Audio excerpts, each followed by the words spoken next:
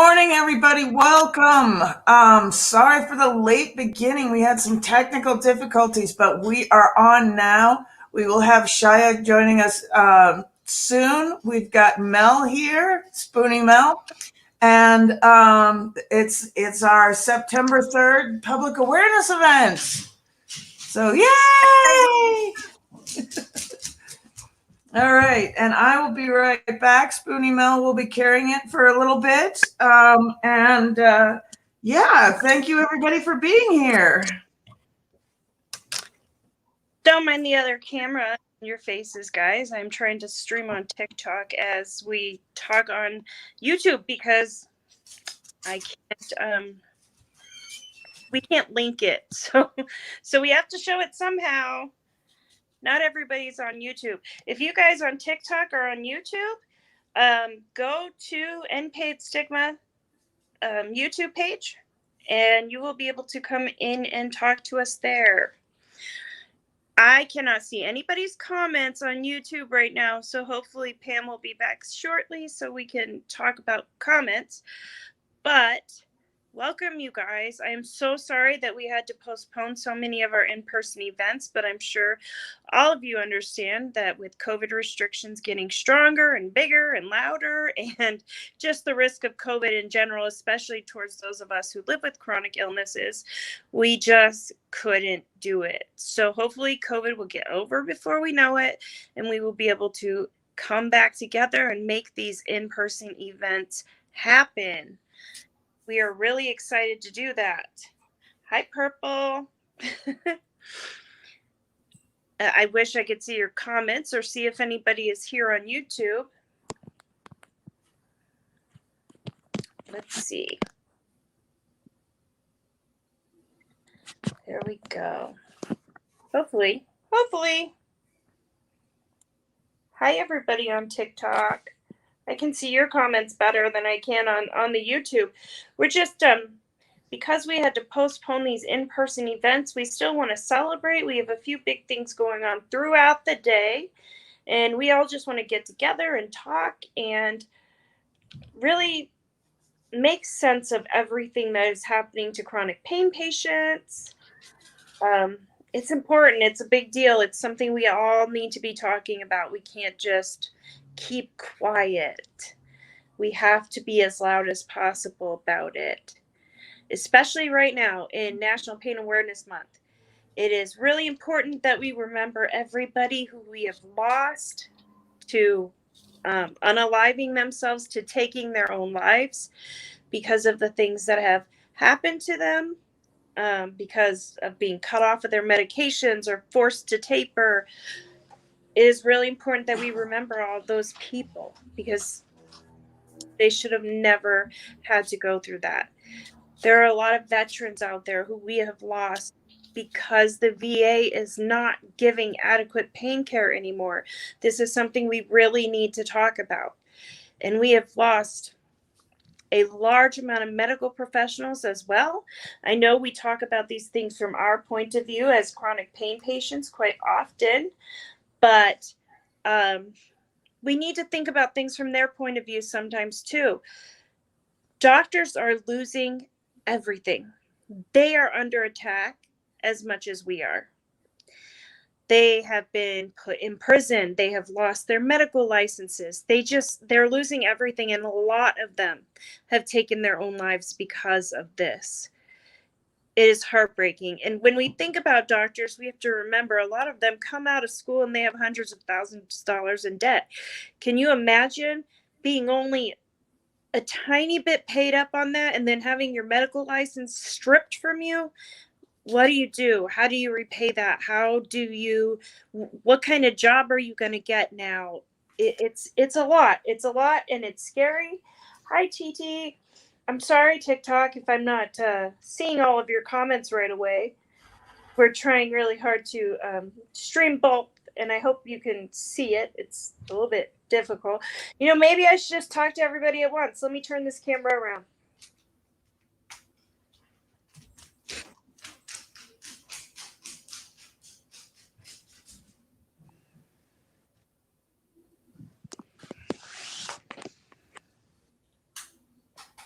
There we go. Sorry for everybody who got a nice view of my husband over there on the chair. He had obviously taken today off because we were supposed to be going to downtown Chicago.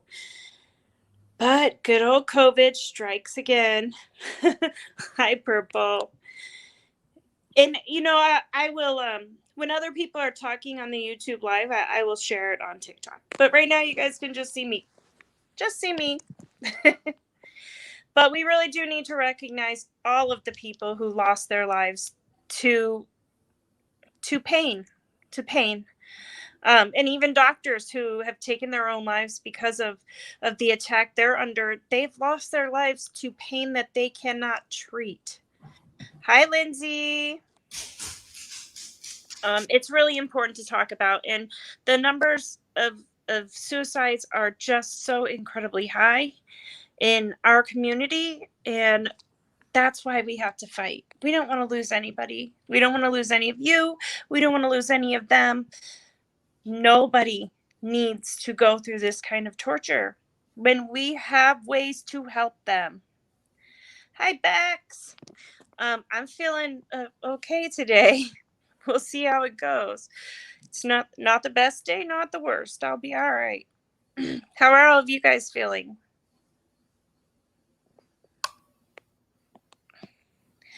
Sorry if my TikTok live cuts in and out a little bit. I'm on my son's phone. It's a little more difficult.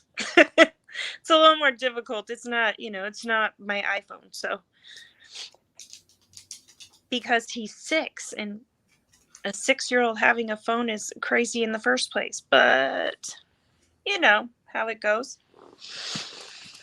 So I know that I'm really excited, and Pam is really excited for COVID to just kind of work its way out of here so we can go where we need to go to be in front of the people who need to hear this. Oh, Lindsay, I'm so sorry.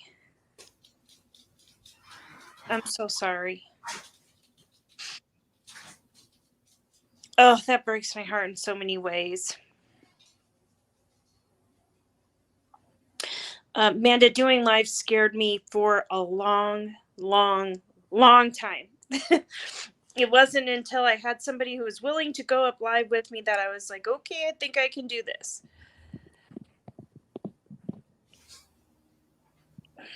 I'm so sorry. Loss is really hard, and it's even harder when you know how preventable it was. These suicide deaths are very preventable. They're very preventable. And the government needs to be out of our medical rooms, out of our exam rooms. There's no reason they should be telling people that they don't deserve treatment. It's crazy to me. It's crazy to me. But I say this all the time, that we can't really blame the doctors, and we all want to blame the doctors, and I get it. But we can't, because their livelihoods are on the line. Their families are on the line. Everything they've worked for their whole lives is on the line. And it's so important that we remember that. We are nothing without them. And if they are scared to the point that they are not comfortable treating their patients, we have to kind of understand that. It's not that it's right. It shouldn't be happening. But if we cannot help make a better way for our doctors, then we have nothing. Because they're the ones who ultimately we need to give us treatment. Okay, I am back. I am so sorry, Lindsay. I'm sure you remember Lindsay Recovery Shark on TikTok, Pam? Yes, yes. She lost a friend this morning to suicide because of pain. Oh, no. Oh, my gosh. All right, now here's the speech that I need to give about suicide. If you know anybody who's even near suicidal, because I've gone through this. I went through this years ago, tried to take my own life. It didn't work. There's this thing called the life instinct, that if you don't choose a sudden route, it will kick in and it will force you. And I woke up in a hot shower, taking a handful of my pills that would revive me. And I don't remember doing it at all. I had a friend in Seattle who tried to commit suicide by slashing his neck. He walked to his friend's house, knocked on his door, said, I think I need to go to the hospital. Does not remember any of it at all because the life instinct kicks in. People who jump off of bridges, they say the second that they let go, they realize that they made a mistake. So understand, first off, you do want to live. It's just that you see no other way out than suicide, unaliving. Sorry, I need to fix my words for TikTok. And if you were handed a solution on a silver platter, you would want to live. If your pain could magically be healed, if somebody could tap you on the head with a magic wand and you were able to live pain-free, you'd take that chance and you'd run. You would run as far away from this pain as possible. So know that it is just because you feel trapped and don't think you have any other way out. So with that in mind, what you have to do is figure out a way to make the pain valuable. Think about a way that you can, even if 99% of your day is spent on struggling with the pain, if you can just spend 1% of your day, 24 minutes of your day on something that would make that pain worthwhile, like advocacy. That's what happened to me. Is I realized that if I could help somebody else with their struggle, then it would be worthwhile. So what you need to do is you need to find a purpose. And I recommend to everybody that they read the book Man's Search for Meaning by Viktor Frankl. And people with pain can handle this book. Most people can't handle this book because it is a very dark look at what happened in the concentration camps in Germany. Viktor Frankl was a psychologist who ended up in Auschwitz. And because he had just the slightest bit of medical training, he was put up as a doctor treating the worst of the worst. And then afterwards, he realized who survived and who didn't. Usually they said one of the phrases he used was the best of us died in the camps.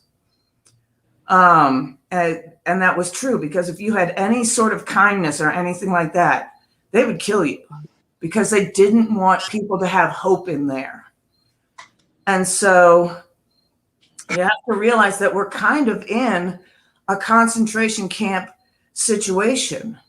We've got the government, insurance companies, things like that, that are torturing us for no good reason. So you need to find a purpose, find something that makes your pain valuable, where you can say, okay, because of my pain, I learned these lessons and I was able to help somebody else. And in that way, the pain was valuable because it instructed me on what I needed to do, what I needed to say, things like that. So I would highly recommend reach out and help people. And that will make everything worthwhile. And Lindsay, I'm not going to tell you not to feel guilty, because that's impossible. That's an impossible thing to do. When you lose a friend that way, it is impossible to not carry some guilt. Oh, absolutely. But absolutely. But you have to understand that you couldn't have saved him. No. And that's a very hard thing to come to terms with. And even if he would have reached out to you, there's no guarantee that you could have saved him. Yeah. He was tired. He was done. And And he felt guilty. He felt guilty. That's the other thing, is that in a lot of these notes, like with the lawyer back in June, I'm blanking on names. Please forgive me that I don't remember names. But when she committed suicide, her last tweet was that she had failed everybody. And everybody was like, no, what are you talking about? You haven't failed anybody. Your life is still valuable. No matter how far down the scale you go, your life is still valuable. And So, the other thing is, go ahead. there's a very good reason why he probably didn't reach out to you. Yeah. People know who will stop them. Yeah. And they don't reach out to those people on purpose. Oh, yeah. Yeah. That was when I made my attempts over a decade ago. I left messages so cryptic that nobody would get them until after the fact. And in fact, I had a way of going out where nobody would even know that it was suicide. They would think that it was of natural causes of my disease. And so nobody would have felt guilty for not reaching out for a suicide. They would have felt guilty for not reaching out for me and my poor health. But that was different. Yeah. And the other thing that I say is don't leave 2 weeks before the miracle. Because I had a man who lives just a couple of blocks down the street from me. His uncle was in financial dire straits and tried to commit suicide by doing the classic car in the garage with the windows rolled down thing. All he succeeded in doing was giving himself massive brain damage. And 2 weeks later, an aunt that he didn't realize that he had made such an impact on, she died and left all of her money to him, all of it. And his financial problems would have been solved. So if he had just waited 2 weeks, he'd be enjoying the house that he's living in now. He'd be enjoying the luxury car that his sister drives for him now. So you don't know what the future holds. And it may just be, 2 weeks around the corner. That's all you have to hang in to be able to reach the miracle that saves you. So just be patient, hang in there for as long as you can. I mean, Kathleen, she called me hours before she died. It wasn't a suicide, but still, I feel guilt to this day. I could have said something else to her to get her to go to the ER. I could have, said I would have paid for the ambulance and get her to go. I could have done this. I could have done that. And she didn't go to the ER because of her PTSD from medical treatments. She decided not to go to the ER, and she never woke up. And it was just 2 hours between my phone call and her dying. And it breaks me, So, yes, you're going to have that pain. You're going to have that guilt. But know that there was nothing you could do. And so many people reached out to me and said, Pam, do you remember how stubborn she was about getting treatment in the first place? Don't think that this was your fault, but I was the last person besides her daughter that she talked to. And so I feel incredibly guilty. But you can't let that, be what your reality is. It has to be that you have to let it go and go, I did everything that I could. If I had known any differently, I would have done more, of course. And that's the difference. If you would have done nothing if you knew more, then you should feel guilty. But if you had known more and you would have done something, don't feel guilty. Okay? So. And I get it. I get it because I beat myself up all the time about my dad too, right? Right. I begged him and begged him and begged him and begged him to go to the doctor, go get treatment, go to the hospital, go to the ER. And every time I begged him, he said, as soon as this is done, I will. As soon as that is done, I will. As soon as I catch up on rent, I will. As soon as, it was always an excuse. And I didn't push more. Yeah. And maybe if he had gone sooner, he wouldn't have ended up where he ended up, that he contracted COVID from.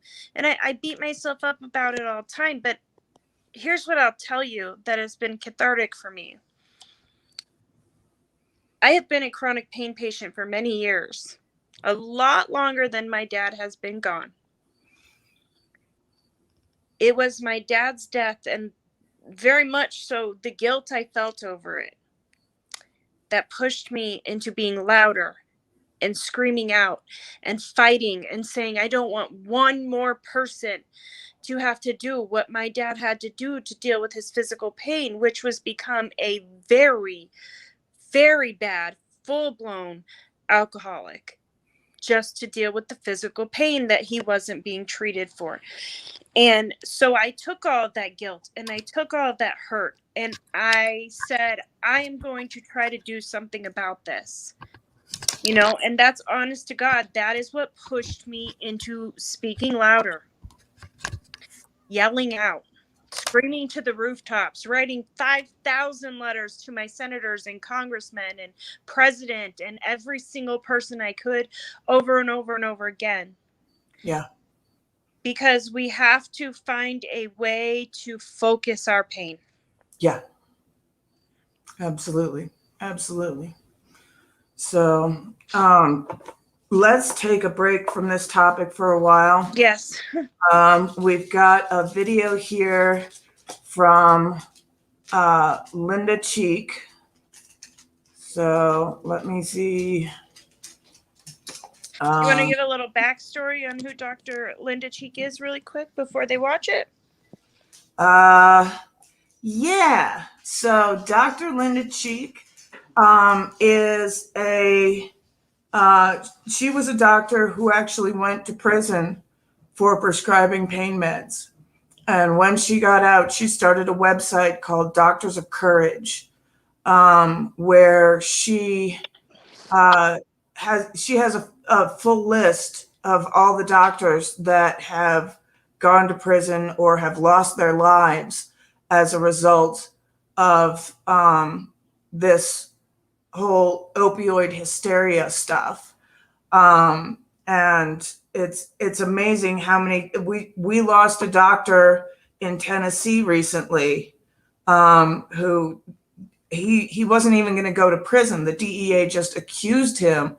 And because he realized he was going to lose everything to asset forfeiture, that even though his wife had joint asset on the house, they were going to lose the house. They were going to lose, here, Mel, I can help you. Oh, wait.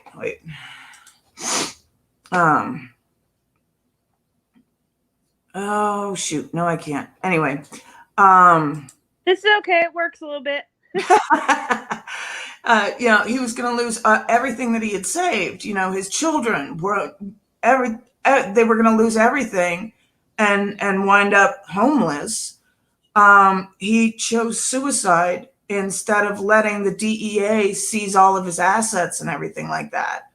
And in that way, he was able to save his family, but he had to lose his life because asset forfeiture, they don't have to have a conviction in asset forfeiture to take everything from you. They just have to accuse you of wrongdoing. And so really it's a system where it's guilty until proven innocent. And so he committed suicide in order to save his family. And that really was the only way out for him. Because of how the DEA does everything. They make you sign away your rights to a speedy trial. They say, we're going to trial in 3 weeks. Well, nobody can mount a defense in 3 weeks. You can hardly even find a lawyer in 3 weeks. And so they say, you've got to show up for trial in 3 weeks. Otherwise, you sign away your right to a speedy trial. And then what they do is they drag the trial on for years and years and years and years so that you can never work and you just slowly go down the drain. And that's why most doctors just capitulate to the DEA, is because the DEA has found a way that you really have no way out. And that's why I set up my nonprofit, was to help the doctors. I realized we're losing 1,000 doctors a year, 1,000 doctors a year to the DEA. And so what we need to do is we need to help these doctors to say, okay, you come to us, we'll find you a lawyer, we'll find you what you need to pay for that initial retainer. And then you don't have to sign away your right to a speedy trial, because signing away that right only gives the DEA to find more and more evidence against you, more and more people who will come forward and say nasty things about you. So say, go ahead, we'll have the trial in 3 weeks. Here's my lawyer. Here's, all the evidence that you need. Here's, everything. And then the DEA will be caught off guard, and, they'll have to mount a trial in 3 weeks, which they've never had to do before. So that would save more doctors, and we wouldn't be losing 1,000 doctors a year to this. So Dr. Linda Cheek, she runs Doctors of Courage. And, these are the doctors who have been attacked by the DEA, and they have all their stories up there on what happened to them and how this happened. And in some cases, like in Louisiana, it's a doctor on the medical board who's trying to get rid of his competition in the state. Or in the case of Michigan, it's the hospitals and the insurance companies trying to get away of people who are doing procedures cheaper than what they want to sell them for. So there's a lot of dirty dealing that goes on. Doctors who are that they don't like their colleagues, so they'll send the DEA after them and things like that. Very vindictive things. It's a dirty, dirty game. And so in order to try and save doctors so that we actually have paying doctors we can go to, that's why I set up End Pain Stigma. And it's only recently that we've been working on the patient side, but that came about because of Kathleen's death. But anyway, here's Dr. Linda Cheek, and she's got an elevator speech, which I'm going to pause because she says some things that are incorrect in here, bless her heart. But most of it is fantastic. So here we go.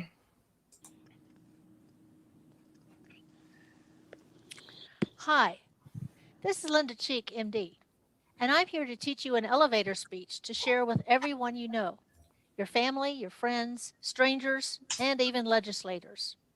Wear your Doctors of Courage t-shirt, and when the opportunity arises, say, "Did you know that drugs are not the cause of addiction?" This has been propaganda now for over 100 years based on government agendas. First, it was to disenfranchise minorities after the Civil War to maintain a white supremacy government. So opium was used to target the Orientals and cocaine to target the blacks. Opium has been available in stores until 1920, and it was used quite regularly for the commonest of problems like colds. Did that make your grandparents addicts? I think not. Then in the 1960s, marijuana was the drug used to target anti-war activists. Those of us old enough to remember the reefer madness media frenzy know how media reporting can be used to spread propaganda. Then in the 1990s, as a result of being chastised in a legislative supervision session of the DEA, OxyContin was chosen as the target, and eventually other opioids were also attacked. Data has been skewed and falsely reported so that doctors could be attacked using the Controlled Substance Act of 1970, when it was actually designed to go after only illicit drugs brought into the United States illegally. But now, using the RICO law and the forfeiture law, attacking doctors is a primary way for agencies to support themselves financially at the expense of legitimate doctors and their legitimate pain patients. And what is the result of all this propaganda? The cause of addiction is not being addressed, and addiction is rising exponentially. Pain patients are being thrown to the street to purchase illicit drugs for self-treatment and causing possible death by overdose. All of those affected by the war on doctors and pain patients are more likely to become addicts because of the stress and despair. This part is what's not true. There are two types of addiction. One is a pseudo addiction, and one is actual addiction. So addiction is a DNA related disease. So there are a number of, but we've pretty much isolated the one DNA thing that you need. And that portion of the population has been the same for over 100 years. That's how you know it's related to DNA and not to situation. Is that the number has remained constant, and that's 0.4%. And that means 4 people out of 1,000. And it's actually less than that. It's 0.35%. So out of 2,000 people, you'll have 7 people who are addicts. And so the idea that addiction is situational, that's pseudo addiction, or what we now recognize as substance use disorder. And I'll play another video after this by what's his name? Johann Hari. I've got his book over here. That talks about pseudo addiction and how we know there are 2 types of addiction. The situational addiction, that it happens from feeling like you're trapped in a cage. And that's where that type of addiction comes from. And so but the actual addiction, the what is biologically addiction, is only 0.35% of the population. And what's interesting is those people also suffer worse withdrawals because of their genetic disease. A lot of pain patients talk about how their withdrawals off of their pain medications when they were forced tapered or cut off or things like that weren't that bad. It was like 3 days and then you're fine. But people who actually have the disease of addiction, for them, those withdrawals are nightmarish. And that's why so many of them do better on MAT instead of total substance. So let's go back to Linda here. I'm having to get resituated for a second because my back is killing me sitting over there. So do whatever you can do, babe. We're back. Oh, come on, Linda, play. They now have, There we which go. they wouldn't be if they were receiving proper treatment. So what can you do? Learn the real cause of addiction and teach it to your family and your friends. You can find it on doctorsofcourage.org. You can also find it on endpainstigma.org under additional reading material. I can't remember what the actual tab is. I'll bring it up. But we teach all about addiction and the actual causes of addiction and what that genetic allele is that people get the defect on. Help get legislation introduced into Congress that will repeal the Controlled Substance Act that is being used to attack innocent doctors and pain patients. Stopping these attacks will end the cost of the war on drugs, and you will save more money than they are bringing in by attacking doctors, and also save tax doctors that they are now throwing down a bottomless pit chasing drugs that are not the cause of drug abuse in the first place. We need to recognize the fact that the war on drugs is an abysmal failure, and it needs to end now. And we on DOC hold the key. Thank you very much. And take that message to all of your friends and family. So that's Linda Cheek. And she's an incredible warrior in this fight. If you guys go to Doctors of Courage, she is absolutely amazing in what she does. And the tab about learning more about addiction, if you go to End Pain Stigma and you go to learn more, it has a whole bunch of things. It has videos. We've got written materials. We've got books, and it'll tell you all sorts of things like about the history of the war on drugs, about whether or not blaming doctors is the right thing to do. Other countries that have found a better way besides doing a war on drugs, like Portugal, who decriminalized all drugs, all drugs. We're including heroin, we're including PCP, everything. And they were able to get their addiction and substance use disorder rates to just plummet as a result. Whether or not you're at risk for addiction, we have articles on that. And then we also have additional reading, which includes, oh, my book is way over there, what we call our official guide to the whole drug war and everything like that. There's a book called American Agony, written by Dr. Helen Burrell. And she does a fantastic job about explaining pain, about explaining the war on drugs and how everything started. And yeah, it's chef's kiss on that book. So we have a lot of materials that we had planned to pass out at the in-person events. If any of you want copies of those, hard copies of those, for TikTok, send me lost connection there for a second. I will put my email address in the chat here in a second for YouTube. If you guys want me to send you those written materials so you have hard copies of them, I would be more than happy to do so. yes. I have lots of copies.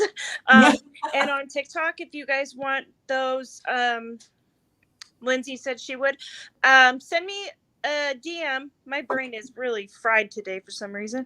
Send me a DM with a mailing address so that I can send those out to you. Yep. That'd be fantastic.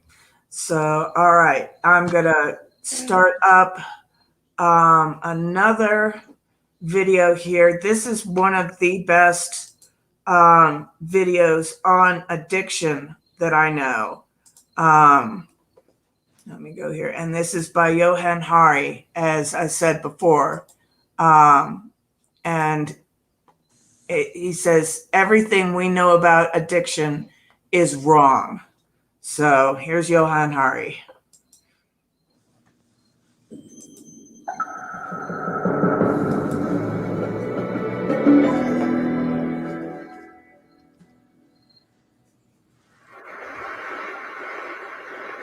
One of my earliest memories is of trying to wake up one of my relatives and not being able to.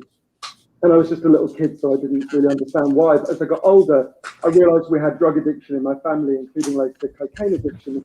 I've been thinking about it a lot lately, partly because it's now exactly 100 years since drugs were first banned in the United States and Britain, and we then imposed that on the rest of the world.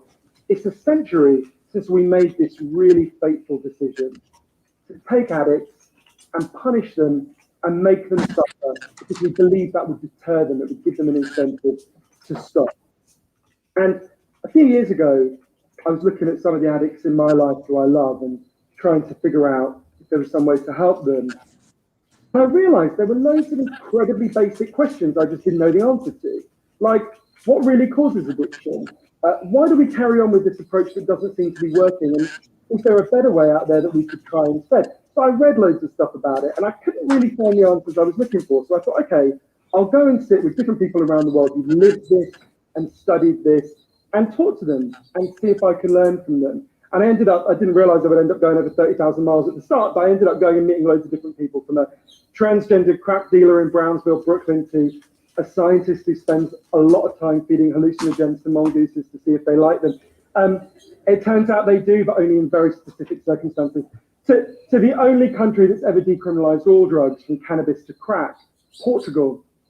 And the thing I realized that really blew my mind is almost everything we think we know about addiction is wrong.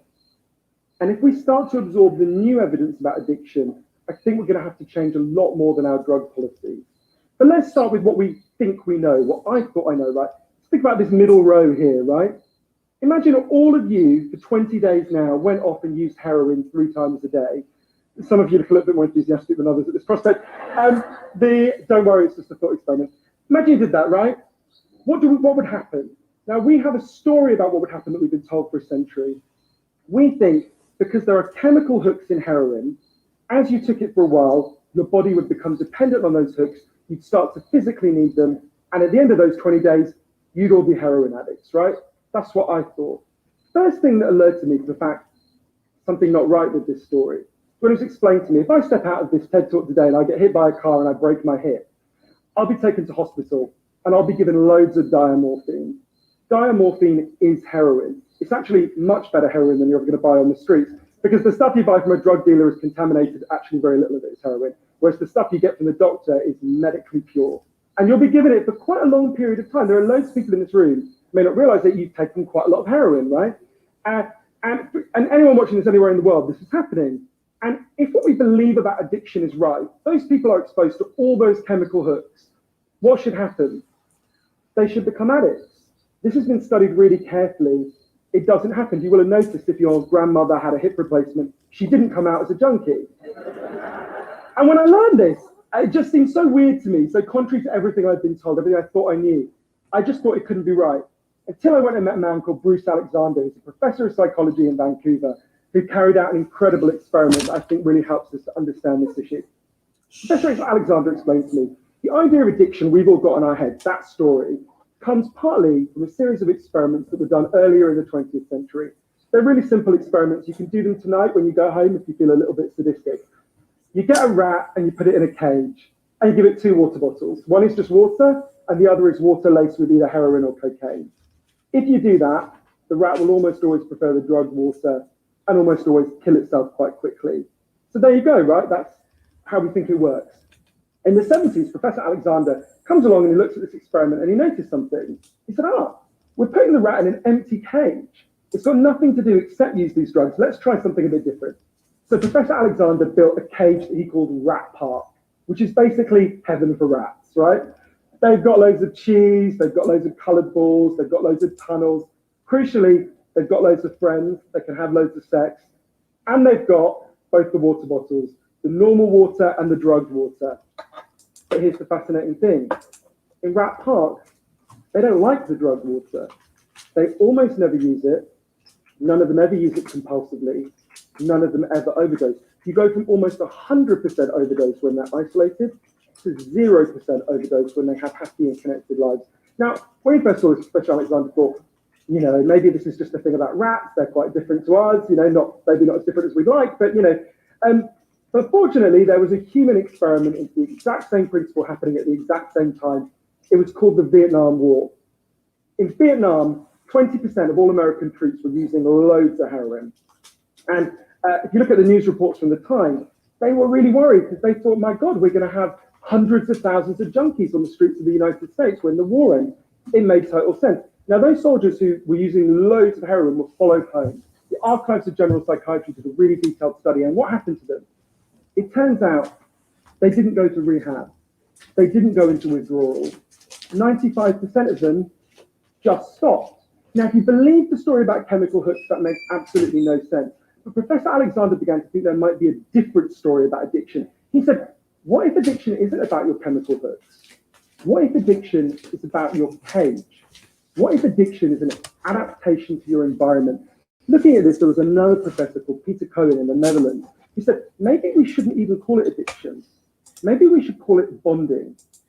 Now, I also need to stop this for a second and explain that when they found out the 95% number, they did not look at Black soldiers.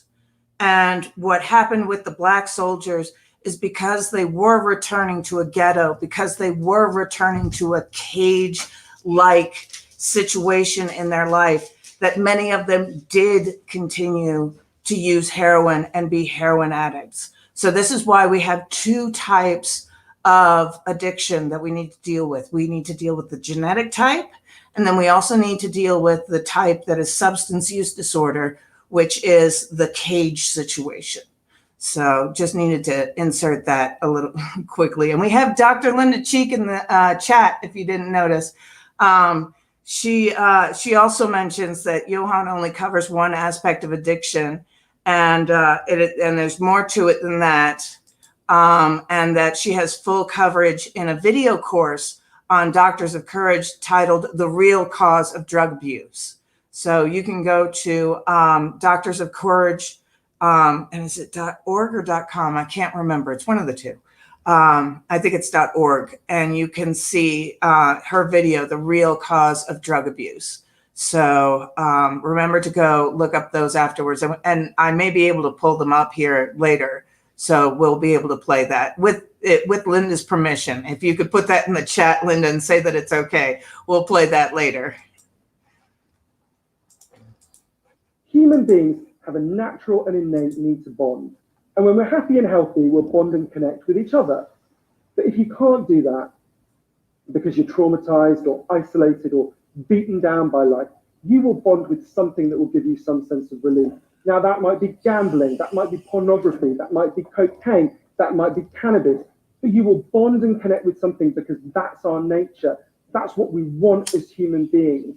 And I think, at first I found this quite a difficult thing to get my head around, but one way that helped me to think about it is, I can see, I've got over by my seat there a bottle of water, right? I'm looking at lots of you, and lots of you have bottles of water with you, right?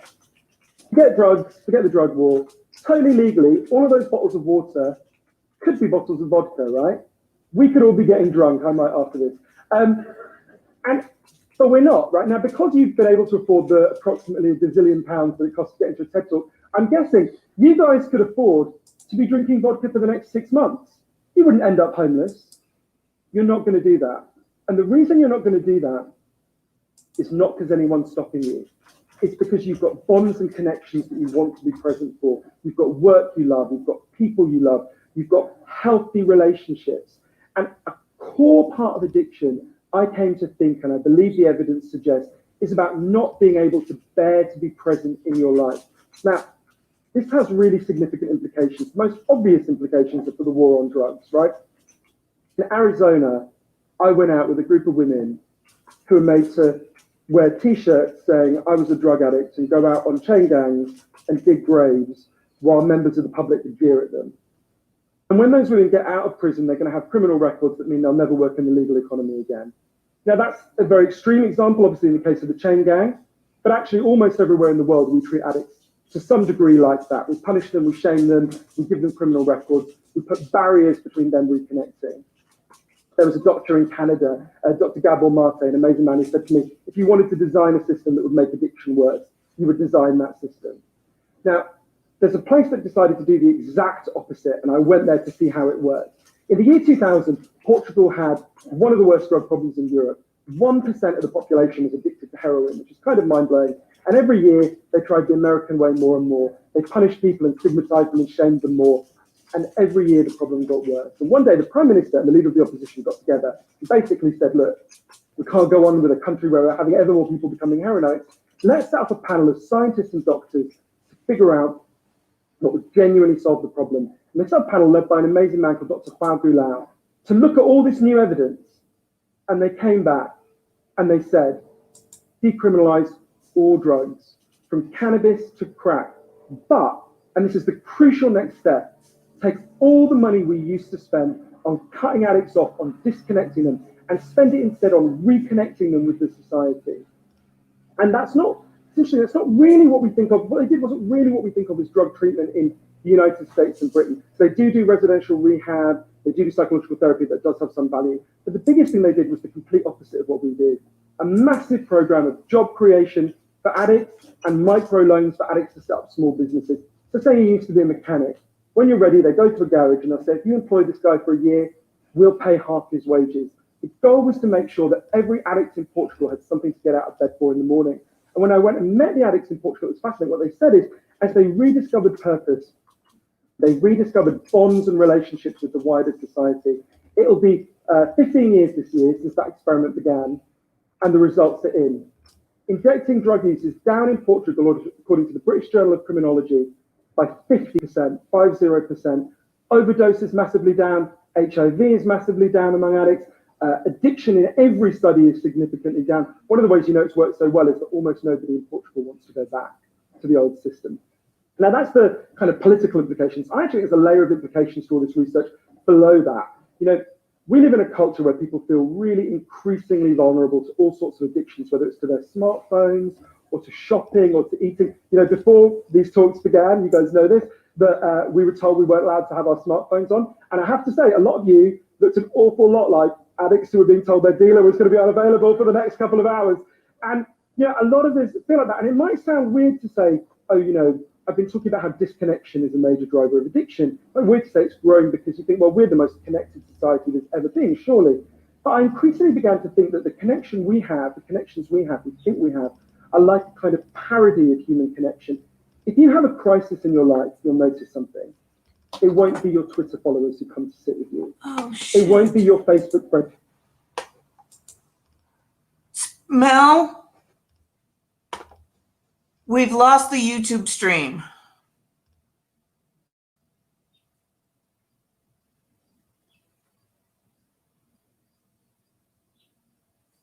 We're only up on TikTok. Oh, shit.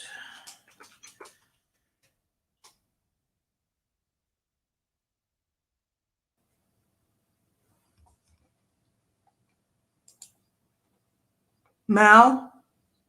Oh, sorry, you're muted. Oh. We've lost the YouTube stream. It says for policy violations. Oh gosh. Apparently we weren't allowed to show the I'll come up on TikTok.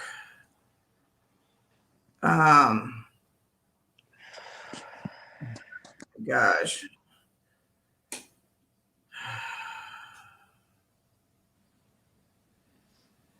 Let's see. Let me now. How do I join you? I had to turn it off on the other phone because I can't keep the connection. Oh my gosh. But we can do it on this phone, right? I can do it on the phone I'm on right now. But are we banned from going live on YouTube or? Yeah, they stopped the stream for talking about illegal substances.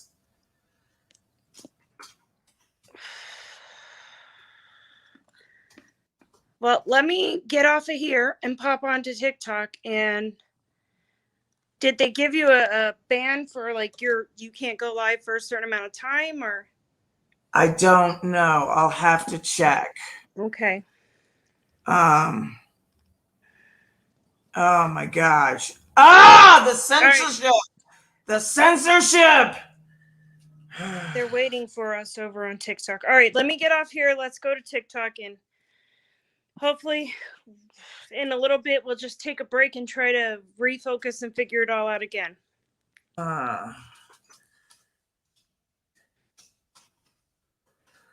Oh my gosh, I'm so angry. I'm so angry. It's ridiculous for sure. Yeah. Where are you on here? All right, hold on. Well, I have a way I can invite you. Let me go get on. Yeah, go ahead and get on TikTok and then hop onto my stream. Oh, it's back up on YouTube. Oh my gosh. Okay. That was really ridiculous of YouTube. Absolutely. Oh my gosh. All right. So,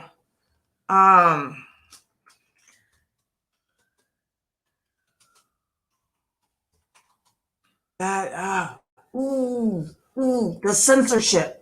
This is insane. We have to be able to talk about these health problems. We have to be able to talk about these legislation problems. I mean, this is, okay. We are back up on YouTube. Hallelujah.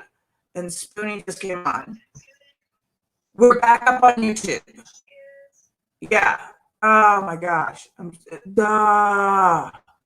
So if anybody wants to watch the rest of this talk by Johan Hari, It's called Everything You Think You Know About Addiction is Wrong. So you would finish the rest of the talk, go watch it yourself.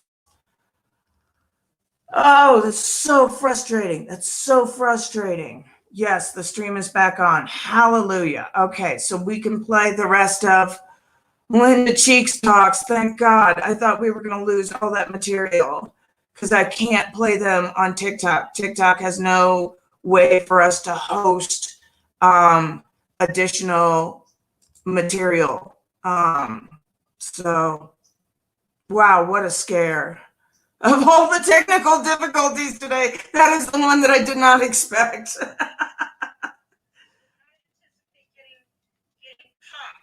Right? Oh my gosh.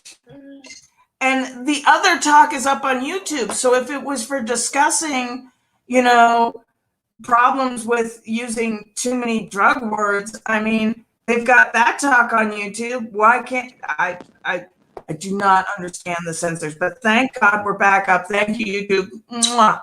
Thank you for putting us back up. Yes. So yeah, Spoonie jumped over. Spoonie only has her phone, so she has to either be on TikTok. I'm gonna see if I can join the StreamYard on the other phone. Okay, great. So bear with me for a minute. Yeah. Bear with me for a minute. Well, technical difficulties. Give us a few minutes, so we'll clear all this up. Oh my gosh. Right. In the meantime, I will play Linda's 7-minute speech here. So, all right. Technology, Right? So Hi, this is Linda Cheek, MD, one victim of illegal government overreach into medicine and gross government misconduct, and founder of Doctors of Courage, an organization for both doctors who treat pain and the patients they serve. It is imperative that people in America and around the world understand the agenda behind the current attacks on opioids and what has to be done to end it. I can summarize this in 3 points. For more detailed information, however, please go to our website, www.doctorsofcourage.org. The war on drugs is nothing new. Only the name has been changed to pay for the salaries of the guilty. The war started in 1904 by Hamilton Wright in his attempts to make the United States a world power. Propaganda against minorities using drugs was the way to achieve this. So opium targeted the Orientals and cocaine targeted the blacks. In the 1920s, after he was able to get the Harrison Act a law, 77,000 doctors were convicted for treating, quote, addicts, unquote, which were their patients. And they were patients just treating pain problems, though, not addiction. But at that point in time, anyone on an opioid was considered an addict. In 1970, the Controlled Substances Act became law, and marijuana became the target. To target hippies and anti-war activists. Then in the 1990s, after a congressional put-down for not doing their job, the DOJ chose OxyContin as the target and began to target doctors to go where the money is and the guns aren't. Point number 2, no drug causes addiction. I can't go into the real cause of addiction here because it involves a totally new paradigm of medicine, not based on pharmaceutical therapy, which only maintains disease, but actually finds the cause and cure of disease. But it is explained on our website. The government, through their propaganda, promotes their agenda in order to attack doctors, to strip them of all of their assets. By joining forces with irresponsible media reporting, they now spread propaganda like Hitler did in Germany against the Jews, that opioids cause addiction. So no doctor will be vindicated in a courtroom where he or she is painted as a drug pusher, quote, in it for the money. Point number 3. The current propaganda against opioids is therefore about 20 years old. And if we don't turn this around immediately, it will be another 50 years before success will be obtained. Just look at the history of marijuana, propagandized in the 1960s, and it will be 2030 before it will be accepted as the legitimate, healthful remedy for disease that it is. So how do we end the war on doctors and pain patients? There needs to be a three-pronged approach, and we need to extend far past doctors and pain patients. After all, doctors are drug pushers, and pain patients are simply addicts asking for a fix. Prong number one is to teach the truth that drugs are not the cause of addiction. That is done by learning the real cause and teaching that to everyone. Because without doing this, we are not getting to the cause of addiction. And because the cause is built into our lifestyle, it is growing exponentially, currently doubling every 9 years, and before 2030, it will be doubling every 4 years. Prong number two is to make an alliance with other larger, more active groups that have the manpower to create massive protests, or in my opinion, an even better way is parades. This would basically include two major groups, those involved in racial equality and those working for legalization of marijuana and other controlled substances. Now, prong number three is that the Controlled Substance Act. We are working on prong number two. That's one of the things that we're trying to do is the way that ACT UP did their protests. And this was because people weren't getting treatment for AIDS in the 80s. And so we're trying to involve pain patients, family, and friends, because we know you guys can't get out there and protest. I mean, most of us are just too broken. So, that's one of the reasons why I was so happy to have LEAP, Law Enforcement Action Partnership, join us in our efforts here today. So we've got LEAP involved. We'd also like to involve other groups like who work for racial equality, like Drug Policy Alliance, and get those two groups to join us together to do protests to end the drug war. And in that way, that would return treatment to patients. That would mean that addiction is no longer criminalized, but treated like the actual medical problem that it is. And so these things are in the works. And so we could use your support. If you want to contact these two groups and let them know that, Doctors of Courage and End Pain Stigma and other organizations want to come together and make this a really big push. So, and let me start up Linda again here.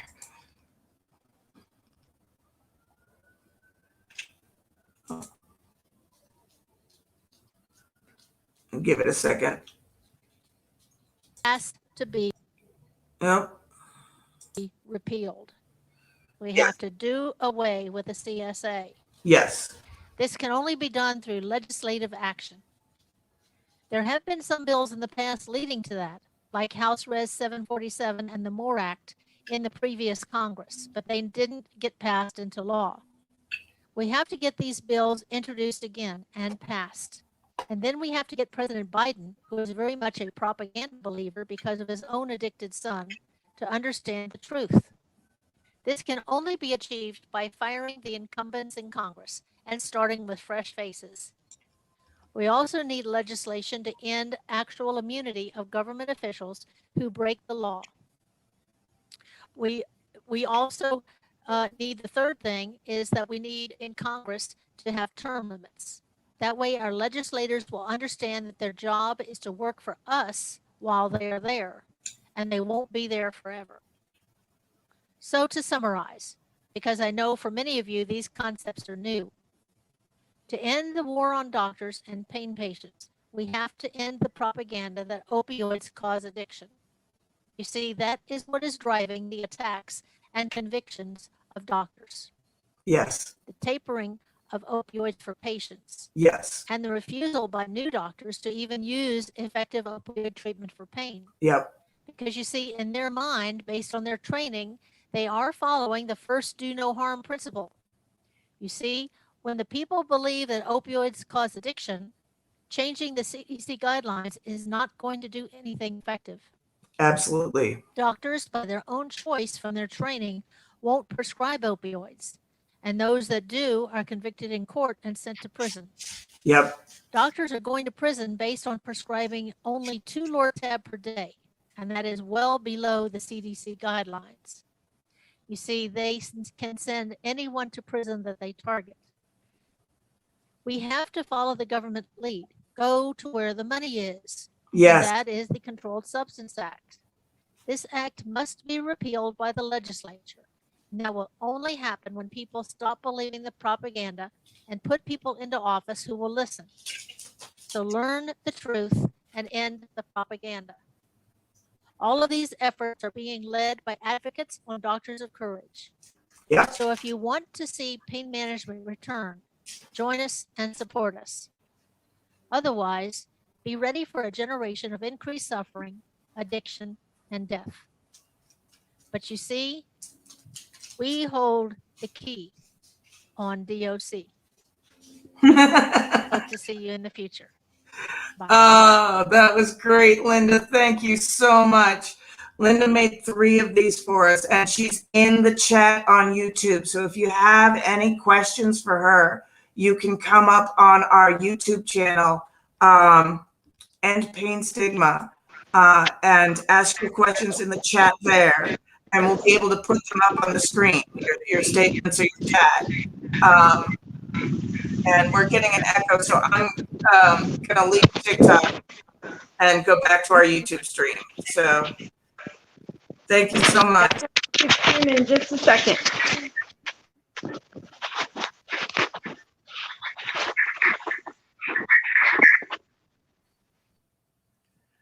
All right, there we go. So thank you, everybody, for joining us today. And we're trying to get Chaya up. She's having technical difficulties because it was going to be Chaya and Mel this morning. But something has happened. So Chaya is unavailable. She is texting me though. And we're going to try and get her up. So, but yeah, I would like to read now from one of our, wait, that may be it. Is that a message from Chaya? Nope.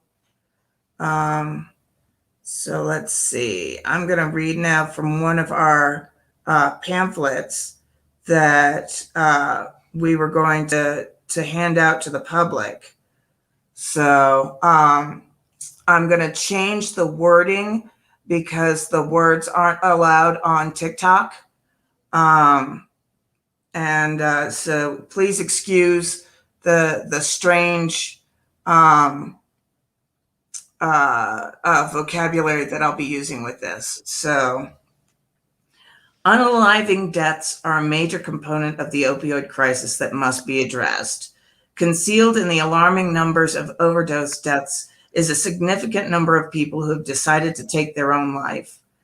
According to Pain News Network, the nationwide suicide rate has risen 30% since 1999. And I'm going to add a note in here that it was Psychology Today that put out an article in 2015 that half of all unalivings are due to pain.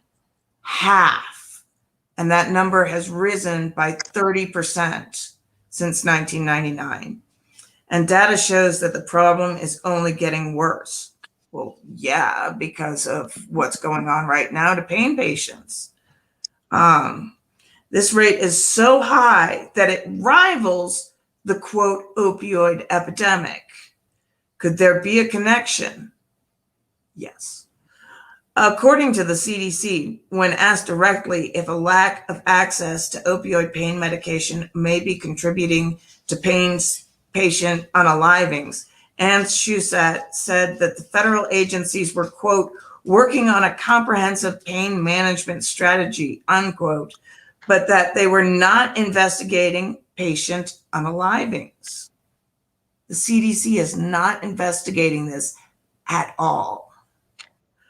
Pain News Network asked a CDC spokesperson if they were conducting any studies or surveys to determine whether the 2016 CDC opioid guidelines were contributing to patient unalivings and what the impact was having on quality of pain care.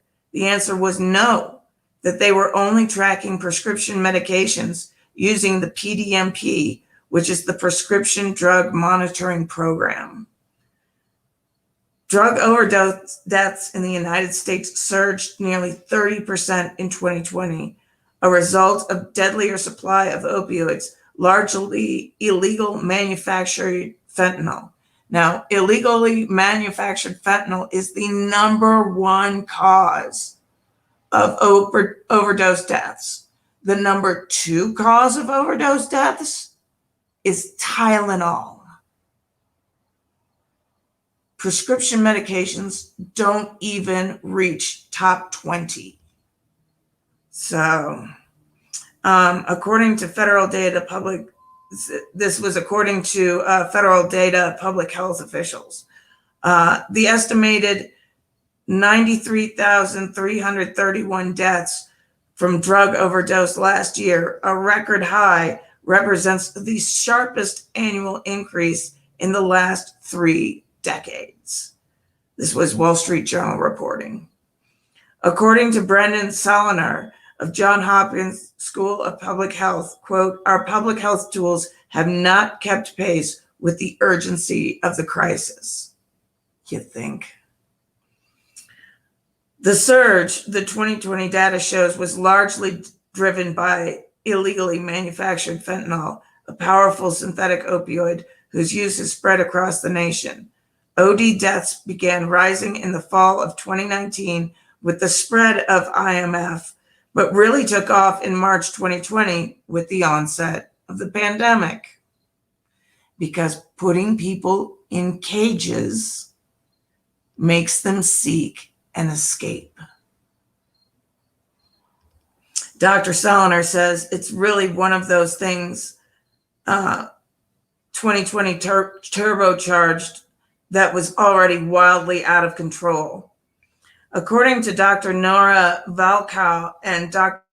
Josh Gordon at the National Institutes of Medical Health, quote, unaliving deaths are a major component of the opioid crisis that must be addressed. Actually, that's the only part of the opioid crisis is the OD deaths, and they're not even tracing unalivings. If you added that in, it would be well over 120,000 people last year alone. I mean, it's absolutely ridiculous. So, and that number may be wrong. My math, forgive me, I've got migraine, brain, and brain fog going on right now. So, but anyway, it's not the opioid epidemic. It's the opioid overdose epidemic. That's what's driving this. So, The illegal opioid. Yes, thank you. Thank you for correcting that. So, the illegal opioid overdose epidemic is not limited to people with addiction who accidentally take too much of an illegal opioid or unknowingly inject a tainted heroin product. Concealed in the alarming number of overdose deaths is a significant number of people who have decided to take their own life. And that's a quote. As far as these quotes go, they are correct. They go on to state, quote, with the current initiatives to reduce opioid prescribing, many pain patients find themselves either unable to get treatment they need or labeled as addicts by the healthcare system, compounding their difficulties. Rising desperation in the pain community from being denied humane treatment by misdirected government policy, these initiatives are literally killing people by driving them to medical collapse. And this is true. I know of a soldier. He was honorably discharged from the Army, and the VA cut off his pain treatment. He went to the street. He took what he thought was a pill because they press them into pills. It's not just, baggies of white stuff. They look like actual manufactured pills, but they're not, because the drug dealers can press these materials using candy presses and make what looks like a pill. And he took that, and his first dose killed him. He's a father of 3 boys, and he's no longer with us. Linda Cheek has a few questions here, or a few statements here. She's got, ending the war on drugs and repealing the Controlled Substances Act will end the black market and street drugs. Absolutely. We saw this in Prohibition for alcohol, that the black market for alcohol disappeared after Prohibition ended. So, and then she also says, Albert Schweitzer, if you know that name, pain is a worse taskmaster than death. Absolutely. Absolutely. And that's why we have so many unalivings, is that this living with chronic pain is a fate worse than death, and people know it. So yeah. Linda Fraser says, as a recovering addict and pain patient, how do I get people to hear my voice and understand the difference? Come talk to me. We would love to have you on a live show. We do podcasts as well. So I would love to talk to you about the difference, because you can actually explain it. I would love to have Lindsay on our podcast if she's willing. Yeah. She is the one we were talking to on TikTok earlier who lost her friend this morning. Oh no. Okay, so Lindsay, either email Spoonie Mel. She's got her email up here. Let's see. So where is it? I'm looking for the @ sign. Here we go. Here's Spoonie Mel's email address. If you'd like to email her for these pamphlets that I'm reading right now, or email her, Lindsay, to set up a podcast time, and we'll do that with you. Or you can DM me on TikTok. We talk on there too. So yeah, DM her on TikTok, or you can also email me at Pamela Curtis at endpainstigma.org. So Lindsay says that she would love to do that. So I would love to have you. That would be fantastic. Okay, I'm gonna step away for just a second. I've got to get a heating pad on my neck. Absolutely. So we'll go to just me, and I will. Oh, and Lindsay, you also have an offer here from Linda Cheek. Share them the video from Doctors of Courage, the real cause of drug abuse. That will also help. And so, Linda, if we have your permission, we will show at least a part of that. You said that video is long, so we'll show at least a part of that video, like maybe the introduction, when we do our live show with Lindsay. So she said, I would love to do it. There is a difference. Yep, absolutely. There's a difference. Absolutely. There's a difference.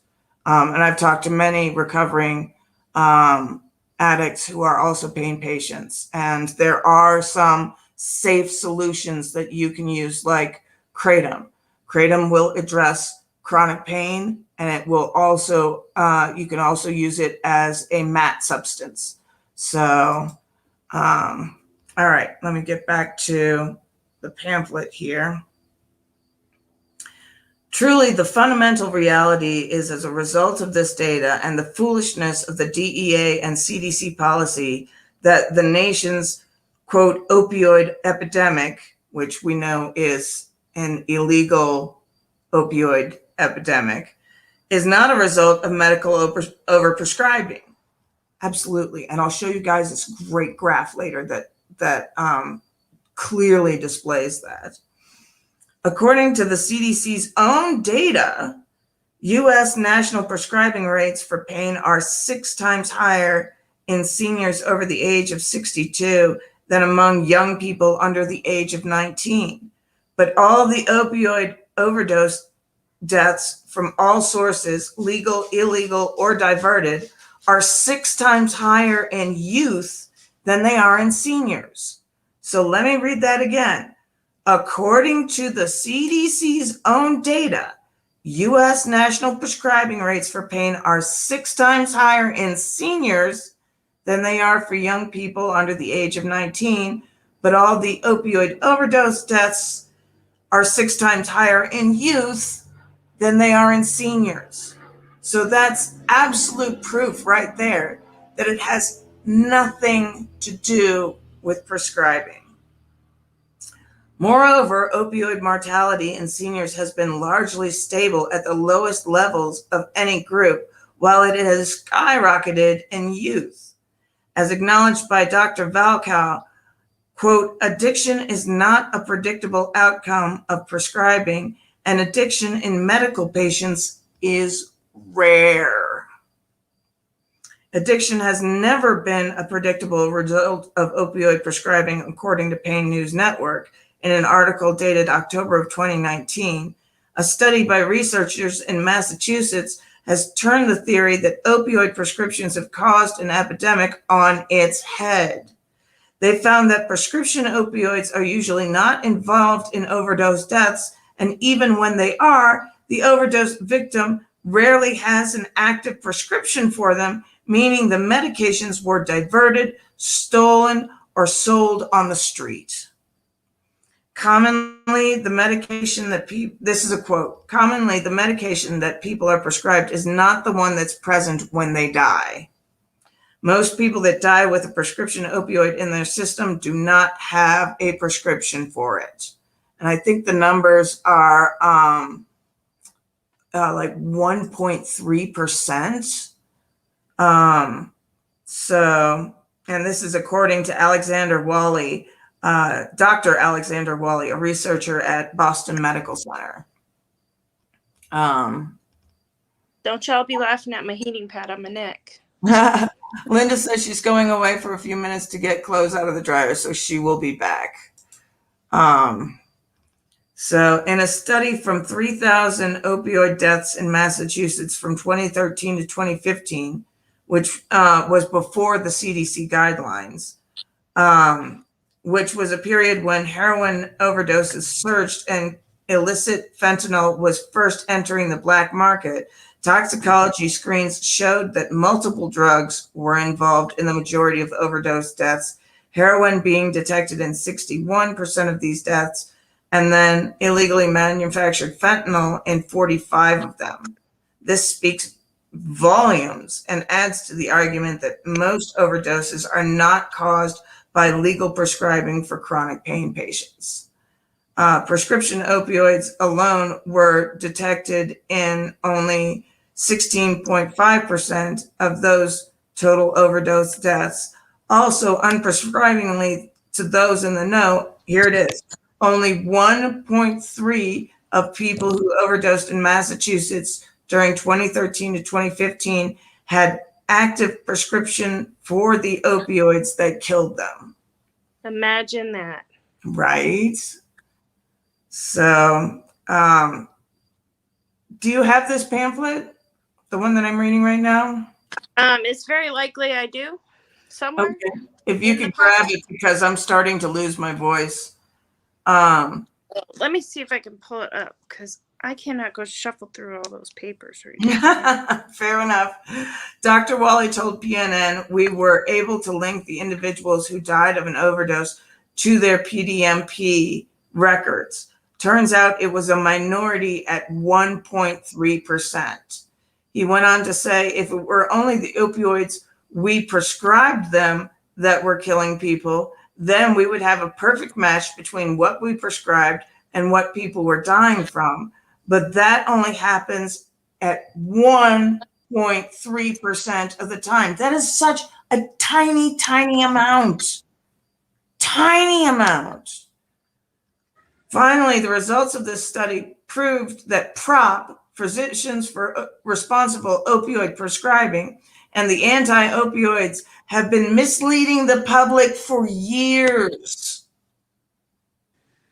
Namely, Andrew Kolodny, who is a psychiatrist at Brandeis University in Massachusetts. Yeah, all these anti-opioid zealots are completely misleading the public.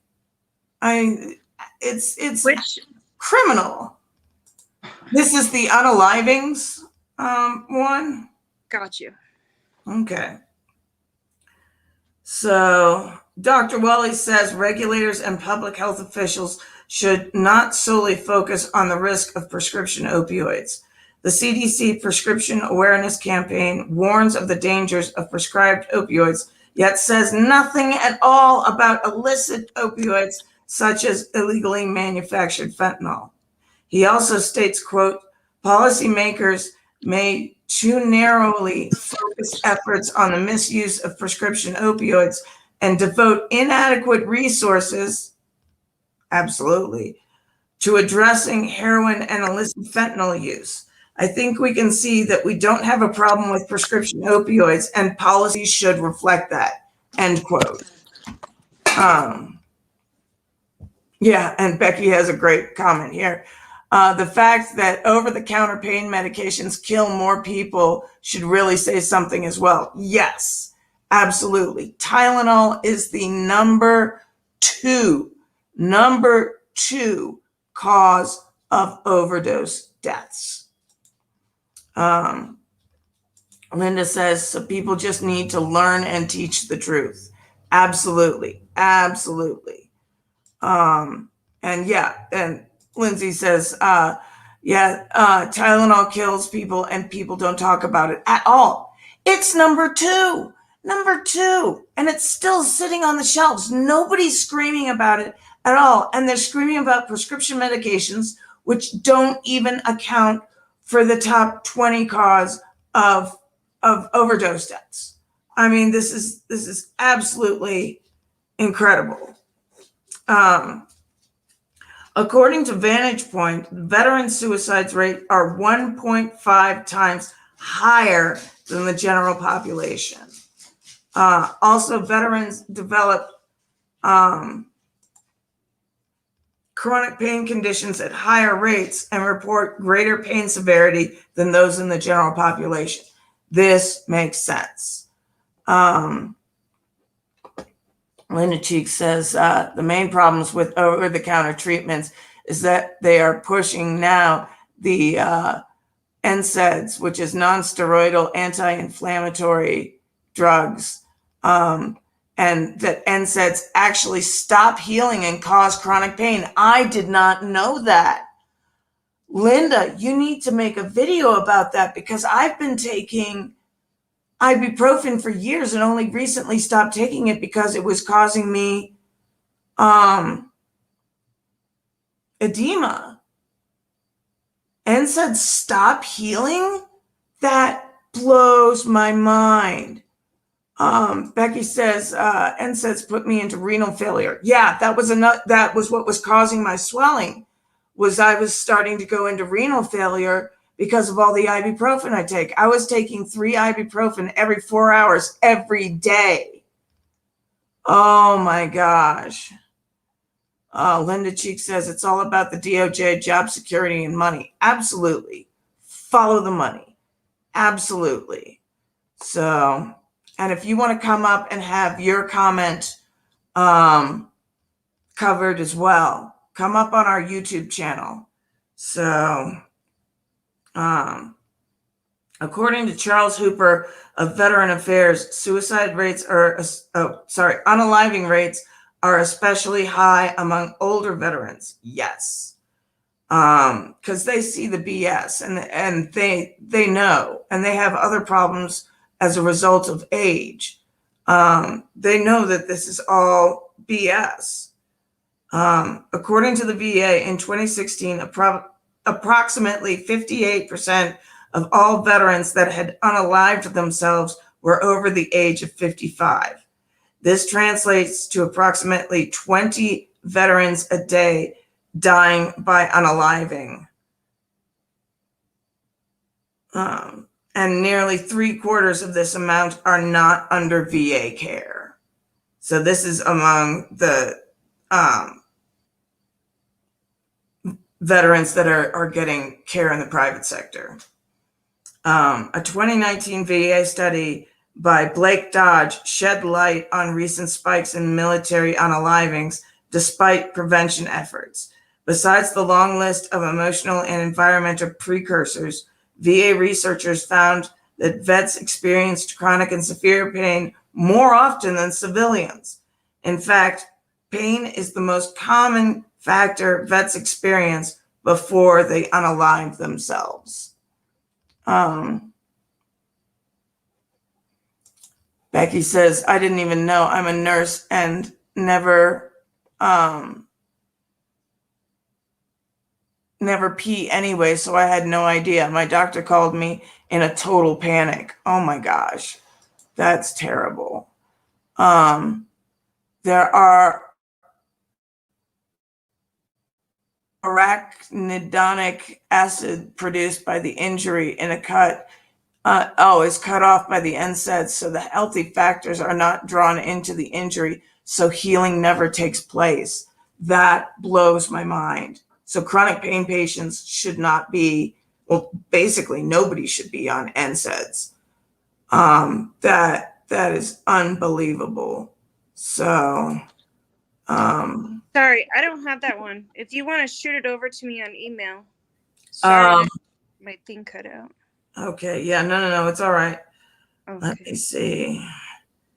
Email, I sent it to myself last night. Yeah, you hear my voice going. Yeah, I hear it.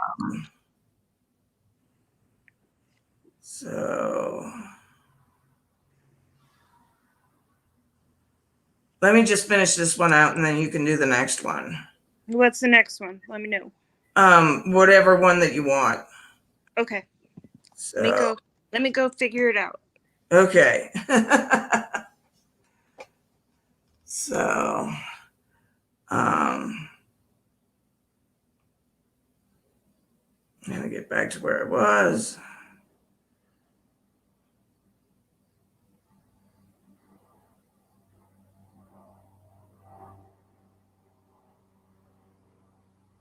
With that. Sorry, folks. You can listen to the airplane while I'm finding my place again.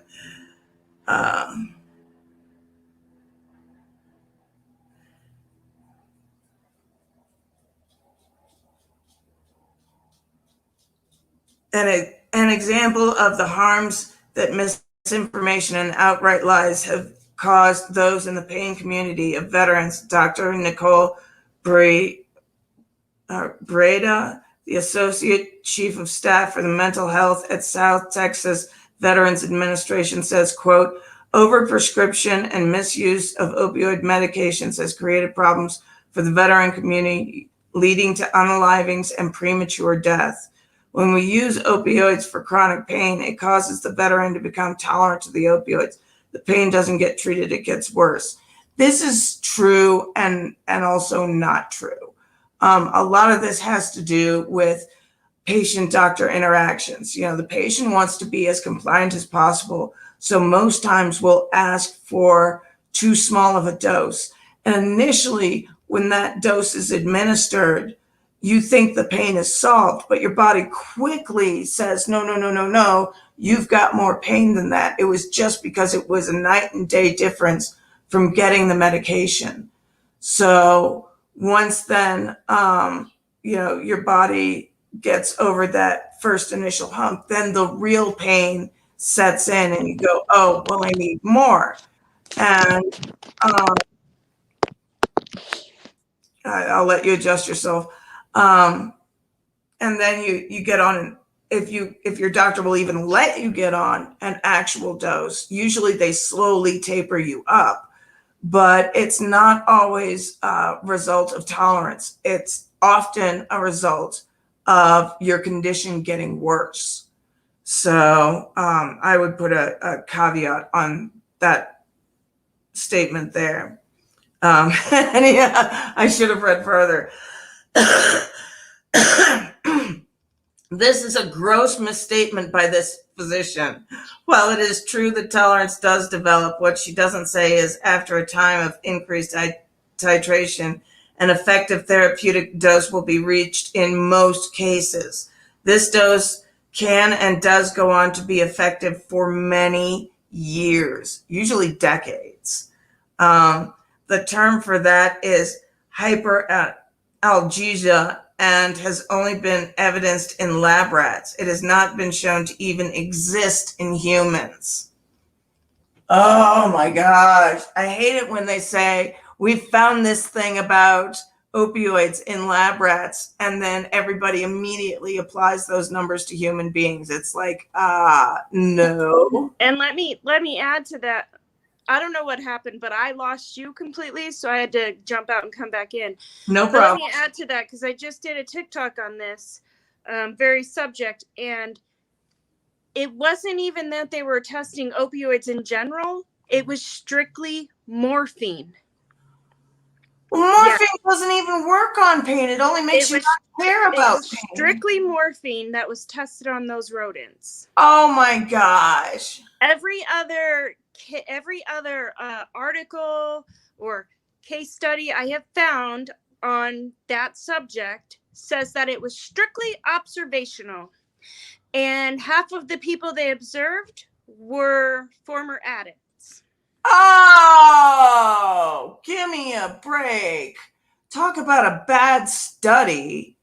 Yeah, Jeez. It's not even been a study, really. Yeah, it was strictly morphine that they tested on the lab rats. Yeah. And Linda Cheek says, one problem with treating chronic pain is that the cause of pain is seldom addressed. Yes. So the body screams louder that something is wrong. That's what pain is. Yeah. The way one of my pain doctors described it, it's like you have a radio with the volume set to 11, and you're trying to lower the volume by throwing a wet blanket over it. And that's why the body will scream louder and louder. So, and let me just finish it up. We're almost done here.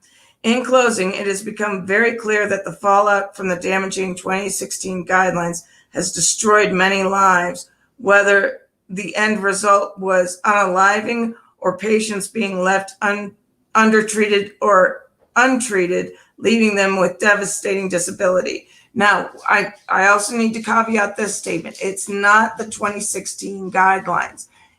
What happened is that a lot of the states adopted what was in the guidelines as their state regulations through the medical boards or actual law. So it's not the 2016 CDC guidelines that we need to address. It's the CDA that Linda Cheek talked about in a previous video.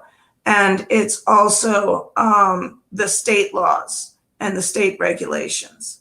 So we must reverse the damage by redacting these laws in their entirety. Policymakers do not belong in doctors' offices, period. So I'm going to show Linda's. I want to find that.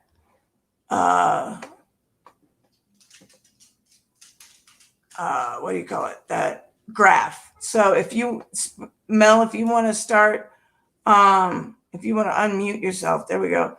And if you want to I on the next printed one, I'll find that graph. And I'll get. I actually want to stray from some of the information that I have to send out to people for a second. And Sure. if you don't mind, I really want to read some from that case study that I was trying to present on TikTok yesterday, because I think this is incredibly important. Yeah. As well. And since it's new information, I think that it's really important. So this is actually a case study. Linda says most studies are bad. That's why I don't deal with them. The maker of the study will get people that will prove what they want to prove, and then they screw with the data to prove whatever they want. No different than being able to find information that supports your theories in your brain on Google. Absolutely. Yep. Absolutely. So go ahead. You have the stage. Oh, no. This is actually a single case report. And I know that I put the information on TikTok yesterday, but I'm sure not many of you have had the chance to read it. And I think it's incredibly important. This is a case report that was written by Dr. Thomas Romano. He's an MD and PhD. Having been a physician for over 30 years, I have treated likely thousands of patients of all ages who have come from virtually all walks of life.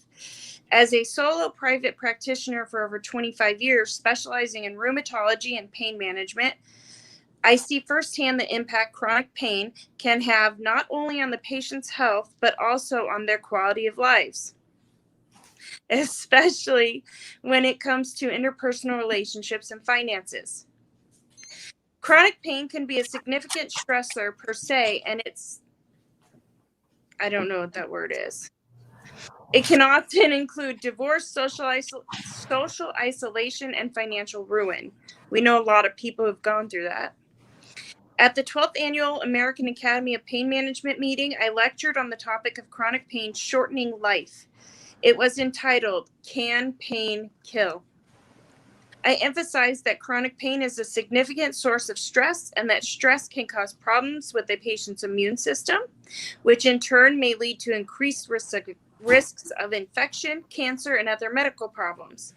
Having been trained as an immunologist whose PhD thesis dealt with a B cell and T cell cooperation, I naturally approached the subject of chronic pain from an immunological perspective.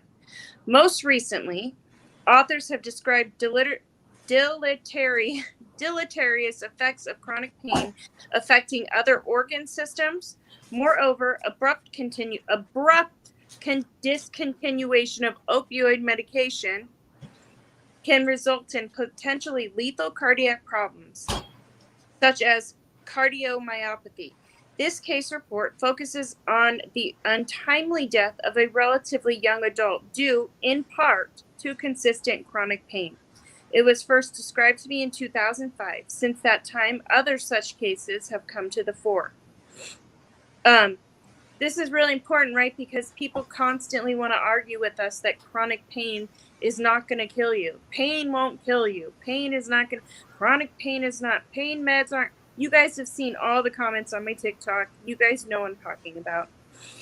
So here's the case report. A 39-year-old white male was referred to my office by his attorney for an evaluation of injuries he sustained while working on a barge. He was employed as a tankerman with an oil company and was dispatched to load a barge with gasoline. While doing so, a Chixon, an apparatus used to transfer fuel from storage tanks to barge, malfunctioned and struck the patient in the chest, left shoulder, abdomen, left leg, ankle, right leg, ankle. He was driven into the mooring and became trapped. He had chemical gasoline burns on his feet and suffered injuries from being crushed between the loaded arm of the Chickasaw barge and the dock's mooring wall. He was taken by ambulance to a hospital where he was admitted to the trauma service. On the way to the hospital, he was noted to be hypotensive with a BP of 90/P. I don't know what that means, but I'm assuming terrible. He was giving IV fluids, which raised his blood pressure. He was discharged from the hospital with a diagnosis of right ankle fracture, left ankle sprain, left dorsal foot abrasion, hypertension, and diabetes. He was treated with warfarin for prophylaxis against thrombosis. Some of this is all like really super medical stuff, but he was also given immediate release oxycodone/acetaminophen, Percocet, for his pain. I should be careful saying these words. We don't want to get kicked off again. He was seen by several consults for pain and was transferred to the rehab hospital where he remained for 8 days. The patient told me while he was in the hospital, he rarely slept because he was in a lot of pain. and often was up while the other patients were sleeping. He became quite anxious and was very upset at the fact that he could not work and was in a great deal of pain. He was discharged from the hospital on a tapering dose of slow-release oxy, gabapentin, for neuritic-type pain, oral hypoglycemics for non-insulin dependent diabetes. He developed acute cellulitis of the right foot and was readmitted to the hospital 13 days after initial discharge. So before I continue, let's talk about like a tapering dose. We all know what the word tapering means. So thank you, Becky. I knew it had to be bad. So tapering means they give him enough meds that he could just slowly be done with them. Obviously, you know. Okay, follow-up. He was seen in follow-up and reported that he had ongoing ankle pain after the ankle fracture and had become depressed. As late as 9 months after the accident, the patient was noted to have severe right ankle pain but no orthopedic pathology.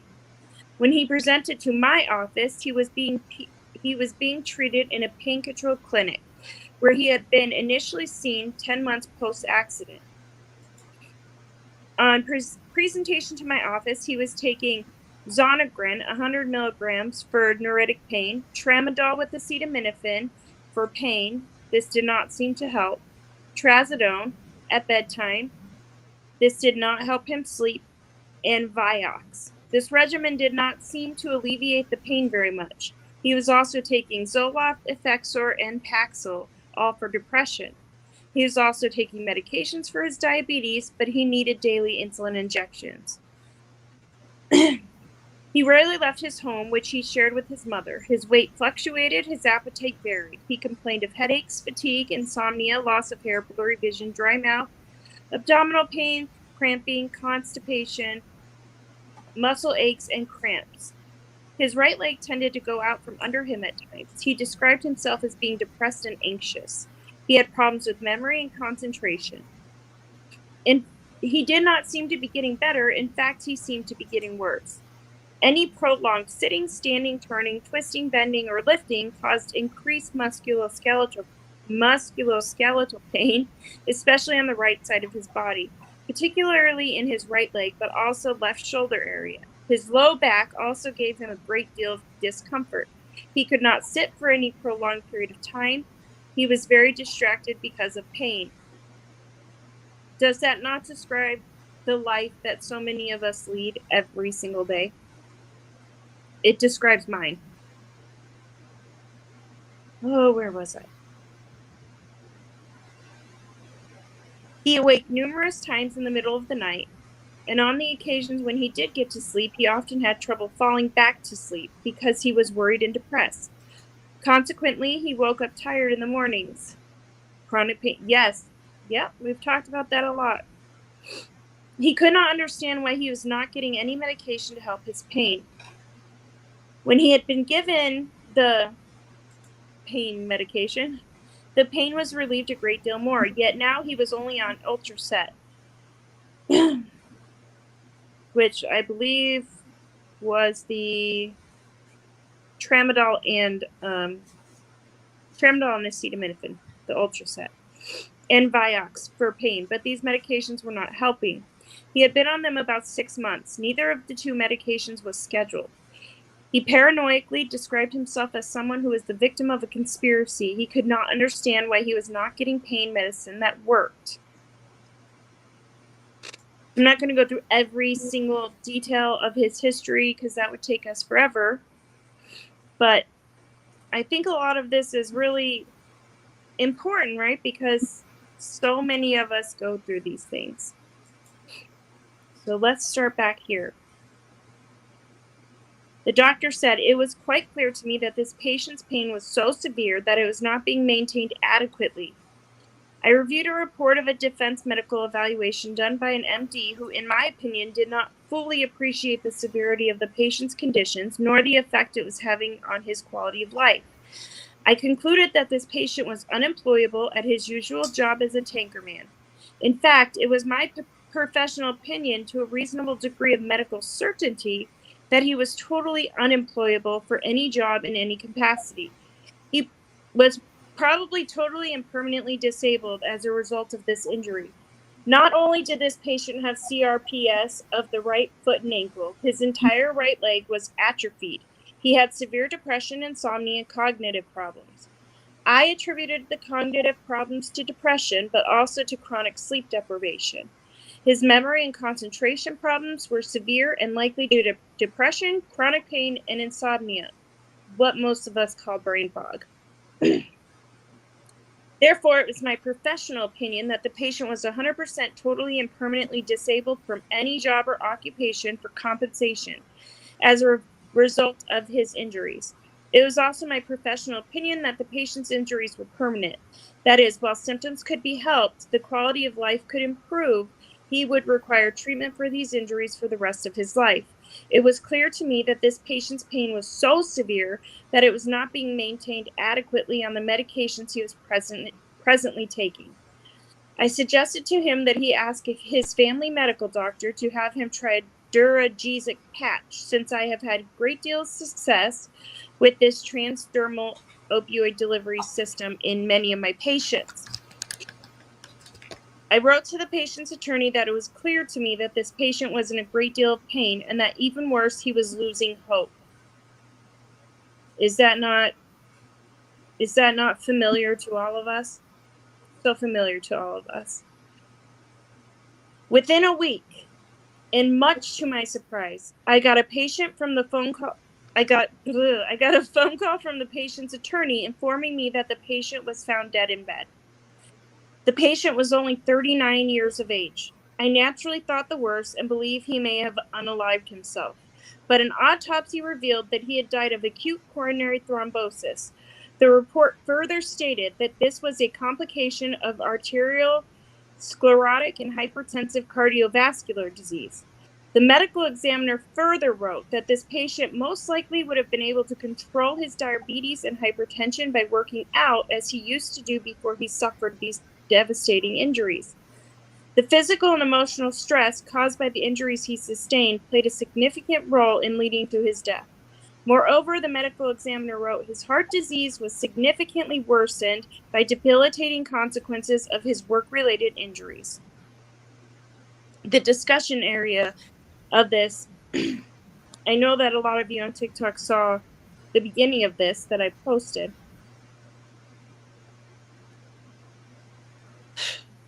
This case serves as a reminder that chronic, persistent pain, undertreated and uncontrolled, can result in tragedy. This patient was 37 years old prior to his accident. He was gainfully employed and enjoying a good quality of life. Chronic pain can be a tremendous stressor and can affect virtually every organ system of the body.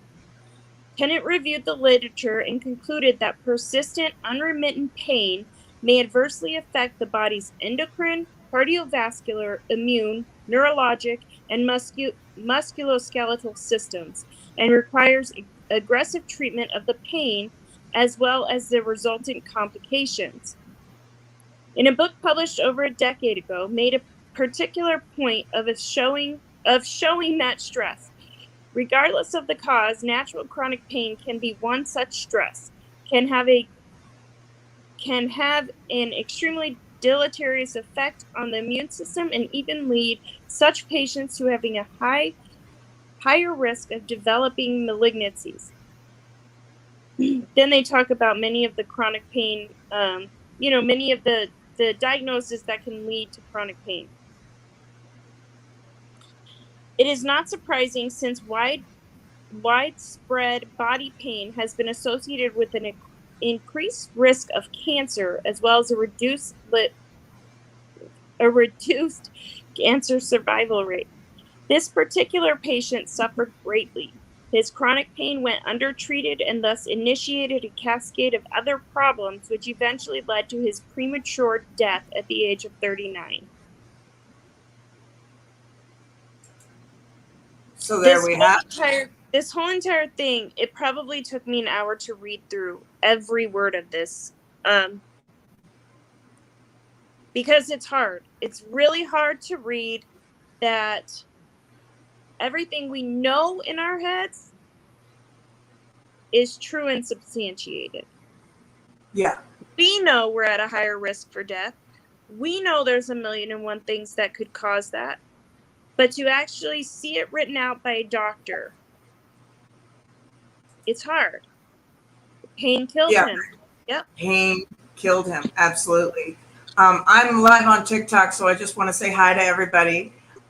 If you guys would like to come over to our YouTube channel, it's End Pain Stigma on YouTube. We're holding the live there, and you'll be able to have your comments show up like Becky's here. Yeah, it's going to be going on for a while. Later on, we're going to have Kelly join us.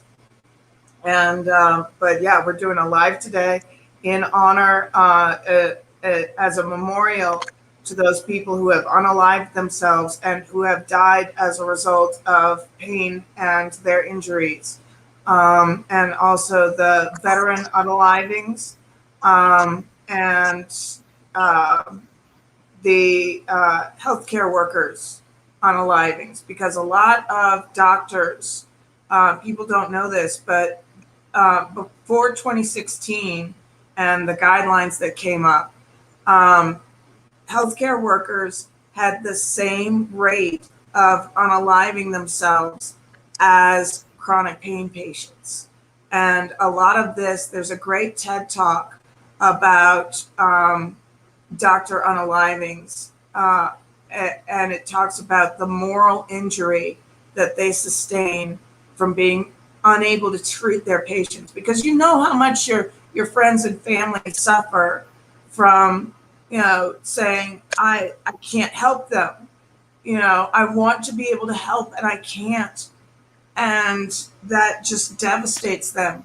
Think how much more devastated you are as a physician or as a nurse practitioner, saying, my hands are tied, and it's being tied by insurance companies, and it's being tied by legislatures and state medical boards, and I want to help my patients and I can't, and just how devastating that is to them.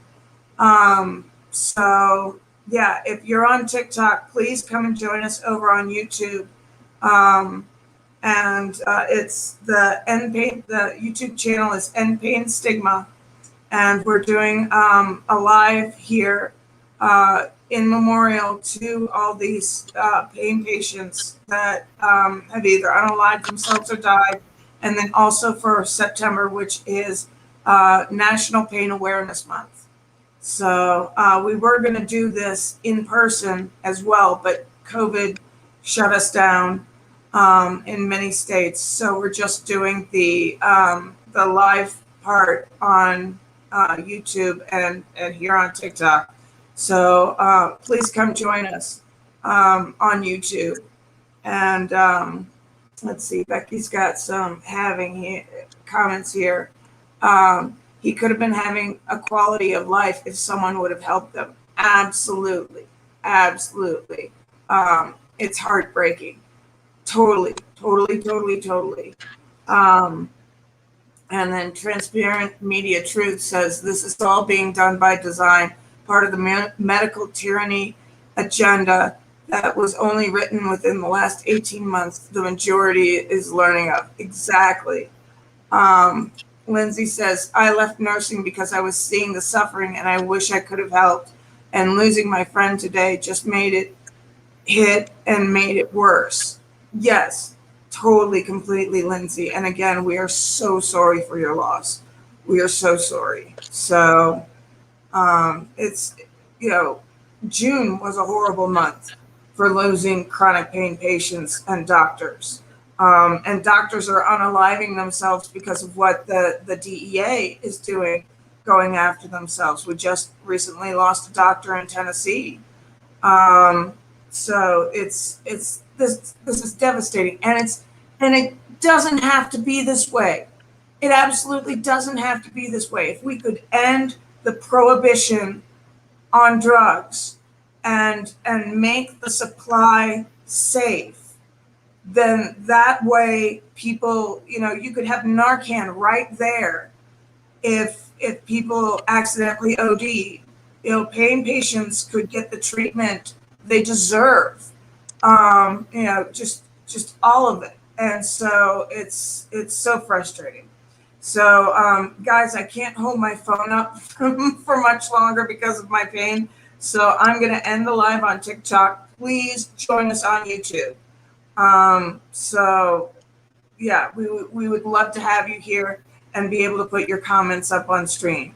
So, all right, I will talk to you all later on TikTok. Love you guys. It's a lot trying to juggle both, isn't it? It is a lot. I wish I could just automatically stream to TikTok from StreamYard, but it's not possible. So, okay, guys, whoever's on TikTok, please jump over to YouTube and Pain Stigma. See you there. All right. Oh my goodness. So, Dr. Linda Cheek says it doesn't have to be this way for the last 4 years. I've had Doctors of Courage up teaching the truth. Yes. People just need to learn and teach. Absolutely. And that's part of the reason why we're doing this live, is to help teach people the absolute truth. And I want to show you Weston's graph here. Let me share the screen here. Window. There we go. So check out this graph. This is opioid prescribing and opioid overdose mortality from 1999 to 2020. The 2021 data was just preliminary, so we couldn't get that up. And you see the white line down at the bottom, that's prescription only. That didn't help. And so this, you see it here, the white line down at the bottom, that's overdoses from prescription only. And you can see it's pretty much flatlined. The big blue bars are prescriptions per 100 people. And you can see where they started doing the big push for OxyContin and treating pain as a fifth vital sign. You could see how it climbed up there. And you can also see where they did the sharp decline. And that was starting in 2013. It wasn't at the really steep decline was, 2016 to 2017. You see that huge drop there. But they had already started to prescribe less in 2013. And then the green bar there is the illicit fentanyl overdoses. And those started jumping in the real big jump was in 2015 to 2016. And that line is just shooting up. And it's the illicitly manufactured fentanyl that's doing it. Here, I'll read the key in its entirety. The blue bars are the number of prescriptions per 100. The purple bar is the opioid total. The yellow bar is heroin. The green bar, the light green bar, is illicit fentanyl. The orange bar is prescription as reported. The blue bar is prescription without any methadone. The dark green bar is prescription without an illicit opioid. The pink bar is prescription without any illicit drug, because a lot of these overdoses are in combination with other drugs like cocaine, like ketamine, things like that. So the pink bar is prescription without any illicit drug. And then the white bar is prescription only. So people overdosing from prescription only, it has always been low. And the difference between where the white bar is and where the green bar is absolutely different. It's 1,040%, I believe. If you go look in our website, that's where it is. So let's see. Let me get back to Oh, how do we close this? Ah, there we go. So is it not showing up on the screen? I see it. Oh, that's not the one. All right. So you saw the graph? Yeah. Good, good, good. It wasn't showing up on that. Yeah. I was just Oh. kind of checking the chat a little bit. Yeah. Linda says, but if people were able to be prescribed opioids for their pain, they wouldn't have to go to street drugs for self-treatment and die. Absolutely. 100%. Absolutely. I mean, it's so sad what's going on. And of course, if you go to the street, you're no longer a pain patient, you're an addict immediately. Yeah. Even if you have no addiction and it was absolutely for your pain.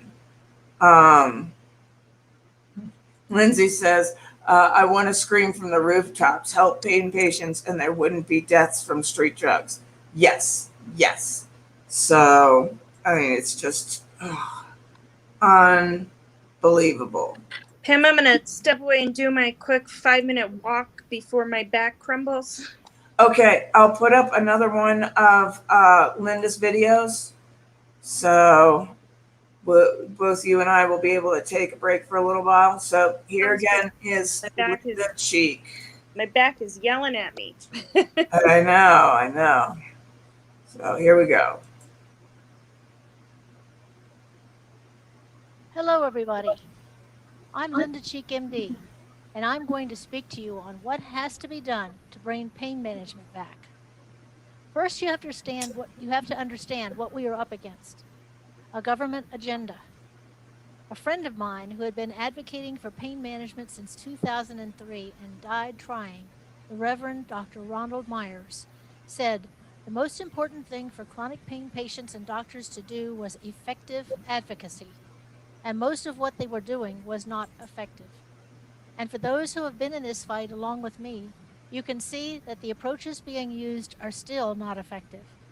If they had been, we would not have bills in Congress with titles like Protecting Americans from Dangerous Opioids Act, or Addiction by Fentanyl and Opioids Act, or Warning on Container Act, or the No Pain Act, which basically promotes non-opioid treatment. So it's time to step back and ask why, reconnoiter, and redirect your activity. And we have the answer on Doctors of Courage. People just have to learn it, accept it, and teach it.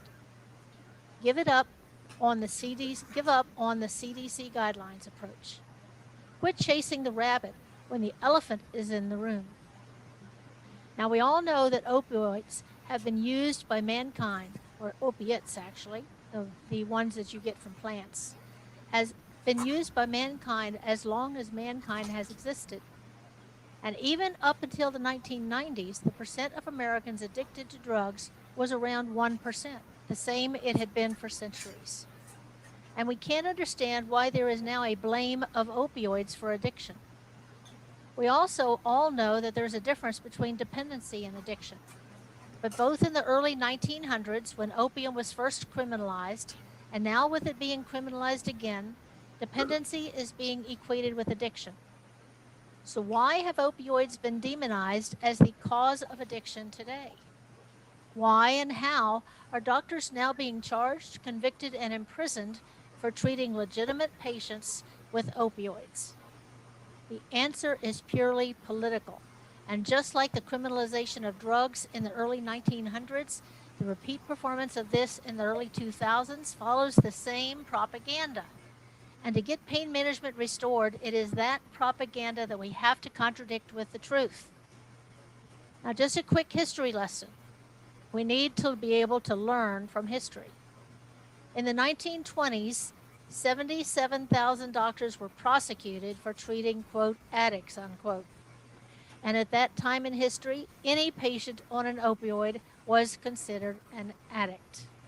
This is being repeated today. And then in 1970, the Controlled Substance Act says that the treatment of legitimate pain by doctors in the usual course of medical practice were exempt from prosecution. by that law.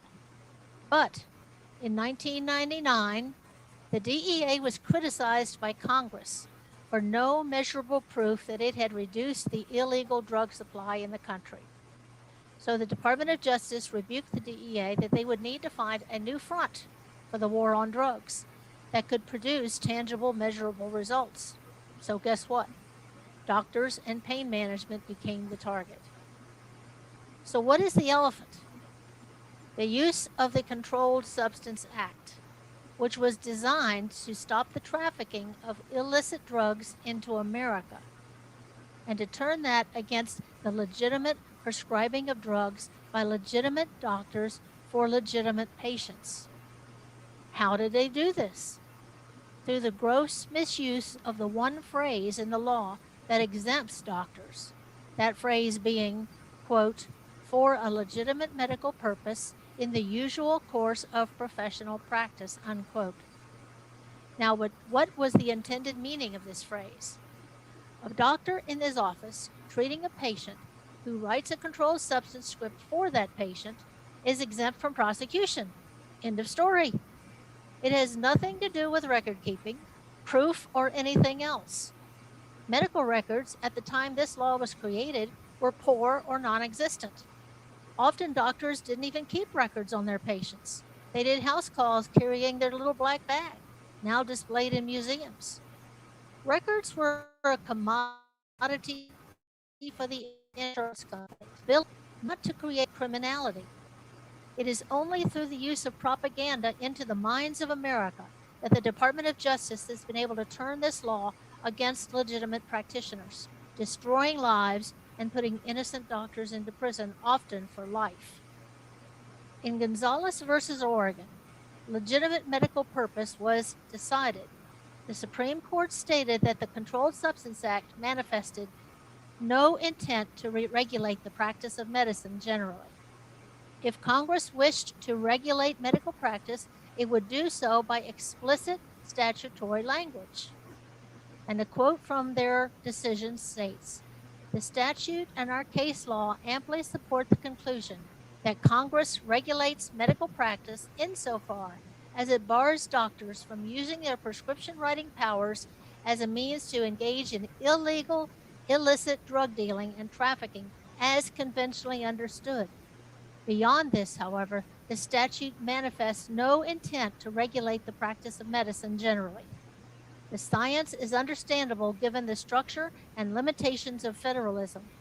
The structure and operation of the Controlled Substance Act presume and rely upon a functioning medical profession regulated under the state's police powers. So the federal government is overreaching into medical practice by trying to say what you're doing, doctor, is not legitimate medical practice or the usual course of medical practice. And so they are basically not following case law as was described by the Supreme Court. But today, with their unlimited power, that is not surprising by the Department of Justice. So, by creating opiophobia, or a fear of opioids, basically government agencies, because they are protected by immunity, have figured out that they can construct whatever law they want to achieve whatever purpose they want. In response to Congress's slap on the wrist, Glenn Fine, then Inspector General of the Department of Justice in 1999, targeted prescription drug abuse as, quote, a problem equal to cocaine, unquote. So you see, he took legitimate medical practice and said it was the same as illicit drugs, which is not what people started believing him. The DEA jumped on this, creating the OxyContin Action Plan. This plan elevated a legal prescription drug to a status equivalent to the most dangerous illegal drug in the country. Since only physicians can prescribe opioids, the policy shift made doctors targets for investigation as illegal drug dealers. The then United States Attorney Mark Little, in one of the first trials of a pain management physician, William Hurwitz, here in Virginia, compared Dr. Hurwitz to, quote, a street corner crack dealer, and said he shouldn't be treated any differently. Now, Dr. Hurwitz was sentenced to 25 years in prison. The first doctor ever convicted in court for prescriptions, Dr. James Graves, was also sentenced to 25 years.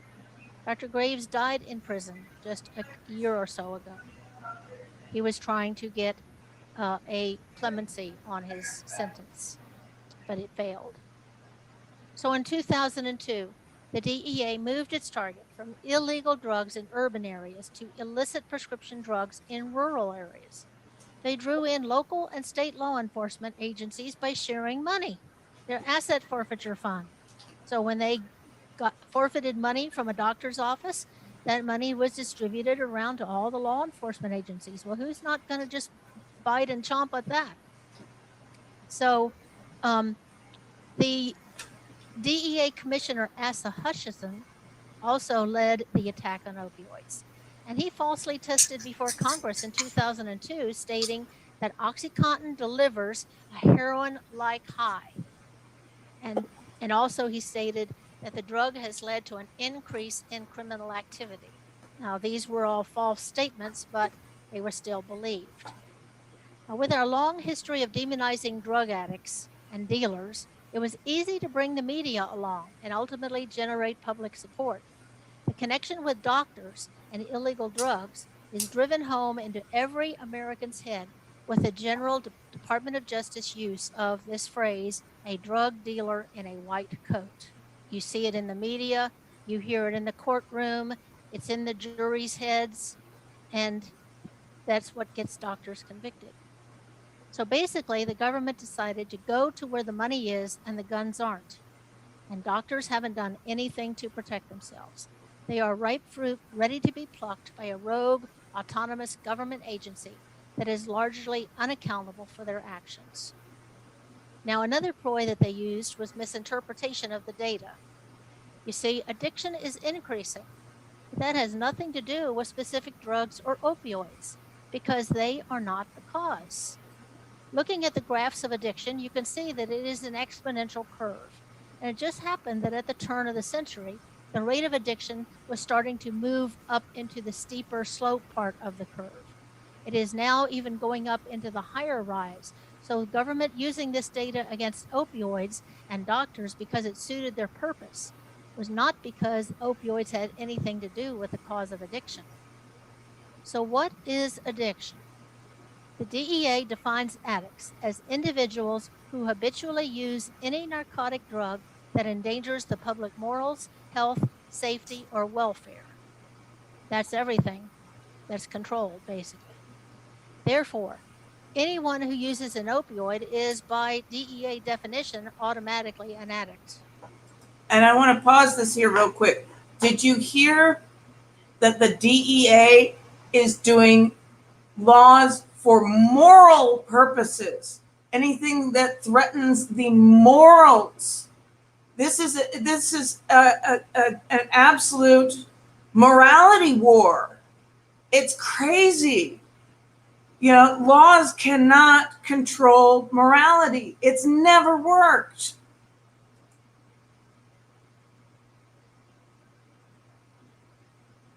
Oh, can we get it to unpause here?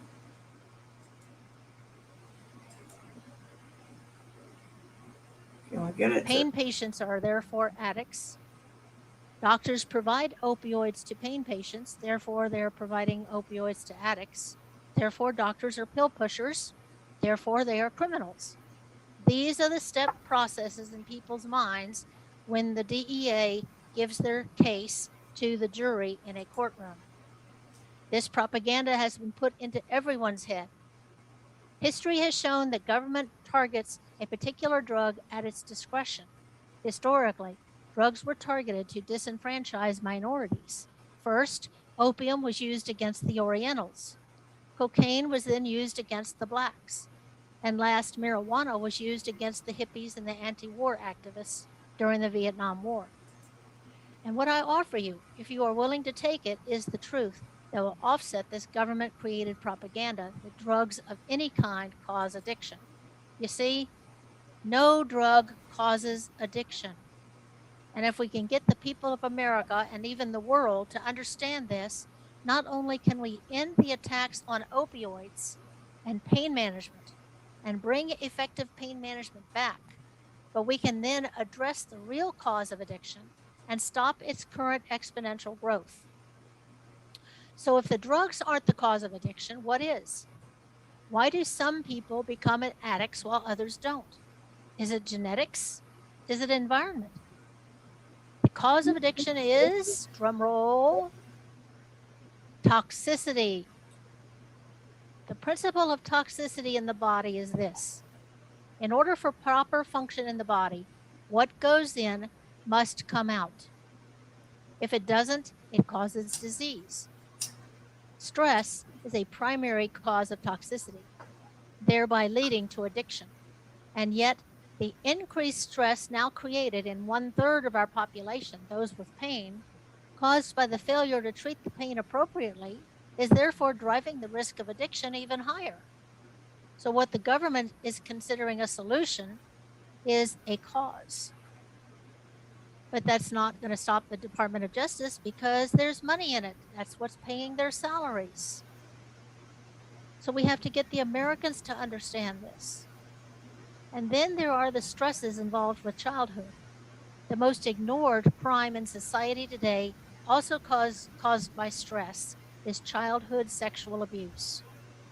We need to remove the focus on opioids and focus on the real causes. You see, stress leads to anxiety. Anxiety happens when a person can't cope with a specific situation. When stress becomes overwhelming, it leads to despair. Despair is the loss of hope when a person can't see a way out of their situation. Drugs of abuse take the person away from the stress or despair, even though it's only temporary. So despair leads to drugs.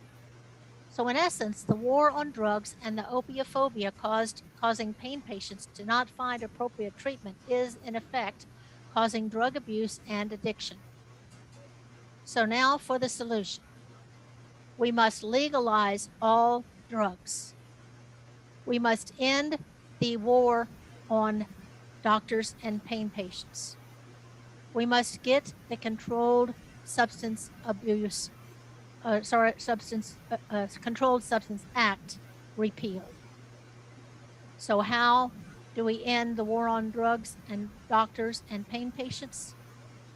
There needs to be a three-pronged approach, and we need to extend far past doctors and pain patients. After all, to the average American, doctors are drug pushers, and pain patients are simply addicts asking for their fix. So prong number one, teach the truth. What you find here on Doctors of Courage, that drugs are not the cause of addiction. That is done by learning the real cause and teaching that to everyone. Because without doing this, we are not getting to the cause of addiction. And because the cause is built into our lifestyle, it is growing exponentially, currently doubling every 9 years. Before 2030, it will be doubling every 4 years. So it's going to go from 1% to 2% to 4% and so on up the ladder. Make an alliance. Prong number two is to make an alliance with other larger, more active groups that have the manpower to create massive protests, or my personal preference is parades. This will basically include two primary groups: those involved with racial equality and those working for legalization of marijuana and other controlled substances. Prong number three, the Controlled Substance Act has to be repealed through legislative action. There have been some bills in the past leading to that eventuality. House Resolution 747 and the MORE Act were possibilities in this 116th Congress. We have to get these bills reintroduced in this Congress and passed. And then we have to get President Biden, who is very much a propaganda believer because of his own addicted son, to understand the truth. Now, this can only be achieved by firing the incumbents in Congress and starting with fresh faces that are willing to learn the truth. We also need legislation to end actual immunity of government officials who break the law because they can. and there is no punishment. And the third thing we need at Congress is term limits. That way, our legislators will understand that their job is temporary, and while they are there, they work for us, and that they won't be there forever. Now, all of these efforts are being led by advocates on Doctors of Courage. So if you want to see pain management return, join us and support us, because we hold the key on DOC. Thank you very much. All right, so that was Dr. Linda Cheek, who is in the chat. So if you have any questions for her, she's there. And yeah, this is such a big deal. And we do have the support of LEAP, Law Enforcement Action Partnership. And they used to be called, drum roll please, Law Enforcement Against Prohibition. So if we can get them, if we can get some of the big cannabis and kratom organizations to join us, if we could get the Drug Policy Alliance, if we could get all of these groups together along with Doctors of Courage, and it's no longer Linda Cheek talking, so I need to take that down. If we can get that along with End Pain Stigma, and Doctors of Courage, we could make a huge impact if we do parades. And there are a few other organizations that I would like to get involved in this, but I won't name them now. So please forgive me for laying down on the job. Oh no, go ahead. You need to do it for your back. So no, my heating pad switched to my back. I think I need 3 heating pads that I can put on all 3 areas. Yeah, and Linda says her videos will be available on her YouTube channel after this event ends, and they will also be posted on our YouTube channel as well. So you can go and find them there. Or here. So we will upload them here to our archives. But Mel, do you have the other written material? Will you be able to read that lying down, or do you want me to? I don't think I can read it laying down. Okay, that's fine. But there is something I wanted to discuss a little bit, though, really quick. Yeah, because yeah. This is something that I didn't realize was a problem until one of my family members, one of my TikTok family, reached out about it being a struggle. The effect of being a chronic pain patient, receiving treatment for that pain on child custody issues. Yes, that's huge. That's huge. And I mean, it's also a problem because of the PDMP. If anybody read the Wired article recently on the PDMP, this is a complete and absolute violation of our constitutional rights. You're talking about the 4th Amendment, you're talking about the 10th Amendment, you're talking about the 14th Amendment of due process and privacy. Anybody can look at our medical records to see what, I mean, HIPAA is, if you are on any scheduled drug, you do not have any privacy rights, period. And this can be used in custody battles. It can be used in divorce cases. It can be used if you get in a car accident. All of this.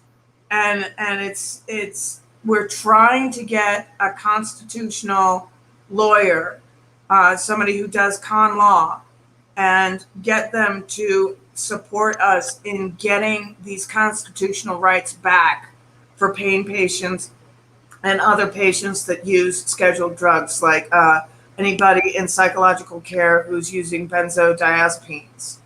And it's just absolutely crazy what they can do against us.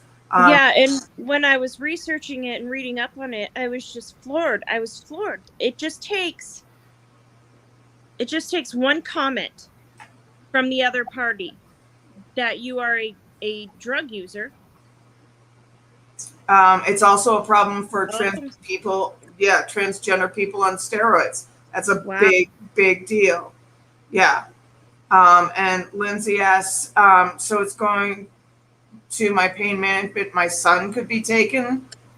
Well, where I'm seeing the problem lie with most people who are talking about it on that particular video is actual custody battles. So the Right. person who initially brought it up to me is a grandmother who is now having to completely avoid any pain medication to fight her ex-son-in-law just to have the right to see her grandchild. So she's having to basically suffer so that she can go to court for the right to see her grandchild, because he has used the fact that she is a pain patient and that she takes pain medications against her.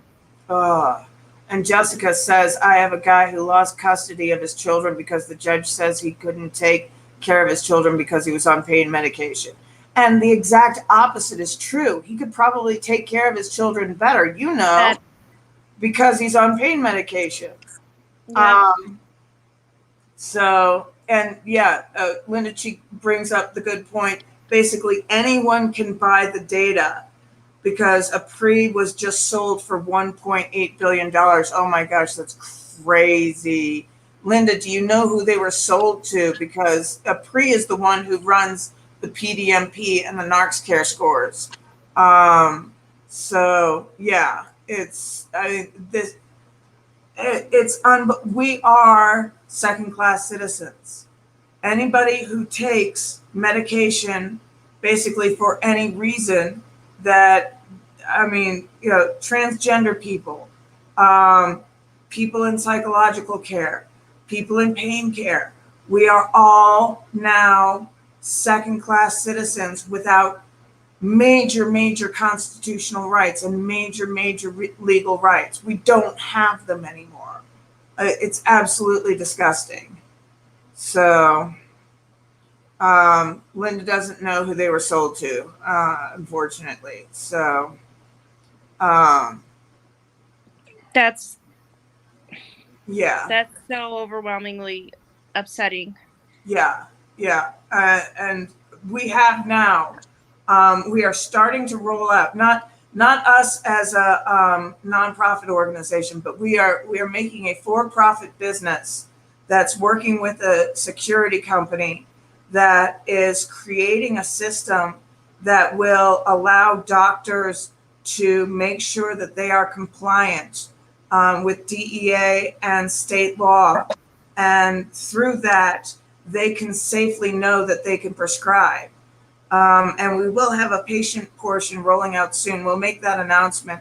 But this is a for-profit business that Mel, myself, and Weston, if you know him, he's Opioid Hysteria on Twitter.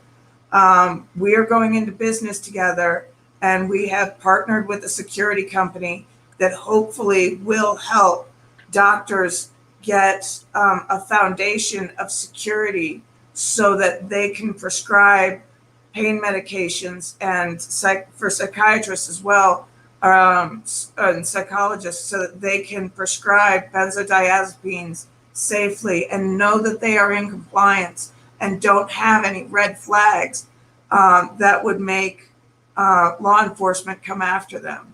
So if you're one of the people that I've been saying, I promise we're trying to work hard to bring hope. That hope is coming. This is what I've been talking about. We've been working, Pam and I have been working with these guys for quite a while now. Yeah, and Jessica says, talk to Ron Chapman too. Ron Chapman is the official lawyer for End Pain Stigma. So he knows about this going forward, and he's looking for a case that he can take to the Supreme Court. But we also need somebody in constitutional law. Ron Chapman is a defense attorney. He is not a constitutional law attorney. So we need a lawyer that does constitutional law to take on these matters. And yeah, we've been working with this security company for a while. They're ex-DEA, ex-FBI, and they're sort of repenting for their sins, as it were. And they've made this program, and it goes back several years in the doctor's history to make sure that even something from the past can't be drug up either. And we're rolling this out now in 3 cities. We're rolling it out in Denver, in Kansas City, and Chicago. And we're going to be including other cities soon. And so this would allow doctors' offices to know that they're compliant, know that everything is on the up and up, that they had, and even if the DEA does come after them, they would be able to produce a stack of information that they could immediately give to the courts. So you wouldn't have to sign away your right to a speedy trial. When they say, oh, we're going to go to trial in 3 weeks, the doctor can say, okay, I'm ready, because they'd already have the lawyer. They'd already have the evidence that they need for their defense. Everything is already set. So this really, really, it really helps doctors' offices know that they are absolutely, have done as much as they could possibly humanly do to protect themselves against being hit with these sort of things. So it eliminates a lot of the human error. Yep. And I have a really strong feeling that at least one of the guys we're working with has a chronic pain patient in his life. Yes. There was one statement made, and this statement sticks with me because I find it so interesting. He said that when they surveyed people about the word opioid, that there was a super stark contrast between those who had either been chronic pain patients themselves or had one that they loved versus somebody who never had experience with the chronic pain side of life. Yep. It's that fine line between compassion, I understand why this is important, I understand why people need this, and that instantaneous judgment. But the media tells me that it's an addiction thing. The media tells me it creates addicts. Mm-hmm. And that sticks with me. That sticks with me a lot. And is also part of why I try so hard to educate people on, and Pam does too, on the difference between addiction and dependency, because it's night and day. Yeah, absolutely. So Linda Cheek says, so people who want data to be private need to get on board with what will change things, getting the CSA repealed. Absolutely. So go to doctorsofcourage.org, and Linda has all this material already up, and stories from doctors as well, who were hit by and went to prison and all of that. People who have court cases ongoing now. And also, we would absolutely love. I need to do the plugs right now. So this is if you want to make a donation to be able to help defend doctors if they're hit by asset forfeiture, so that they're allowed to afford Ron Chapman as their lawyer. To put that retainer down, you can go to End Pain Stigma on PayPal. At Cash App, it's $ End Pain Stigma. Facebook End Pain Stigma. We have a donation fundraiser going on right there. And then TikTok at End Pain Stigma. But yeah, all of these locations, this is where we're at. And then you can also go to our donate page on our website, endpainstigma.org, and you can donate through Square there. So please, if you want to help in the defense of doctors so that they can continue prescribing and defend themselves against the DEA and the DOJ, go to because what we do is we provide grants to doctors who have been who are under investigation by the DEA so that they can afford their lawyers. So that's what we run, is we run a grant program for doctors and for actually anybody who's been hit by the DEA.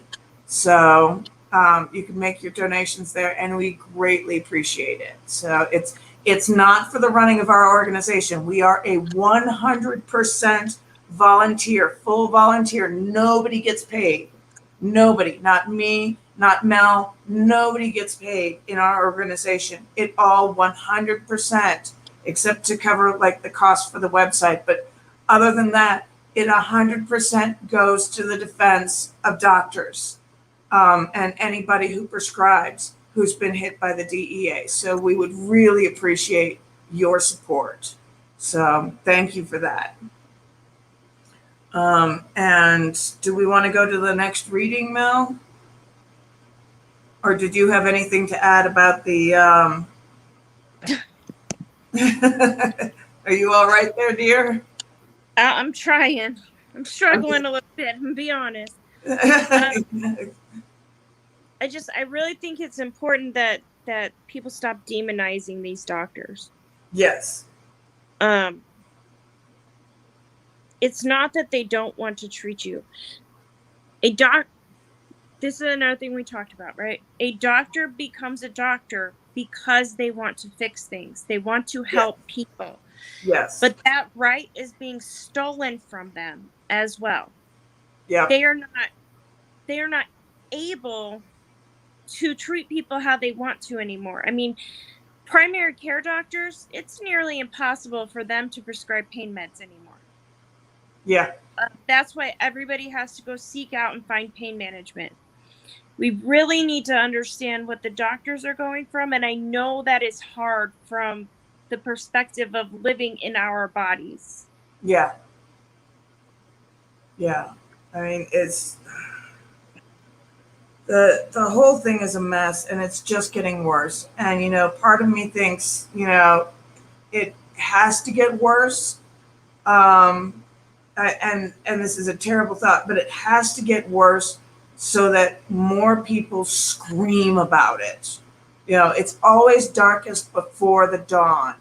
And so we really need, you know, people to start screaming about it, to get the word out about the difference between dependence and addiction, and that they are not this. You can become dependent on things that don't even get you high, like SSRIs. You know, Effexor has one of the worst withdrawals of any drug out there, and you can't get high on it at all. And so people need to understand that dependence is one thing. People are dependent on their heart medication. People are dependent on insulin. People are dependent on all sorts of things. Coffee, you know. You quit taking caffeine and you will have a month-long headache. That's a withdrawal symptom. Withdrawals are not a sign of addiction. You know, that's a sign of dependence. And that just means that once you remove some sort of substance from your body will go, where is it? And it will cause cravings and all sorts of other things like that. Sugar, going on a diet, you know, that your dependence on that caloric intake will make you go into withdrawals and suffer cravings. Those are not signs of addiction at all. And addiction is a completely different monster. And part of it is, you know, what your environment is. You know, so if you're trapped like a rat in a cage, like we heard from Johan Hari earlier today, if you're trapped like a rat in a cage, then that will cause a desire for escape. You know, but there's also a DNA component where if you have certain gene defects, you will have an abnormal response to opioids that other people don't have. Jamie Lee Curtis described it as she was over the moon. And the withdrawals are worse for people who have that gene defect. So, yeah. And you know, and something that a lot of people don't realize too about the attack on doctors. There are actually doctors out there. Well, I know of one specific. I'm not sure. I don't know of more, but I am sure there are more. There are doctors out there that are literally contracted and paid by the government to sit at these trials against Yes. other pain doctors and Yes. testify against them. Yeah. The one I can think of in particular, he is the king of It's All in Their Head. He That's testified. Dr. Tim King. Yep, Tim King, from right up the street from me in Indiana. He literally testifies against doctors, and he is paid by the government to do so. And one of the things that he argued against one particular doctor was, he pointed out, I think, like 5 patients in the whole practice who had a history of some mental diseases. It doesn't particularly say which diseases, but it could be anxiety, it could be depression.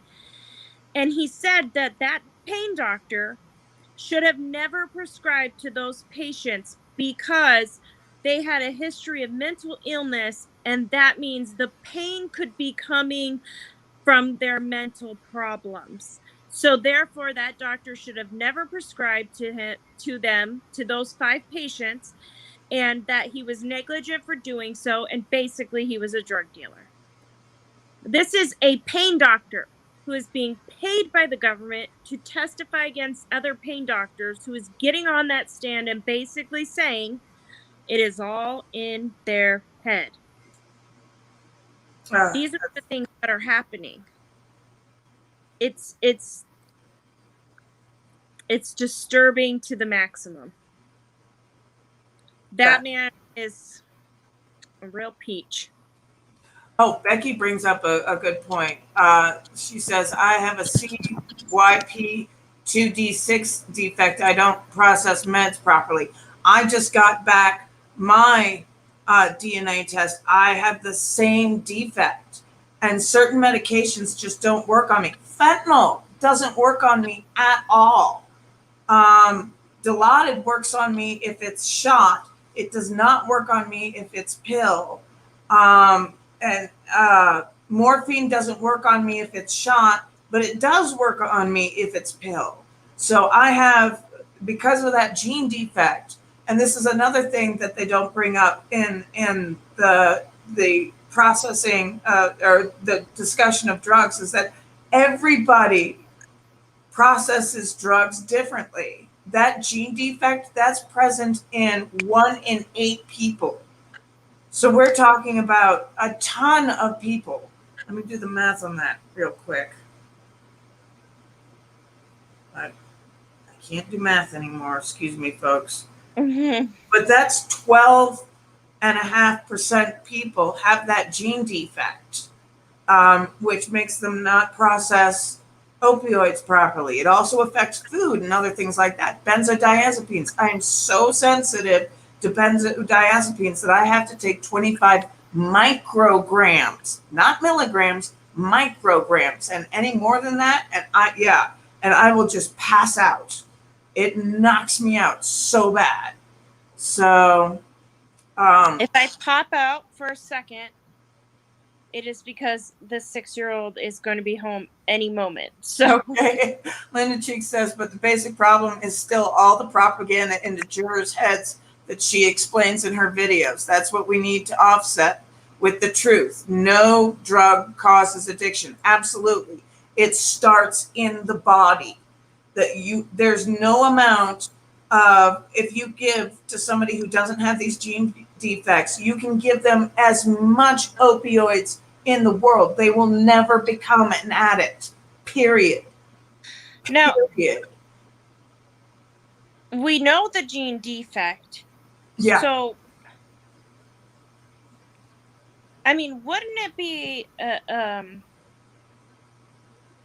useful? Useful, yeah.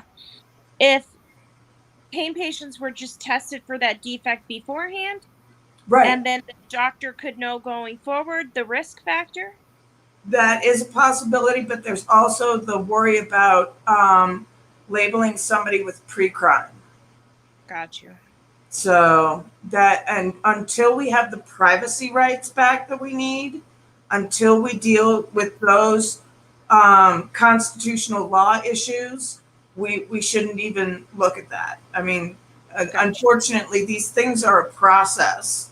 Right.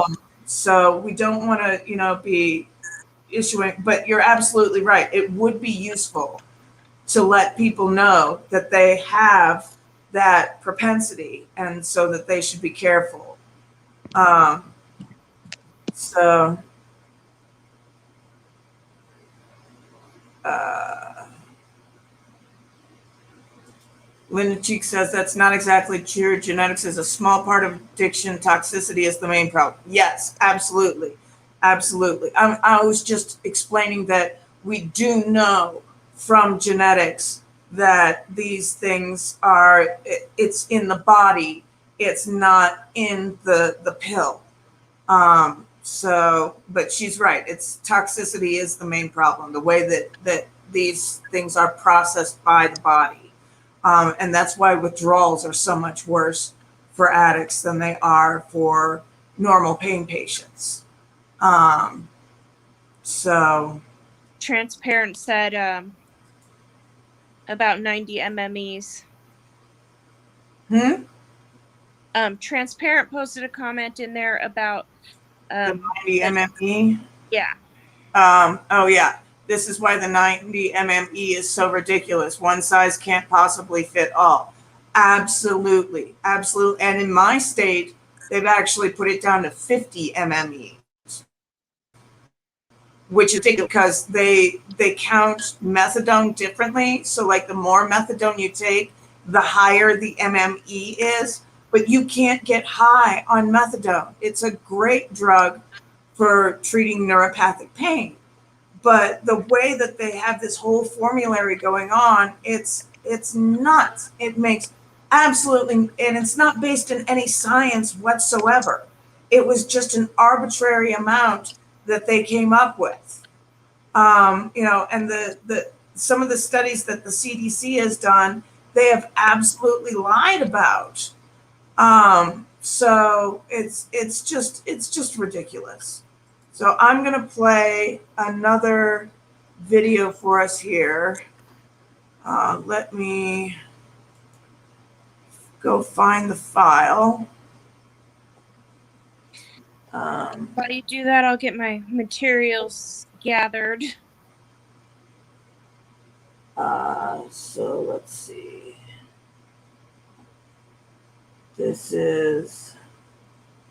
Let's try this one. And we'll get you a minute. Genocide. Genocide is not a word to use lightly.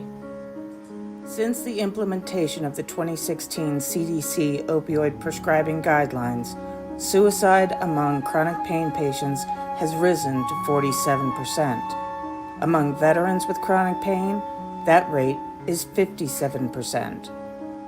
By comparison, when the Nazis engaged in the Holocaust, they only killed 37.5% of the Jews of Europe.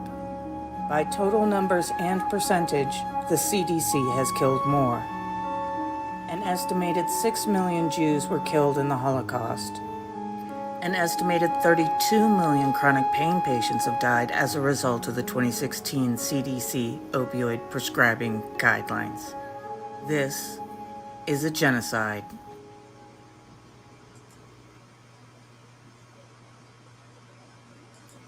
All right. And so that's something to consider.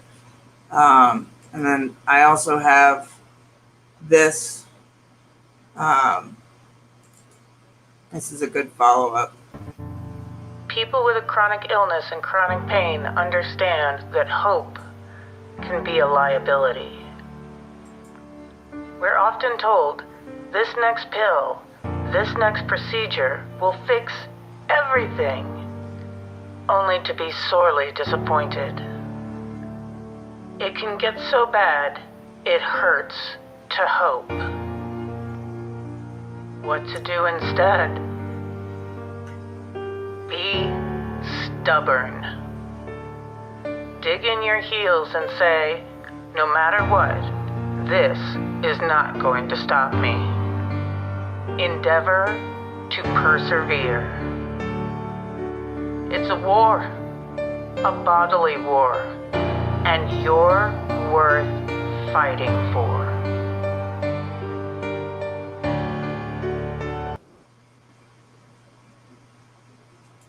So there we go. There's a couple of videos, a couple of TikToks that I had done, and yeah, it's an absolute war, and we need to end it. We need to end the war on drugs. We need to end the war on doctors. We need to end the war on patients, and we are absolutely worth fighting for. Every single one of us is absolutely worth fighting for. So the situation is just so bad right now, and it's going to get worse. I don't know if you guys have heard about the No Pain Act that's going through, but basically what they're trying to do is they are trying to create a prohibition on all pain pills. And so what this does is this pays doctors to not prescribe. It gives a financial incentive to them to not prescribe. And if you're talking about, doctors who are still in debt from their cost of medical school, they are going to go for that money. They're going to take the money to not prescribe opiates at all. When I moved back to St. Louis briefly, there wasn't a single pain clinic in the St. Louis area that used opiates. And I had already gone through, I was part of the occipital nerve stimulator study. And one of the requirements to even be a part of that study is that all other available treatments had failed. So it was already proven in my case that I had nothing left but opiates to treat my pain. And so for these pain clinics to say, we don't deal in opiates at all, I was cut off completely. And I had to come back to the Colorado area. And it was just a nightmare situation.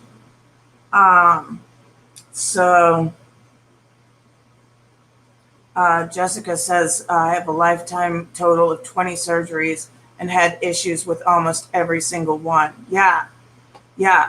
I mean, when they place a scalpel on your skin and do that first cut, they are cutting through nerves, period. And so that is creating nerve damage. And a lot of these surgeries create nerve damage and worse. I mean, if you hear Mel talk about one of her surgeries, she went in for spinal surgery and she didn't have any cracked vertebrae. And as a result of that surgery, she had 3 cracked vertebrae. This was a surgery that was supposed to help her, and it ended up harming her even more. It's absolutely crazy. Absolutely crazy. So let me go to one of our other written materials here. This is evidence-based policymaking, what's absent from the opioid crisis. No, this is not the one that I want to read. Hold on. So this is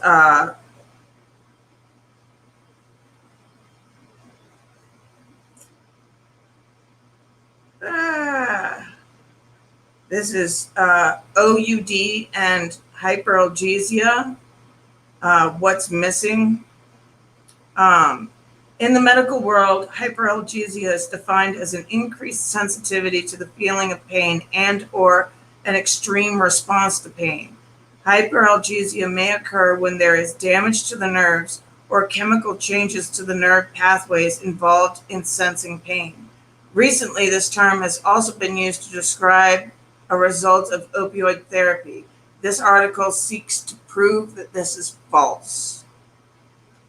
And this is a reference of Practical Pain Management, PPM, by Donald C. Harper, MD, a case study by D. Andrew Tompkins, MD, and this is from the Johns Hopkins School of Medicine. In this study, we compared the effects of repeated alfentanil, an opioid, and diphenhydramine injections on normal opioid-naive, pain-free volunteers. Evidence of OIH, opioid-induced hyperalgesia, developed in this antihistamine group, but not in the opioid group.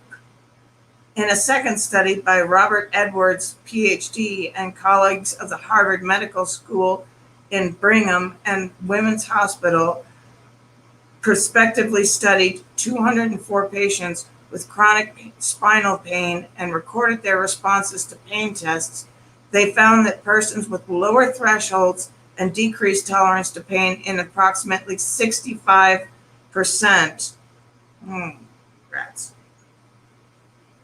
of both opioid and non-opioid exposed patients. There was no significant difference in tolerance and pain thresholds between the two groups.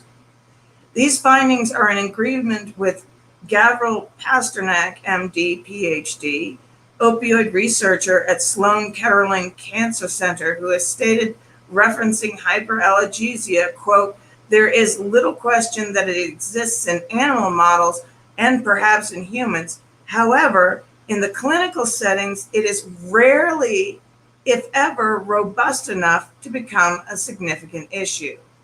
To summarize this related article, the author states, quote, "I am afraid that our concern with the laboratory curiosity of OIH, opioid-induced hyperalgesia, will end up feeding opiophobia, that's opioid hysteria, and be used as an excuse to not treat patients or by insurance companies to not pay for treatment." According to the Health and Human Services, there is little knowledge about chronic pain conditions, other comorbid health and mental health conditions, and healthcare among OUD patients treated in the general healthcare system. Most knowledge of OUD is based on self-reports from persons treated in publicly funded addiction programs. So that all of this, this hyperalgesia is based on bad science, basically. Also, according to Health and Human Services, the non-medical use of prescription opioids is recognized as a national epidemic in the United States, making misuse a public health threat. Notice they say non-medical use, as opposed to the use of illegally manufactured fentanyl or, quote, street drugs. It's been long noted that the statistical data for the CDC guidelines of 2016 included illegally manufactured fentanyl, and in this way became fatally flawed for chronic pain patients. The definition of OUD from the DSM-4 is, quote, "a problematic pattern of opioid use leading to clinically significant impairment or distress." Take note, this is literally the definition of opioid addiction as opposed to opioid dependence. According to the DSM-5, OUD pertains to addiction, unlike dependence, and the term took the place of opioid abuse and opioid dependence. However, this is a misnomer, as these are two separate diagnoses. The DSM-5 lists criteria in a diagnostic checklist to assess OUD. 1, taking larger amounts or taking opioids longer than intended. 2, persistent desire or unsuccessful efforts to cut down or control opioid use. 3, spending a great deal of time obtaining and using the opioid or recovering from its effects. 4, having craving or strong desires to use opioids. 5, recurrent opioid use resulting in failure to fulfill major obligations of work, school, or home. 6, continued use despite having persistent or recurrent social or personal problems caused or exacerbated by opioid use. Also, important social, occupational, or recreational activities are given up / reduced due to opioid use. To this point, I add all of these criteria relate to addiction behavior and indicate decline in quality of life. This is in direct opposition to the fact that opioid chronic pain patients use opioids to increase quality of life, not avoid it. According to the National Institute on Drug Abuse, approximately 21 to 29% of patients prescribed opioids for chronic pain misuse them. Now, misuse, I mean, that's just taking a pill a half an hour earlier than what's written on the bottle. So misuse can be something very, very simple. It doesn't mean taking pills to get high necessarily. Of that, between 8 and 12% develop OUD. 4 to 6% of patients who misuse prescription opioids transition to heroin. Well, that could be because they get cut off from their medications. So, as of 2019, 38 states with prescription opioid overdose data, 17 states saw a decline between 2017 and 2018. No state experienced a significant increase. According to providers of clinical support, in an article dated June 10th, 2021, in order to qualify for the diagnosis of OUD, not only do individuals need to use opioids compulsively, but they would need to spend a significant amount of time finding, purchasing, and using opioids, leading to dysfunction in fulfilling life obligations, or that its use causes physical and or psychological harm. All substance abuse disorders, including OUD, are brain disorders, or as Linda Cheek has pointed out, toxicity disorders. It involves a complex combination of genetic and environmental factors. These complexities and risk factors are not widely understood, nor are they predictable outcomes. It is important to note that OUD and other substance abuse disorders do not constitute a moral failing or a lack of willpower, since these events are happening in the brain. But remember, the DEA says that this is a moral war. So it is extremely important to take note that the physiology of opioids in the body is essentially the same, whether the problem is addiction or dependence. The problem occurs when trying to assign these terms to brain functions, as in the brain, addiction exists independently of dependence. And very rarely do they coexist. There are major differences between OUD and dependence. Physical dependence is defined as when the body requires a specific dose of a particular drug, such as an opioid or caffeine, to prevent withdrawal symptoms. This typically happens as a patient uses a drug long-term, such as with chronic pain, to manage pain for a medical condition. The body builds up a natural tolerance, and dependence is reached to maintain a status quo.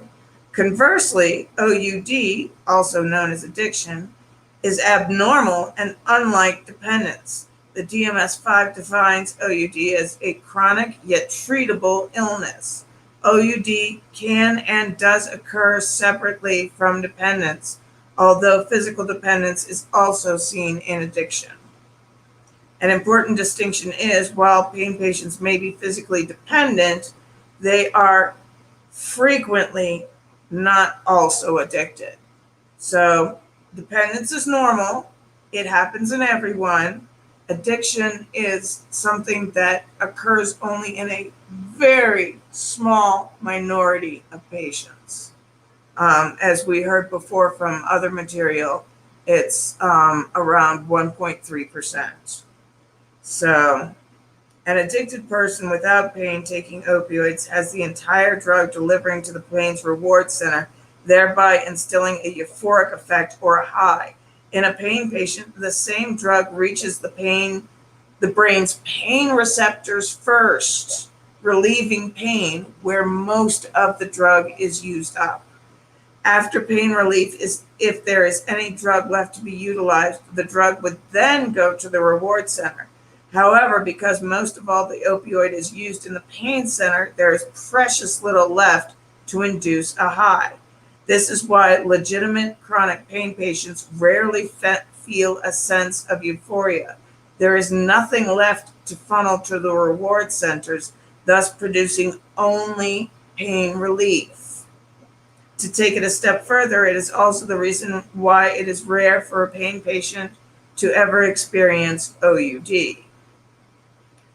From the National Institutes of Health, as of October 2017, the U.S. government has declared the opioid epidemic a public health emergency. You call anything an epidemic, and the CDC can step in.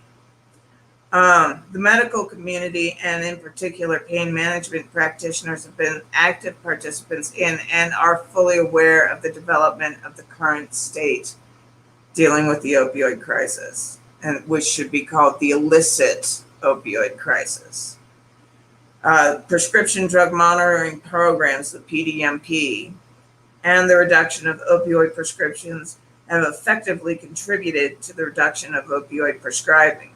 Despite these substantial reductions in opioid prescribing, deaths by opioid overdose continue to escalate at alarming rates because it's all the illicit fentanyl. The overdoses related to illegally manufactured fentanyl represent the greatest contribution to the increase, pretty much the only contribution to the increase. In 2016, of the 64,000 people who died from an overdose, 42,000 were from illicit opioids, and only 15,000 were attributed to prescription drugs. But these were not legally obtained prescription drugs. Only 1.3% of people who overdose have an actual prescription for those drugs. And even fewer of that amount is it those opioid prescriptions only. Usually it's combination with other drugs such as alcohol, cocaine, things like that. And so we have 15,000 were attributed to prescription drugs. Only 832 died from legally obtained prescription drugs. So 64,000 people died of an overdose, and only 832 of those died from legally obtained prescription drugs. There's a huge disconnect there. Over 20% increase from 2015, when there was a total of 52,000 drug overdoses. All this is while there has been a national decrease in opioid prescribing. Remember the graph we saw earlier. This alone clearly paints the picture that it's not chronic pain patients contributing to the, quote, opioid epidemic, which is a misnomer. It's factually an illicit fentanyl epidemic. The AMA has said, quote, opioid prescriptions have been cut to levels not seen in 20 years, while overdoses have soared to record highs, fueled largely by illicit fentanyl and other street drugs, not pain medications, end quote. So some people actually know that this is going on. As you can see, this fallout has harmed chronic pain patients greatly. Patients who have been stable for many years, the author included, have been cut off from care and medications completely. For many of us whose records have been flagged by the DEA in 2016 and beyond, we can no longer find treatment from physicians or hospitals. Yeah, that's something that happens. If your doctor gets flagged by the DEA, your patient record also gets flagged by the DEA, because they say if the doctor was illegally prescribing or prescribing what they say, quote, beyond medical use, you then as a patient also get flagged, and no other pain doctor will touch you. That's part of the reason that we created our for-profit company to roll out these compliance abilities, so that people who have been flagged by the DEA, the doctor can see that they have been compliant their entire prescribing history, so that these people can then find pain care again. Um, these truths are evidenced by my own story, myself a pain patient for over 30 years. For 28 of those years, I successfully used opioid medications as a part of my pain management treatment. During those long years of opioid medication management, I never developed OUD or hyperalgesia. That very long test period supports the information in this article. The addict takes drugs to escape life.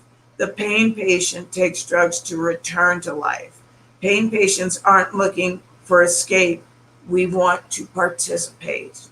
And this is by Cheri Mendes, pain patient, written on September 3rd, 2020, or written for September 3rd, 2021.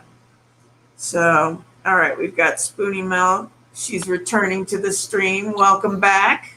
I'm in a new location, which anyone who's seen us on TikTok Live recognizes as my bed. I'm gonna read one of them that backs, that kind of piggybacks off of what you just said, if that's Sure. okay.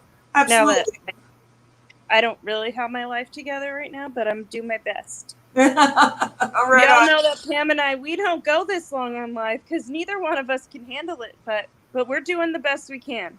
Yep. We should have Kelly on soon, so go ahead. So, are doctors to blame? Are they? Are doctors to blame? The CDC is focused on prescription opioids, while fentanyl deaths soar 1,040%. I think we should probably remember that that's typically illicit synthetic fentanyl, right? There's a difference. A new report from the Centers for Disease Control and Prevention documents an alarming increase in overdose deaths and how the agency's 2016 prescription opioid guidelines failed to stop the drug crisis from growing worse. The study looked at fatal overdoses from 2013 to 2019, a period when U.S. drug deaths rose by over 56%, culminating with 70,630 Americans dying from overdoses in 2019. Deaths involving prescription opioids remained relatively flat during that period, while overdoses involving other substances rose, led by an astounding 1,040% increase in deaths linked to illicit fentanyl and other synthetic, mostly black market opioids. Sharp increases in synthetic opioid and psychostimulant involved overdose deaths in 2019 are consistent with recent trends indicating a worsening and expanding drug overdose epidemic. Synthetic opioids, particularly illicitly manufactured fentanyl and fentanyl analogs, are highly potent, increasingly available across the United States and found in the supplies of other drugs. Researchers reported in the CDC's morbidity and mortality weekly report. The new CDC study adds to a growing body of evidence suggesting that the agency's controversial opioid guidelines, I just lost my spot out of nowhere, has been ineffective and misdirected. While the guideline helped reduce the already shrinking supply of opioid medication, prescription opioid use is now at a 20-year low. Drug deaths linked to illicit fentanyl and other substances kept rising. Overdoses hit a record high last spring. Many pain patients, including those who have used opioids safely and responsibly for years, now have difficulty obtaining opioid analgesics and live with untreated or poorly treated pain. A recent study found that nearly half of primary care clinics in the U.S. are unwilling to accept new patients on opioids because they fear scrutiny by law enforcement and regulators. And I have to pause for a second there. That is so true.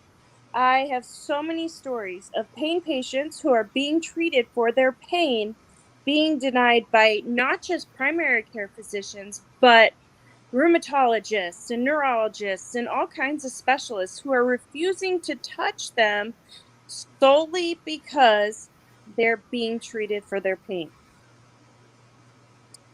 Canada's British Columbia's Coroner Office expects 2020 to be a record-breaking year for overdoses in the province, with about 5 drug deaths every day. A recent study found that the vast majority of British Columbia's overdoses involved illicit fentanyl and other street drugs. Only 2.4% of the 1,800 fatal doses in BC from 2015 to 2017 involved opioid medication alone. In a recent study of 90 patients diagnosed with opioid use disorder at 3 Veterans Health Administration medical centers, physician Ben Howell and colleagues found that nearly a third of diagnoses were probably wrong. I think that goes directly with a lot of what Pam was saying. Oh, these comments. Whenever I share that info, I also write that's not a typo. Seriously. Because people do think we're lying. And it's hard to fight back sometimes. It's hard to fight back. I can click over and kind of see your guys' comments, but if you don't, I don't know if you see my face. Be added to, can the links to the articles and research be added to the description? I'm not sure, Jessica, but if you want me to send you a packet of everything printed out, I will be happy to do that. Send me, if you're on my TikTok, just send me a message on TikTok with your mailing address so I can send you it. I'll get it all sent out within the next week. If you're not on my TikTok, then somewhere in this chat I had put my email address. Or you can just send it to the End Pain Stigma email. And I will get everybody's packets out within the week. It's a little bit hard because we have holiday, but I'll get it all done. Oh, Pam put hers. So I can't type in the comment section from my phone. I would have to go on something else. But obviously, Pam and I can't read every single bit of information we have. So that's why I would be happy to send you guys all the pamphlets, all the pages, everything that's printed out. No worries about that.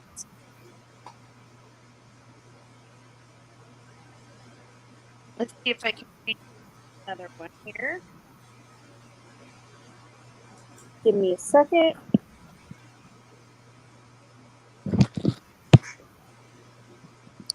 I don't think Pam read this one, so let's talk about the war on drugs and repealing the Controlled Substances Act.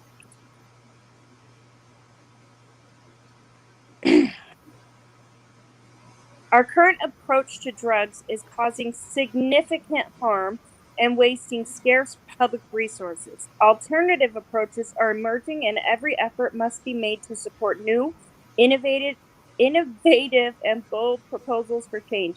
You guys, I'm sorry if I stumble on my words. A quote by Dr. Perry Kendall from a provincial health officer in Canada said, "We need to recognize that it's not deviant or pathological for humans to desire to alter their consciousness with psychoactive substances. They've been doing it since prehistory, and it can be in a religious context, it can be in a social context, or it can be in the context of symptom management."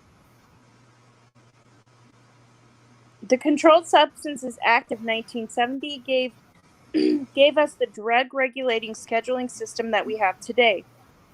The DEA was formed in 1973 to coordinate and consolidate federal drug enforcement.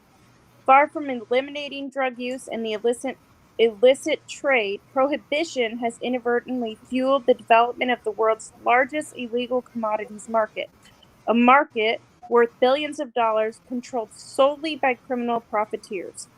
Count the Costs briefing outlines how this illicit, unregulated market generates street crime, mass incarceration, violent crime, crimes perpetuated by governments and states, vast economic costs in terms of drug war-related enforcement. Lindsay said, I am in recovery and there is a difference, damn it. How do I really get heard? How many places do I write and drive to stand on a desk? This needs to be addressed. There's so much difference. I know, we recognize that. Lindsay, Pam and I talk about it all the time. And in fact, when we've been talking about these guys about the program that's coming forward, that was one of the things that Pam and I both were concerned about, because we know people who are in recovery from drug addiction can become chronic pain patients, or they can already be chronic pain patients before they go into recovery. We recognize that. And just because you have a history of addiction doesn't mean that a doctor should be allowed to torment you or put you through misery and not treat you.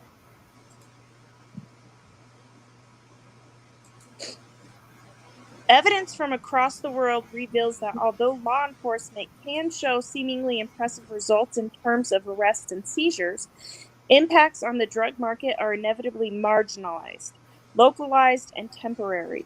Indeed, as the United Nations Office on Drugs and Crime acknowledges, one of the unintended consequences of the war on drugs is the so-called balloon effect, whereby rather than eliminating criminal activity, enforcement just moves it somewhere else. When enforcement does take out criminals, it also creates a vacuum.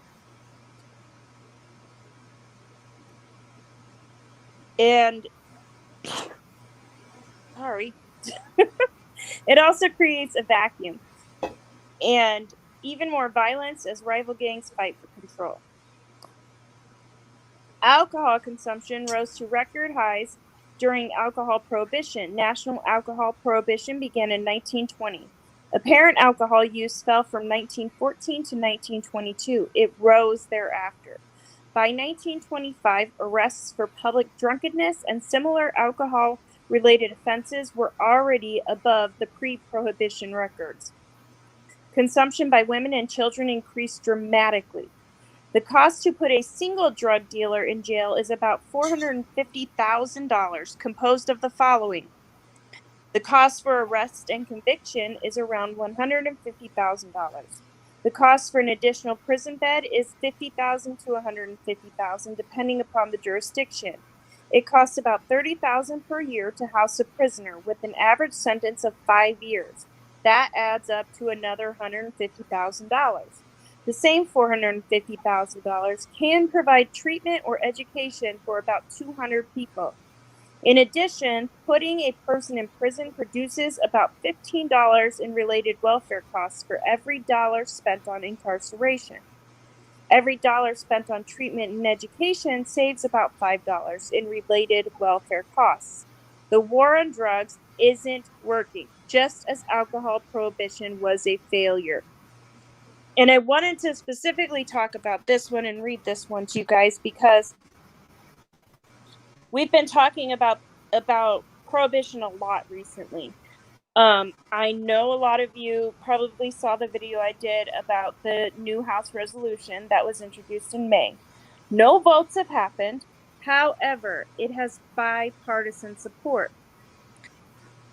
If our government is allowed to pay doctors to torture human beings, because that resolution states that doctors can be financially compensated to not give opioid pain medication to patients during or after surgery. That is one step closer to complete prohibition. It seems incredibly unethical to me that doctors should be allowed to receive compensation to torture a patient. And I can't think of any way under the sun that is not a form of torture. I'm sure you guys have seen all the stories about people coming out of surgery and all they are given is Tylenol. We've talked about the fact that Tylenol kills more people than opioids do. We have talked about the fact that NSAIDs, which are also pushed on us all the time, they kill far more people than prescription opioids do. I can't remember the numbers off the top of my head, but I'm sure you guys saw when I put it yesterday. Linda Cheek says, people need to learn that addiction can be cured, just not with conventional medicine, but through the science of homeopathy and the 7 steps to healing. I know I helped a lot of people do it. I believe you. I've seen people in recovery. I've had family members who were addicted. And I'll tell you from my own experience, not one of my family members became addicts through pain medication. Do I know it happens? Of course I know it happens. But the majority of people that I've experienced in my life that have been addicted, it did not start with pain medication. And that is what they want to use against us constantly. Jessica says, psychedelics have shown amazing results for long-term recovery. Traditional rehabs are lucky to get 9 to 11% long-term psychedelics. Long-term psychedelics have upwards of 50%.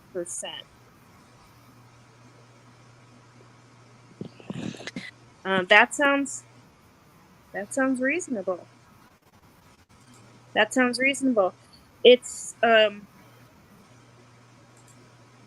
rather disturbing to me that so much information is right at people's fingertips these days, and they would still rather be judgmental and believe anything they hear from a media source, or the demonization of chronic pain in general. Not even just our treatment, right? They demonize our treatment, of course, but through doing that, they are telling us that we are not worth it. They are telling us that it doesn't matter if we can't move because the pain is too bad. It doesn't matter if we can't take care of our children because we're in too much pain. And in fact, apparently, as we're learning more and more lately, or at least I am, they think that we're incapable of taking care of our children if we take care of our pain. And as Pam said, it's the opposite. It's the complete opposite. I could not get up with my 6-year-old and get him ready and off on the school bus every day if I didn't have some pain control. And the fact that we have become the enemy bothers me to the core.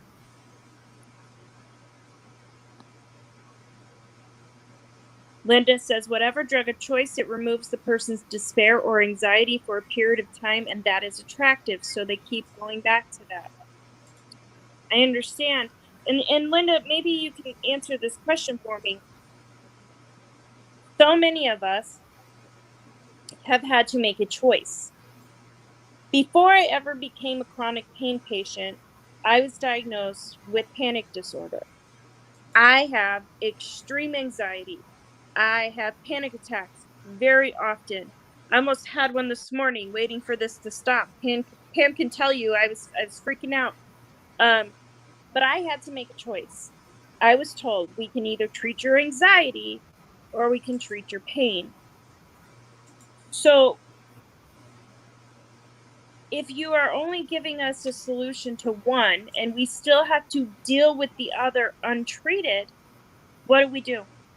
How do we deal with it? I know a lot of patients who have become addicted to alcohol, addicted to other substances, because they're trying to quell whatever is untreated, whether it be their anxiety or their pain. And by the way, chronic pain creates more anxiety, but we can't treat our anxiety. Is it reasonable that we should be able to treat both?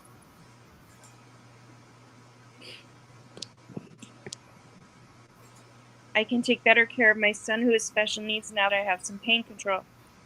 Yeah, absolutely. I can't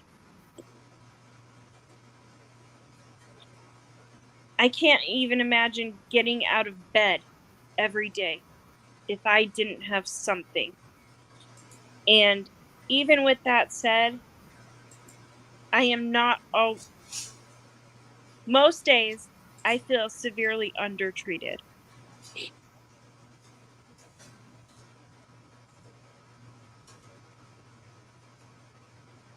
Has she increased her use of alcohol when she lost her meds? It is really common, and I know I spoke on my dad earlier, but let me speak a little further. My dad was a veteran. My dad was 101st Airborne. He was sniper trained. He suffered a lot of injury. He had a horrible back injury and 2 failed surgeries. And for years, he was okay. He was being treated. He was doing fine. And then the VA pulled all the meds. And my dad turned to alcohol. And when my dad died, thinking about his last 2 years of life being that is what lit a fire under me. I don't want any person to have to go through that because they are in pain when we have ways to treat the pain. Linda says we need to end the war on drugs, period. The blame of opioids, benzos is a play of the government. I agree. And I don't, it's like having 2 broken arms and being told you only get to have a cast for one. That was one of my favorite ways to explain this. And it slipped my head. So thank you, Pam, for remembering that, because that's the best way to explain it. 100%. 100% the best way to explain it. It's like having 2 broken arms and only being able to treat one. Linda says creating the Holy Trinity argument was just a method to get doctors convicted. Yeah. And like I mentioned earlier, oh, thank you so much, Jessica. Like I mentioned earlier, we have doctors out there being paid by the government to use our mental illnesses to convict doctors, right? Timothy King has no problem getting on a stand saying because that chronic pain patient had something mentally wrong, you shouldn't treat them at all. And I cannot imagine being a doctor and my colleague stands up and tells a court that. Wow. I am already scared to death and losing everything. I cannot imagine that. And when I tell you that man is probably the one I hate the most, hate's a big word, but it's true. I had to give up anxiety meds, fire department PTSD, be treated for a botched spinal fusion, so I understand. Girl, I get it. Linda says, but people also need to understand that much anxiety is due to acidity in our body due to diet. Huh. That's interesting. That's very, I've never heard that in my life. I struggle. The worse my pain is the worse my pain is that day, the worse my anxiety is too. And I know I'm not alone in that. So, did you finish that article? I'm not sure. Yep. Oh, okay. I've got a couple of videos I can share here. So, and I'm downloading a few more as we go. I love that you can always see when I'm struggling. Yeah, it's all good. It's all good. So, here we go with this one.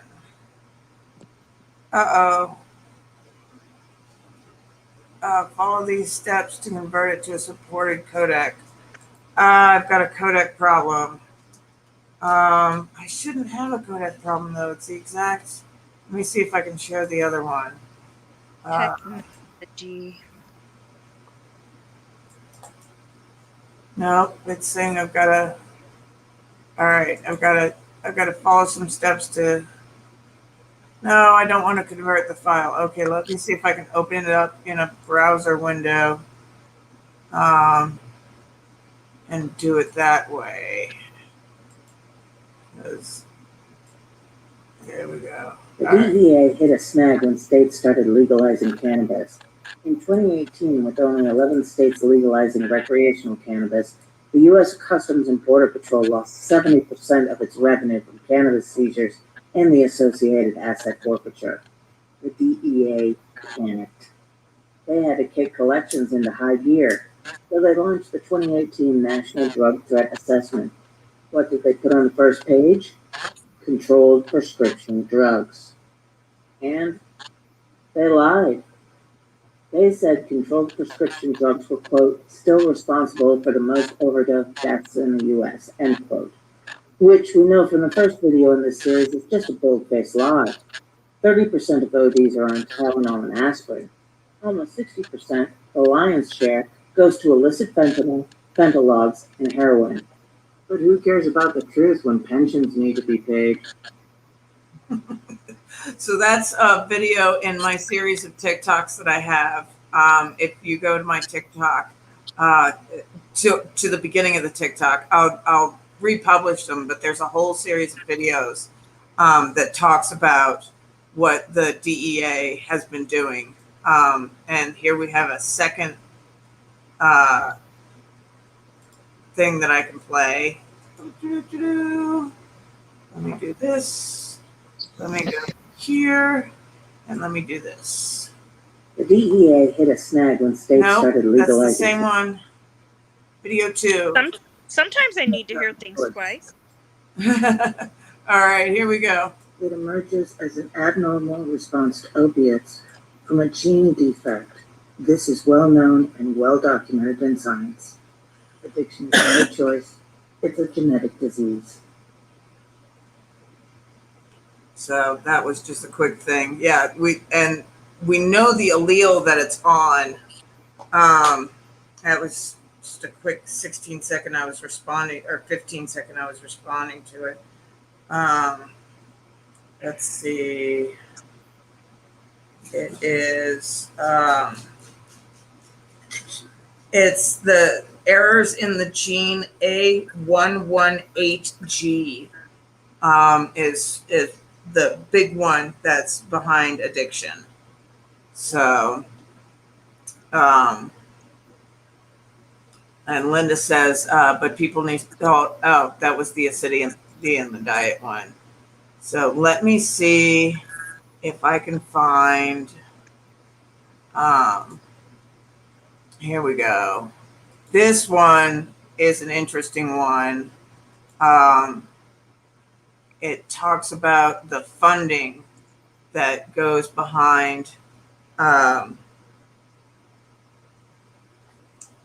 difference between the funding for addiction and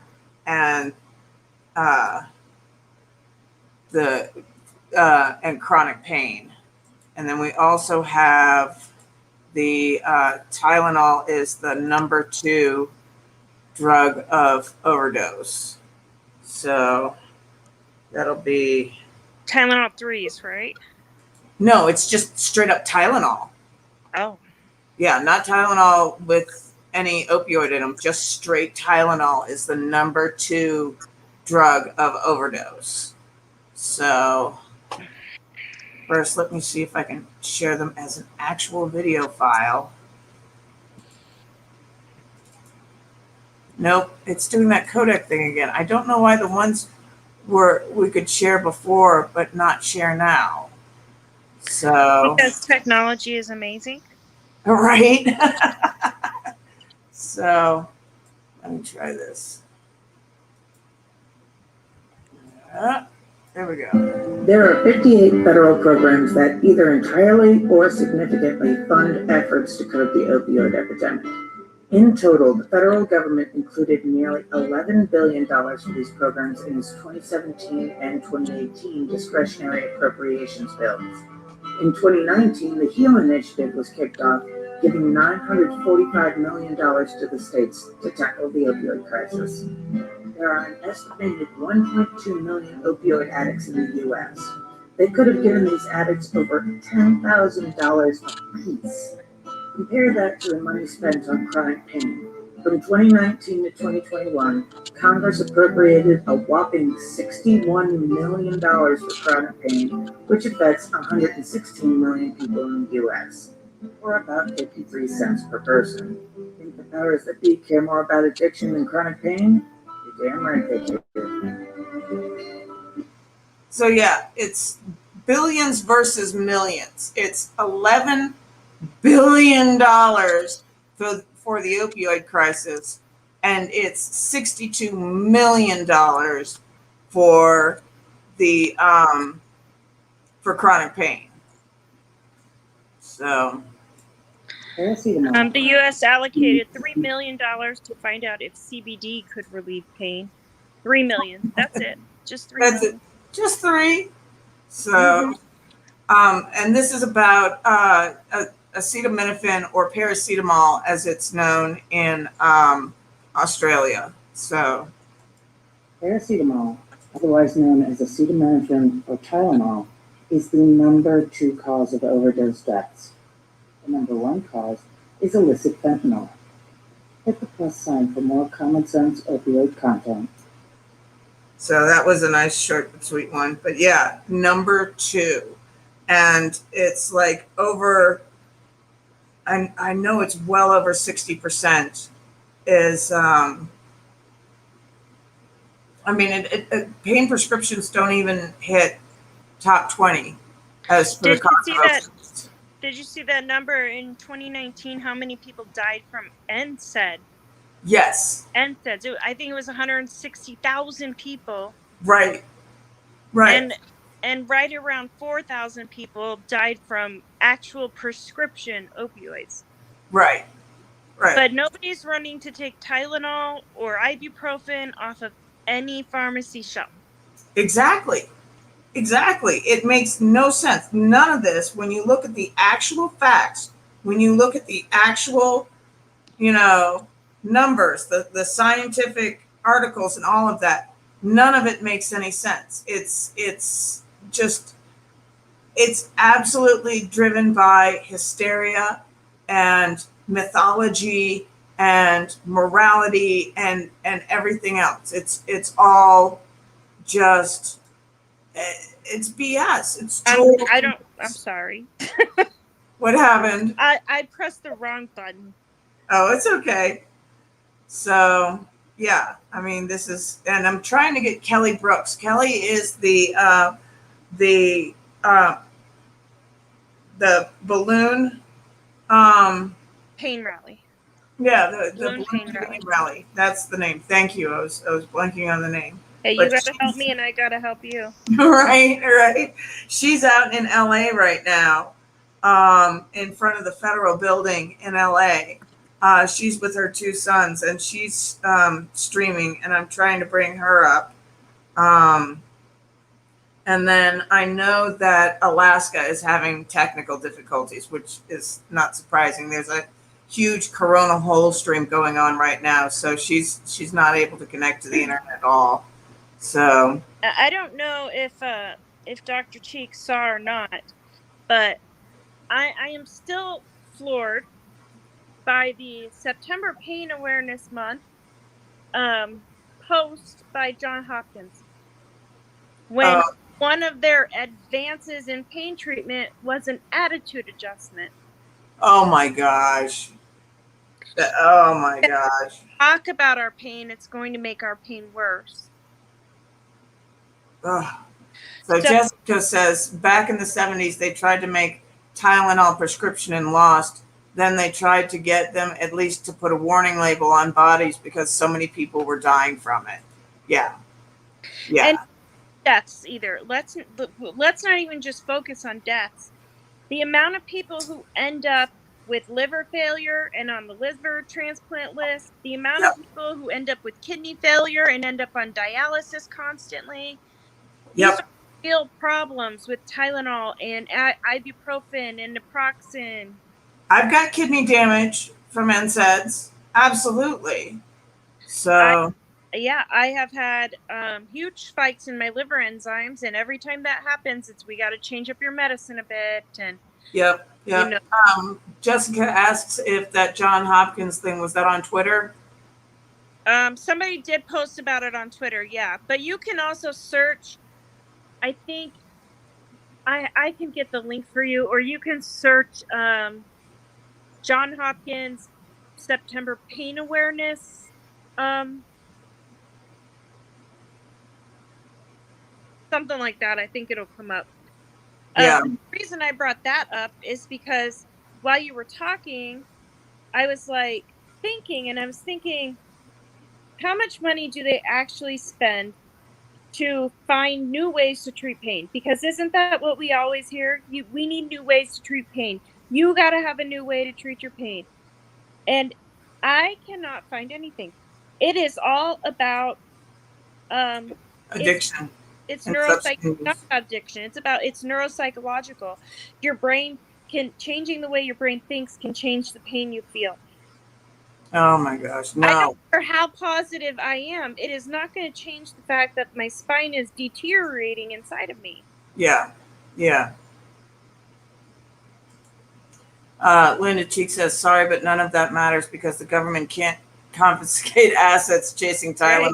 That's very true. It isn't about helping people. It's about making money and job security for the DOJ. And the DEA is under the DOJ. Oh, and here's an interesting fact that most people don't know that I learned this year that I didn't realize is that the DEA actually controls the supply of opioids.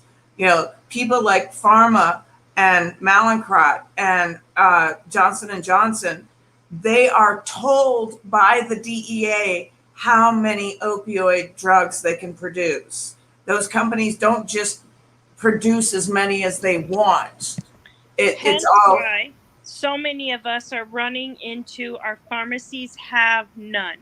Yep, there are shortages going on right now. This is part of the reason why they're cutting off children after surgery. And other people, like a woman approached me with a double mastectomy. She got no opioid pain prescriptions after her surgery, and that's because hospital pharmacies are running out. I had that problem 3 times already this year since they cut production, that I had to wait to get my medications filled. So yeah, it's just an absolute nightmare right now, and it's all in the hands of the DOJ, the DEA, and it's absolutely ridiculous. And isn't it just so interesting that doctors are all shifting towards, let's just give them gabapentin, and Yep. as that shift happens, states and everyone is now saying, well, gabapentin should now be Schedule 1, which it is in some states now. Yes, it is. So Absolutely. as a chronic pain patient, it makes me feel like you don't want me to have access to anything that helps me in the slightest way. Yeah.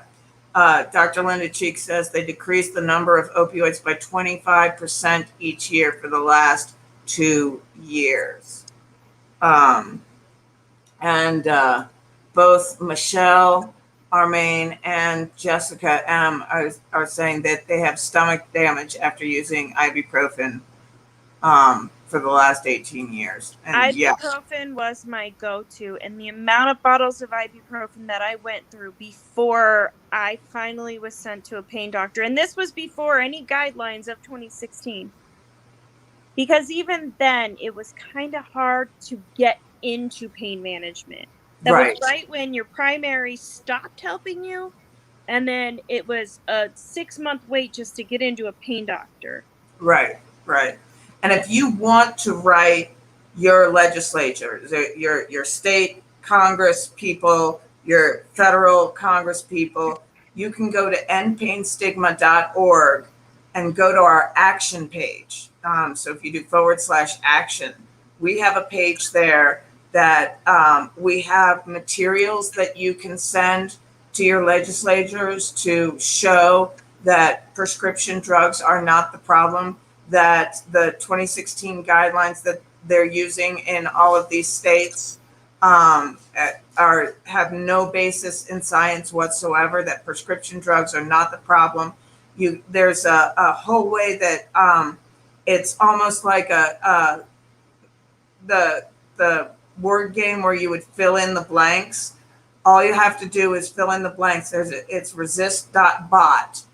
And we have a link to that on our action page where you can go and you just fill it out, and it creates a beautiful letter that then gets sent to all your Congress people, both state and federal. And I believe you can also send it to medical boards, state medical boards. But I know you can send it to your legislators, and it's just a fill in the blank. It's so easy, and the letter it creates is so beautiful, and so it looks like it's all formatted, perfectly. And you can do that every day. It only takes 10 minutes of your time, and just scream from the rooftops when you get up in the morning after you take your medications, before the pain strikes, just fill that out. 10 minutes of your time every day. And if we flood these offices with this information, maybe they will listen to us. So. Also, don't be afraid. Every person in the government, every congressman, every senator, they have email addresses. Mm-hmm. And don't be afraid to speak your mind. When I sent that letter to when I sent an email to my congressman, Mr. Kinzinger, and he should be wanting to do anything he can to keep people happy, because we are in a very red district and he made them very angry.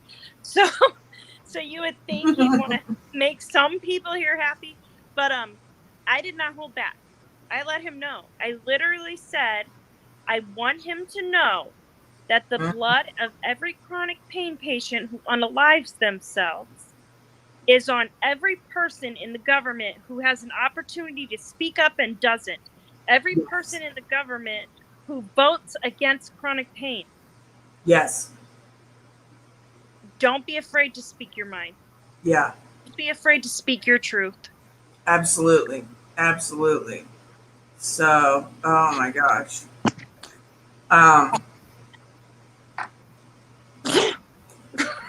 Bless you. I have such allergies.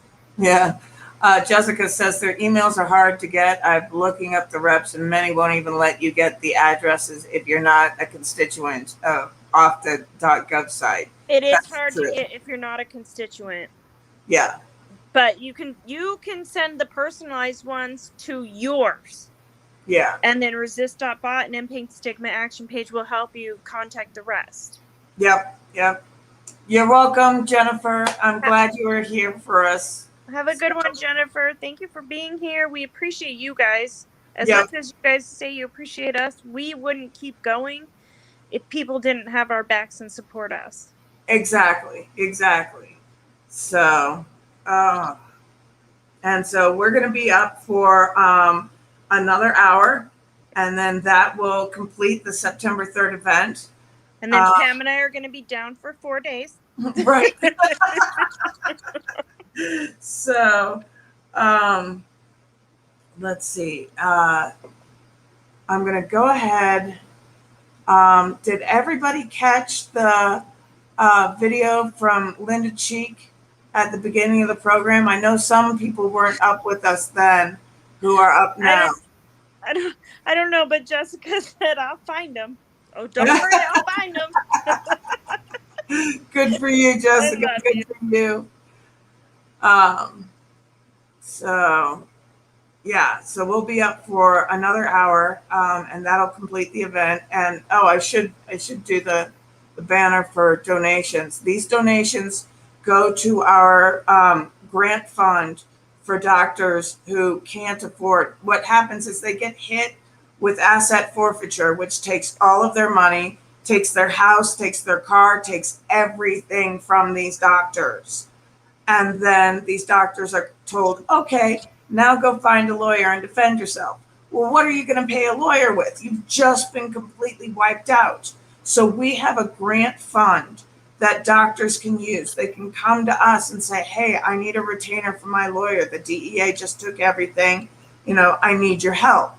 And so we have a retainer, and we also have Ron Chapman and his team available to them so that they can answer the arrest immediately. And so they'll have a lawyer. They'll have that lawyer's initial retainer paid for by us. So we are 100% volunteer organization. Nobody in our organization gets paid a cent, not one red cent. And so all of the money that we collect, except for what we need for operational costs to pay for our website, all of that money, which is not that much, it's just a couple of $100s. All of that money then goes towards these grants that we give to doctors so that they can defend themselves and so that they can, get their licenses back, all of it. So please, if you can, make a donation. The PayPal is @End Pain Stigma, all one word. Cash App is $End Pain Stigma. And then we also have a fundraiser on Facebook under the End Pain Stigma. So if you could do any of those, and then also you can make a donation through our donation page that uses the Square app. So we would greatly appreciate it. And any if you make if you join as a member of End Pain Stigma, we also have a subscription to our newsletter available. That money also goes towards the grant fund. Nobody gets paid. So, the people that write our newsletter are working for free. The people that create our website are working for free. The people that are, everybody in this is working for 100% free. We even have a doctor who writes amicus briefs for free. So anybody who needs an amicus brief, we can provide those for free as well to help out with their cases. So, and please keep in mind that if we don't have doctors, we can't get treated. Right. No matter what the laws and rules are, if there are no doctors, we'd be up a creek without a boat without these doctors. I mean, a lot of pain patients see, the only person they see is the doctor, and it's the doctor telling them no, and the doctor saying, no, I can't prescribe. So pain patients will get angry at the doctors, but they don't understand the position that these doctors are in. It is guilty until proven innocent when it comes to doctors and prescribing, when it comes to psychiatrists and prescribing. It's guilty until proven innocent, and so we need to back them as much as possible. That's why we created End Pain Stigma. It was collaboration between pain patients and pain doctors to create our organization. So, we need to understand that they are as much in this battle as we are, and they need to know that we have their back, because they're not willing to stand up otherwise. So, oh my goodness. It's such a terrible war, and it's a war on us. It's absolutely a war on us. So, and any doctor who wants to help us. Right. I wanted to get my book, American Agony. I think it fell, but I've got a whole bunch of books here. There's that are, so you have Johan Hari's Chasing the Scream. That's on what Portugal did in changing the drug war. That led to an entire decrease in their drug problems. You have The War on Us, how the war on drugs and myths about addictions has created a war on all of us. So that's a great book. There's also Why Our Drug Laws Have Failed and What We Can Do About It. This is a fantastic book because it includes the what we can do about it. And this is by Judge James P. Gray. So these are some really hefty. Um, and then we have A Nation in Pain, that's written by Judy Foreman, Healing Our Biggest Health Problem. And it is the biggest health problem. Pain is the number one reason why people go to the ER. At least it used to be when you can get your pain treated in the ER. But yeah, pain is the number one symptom as to why people go to the ER, which is a lot of the reason why they made it the fifth vital sign, is that they were noticing that, yeah, absolutely, it's the problem of pain that we really need to address in this country. But that's since changed. That was in the 90s. And it's completely changed now. So, about just over 4,000, Jennifer, just over like around 4,600 pain doctors in the United States. yeah, less than that. And she says it doesn't help when a doctor gets raided by the DEA.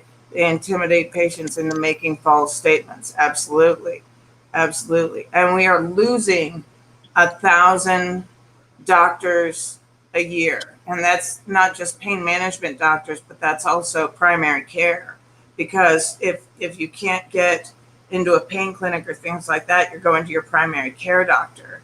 But we're losing 1,000 doctors a year. So, and something that's really important, I think, for people to remember when it comes to pain doctors, a great majority of pain management doctors are anesthesiologists. yes. So we're also losing the people who make it possible to have surgery, especially major surgeries. Or, I mean, I know that I have an anesthesiologist every time I get injections because I refuse to do them awake. It is too scary for me. And it's important to remember that those doctors come hand in hand a lot of times. So if they get popped and lose their license, that's one less doctor we have assisting a cardiologist through a major heart surgery. That's one less doctor we have taking care of the patient's anesthesia. Why did I just said anesthesiologist and then I couldn't remember anesthesia? Anesthesia during a major spine surgery, things like that, things that people could die. There are 50 million surgeries in the United States every year. 50 million. And imagine not having any anesthesiologist for that. It blows my mind, and dentists are being caught up in this. Veterinarians. Yes.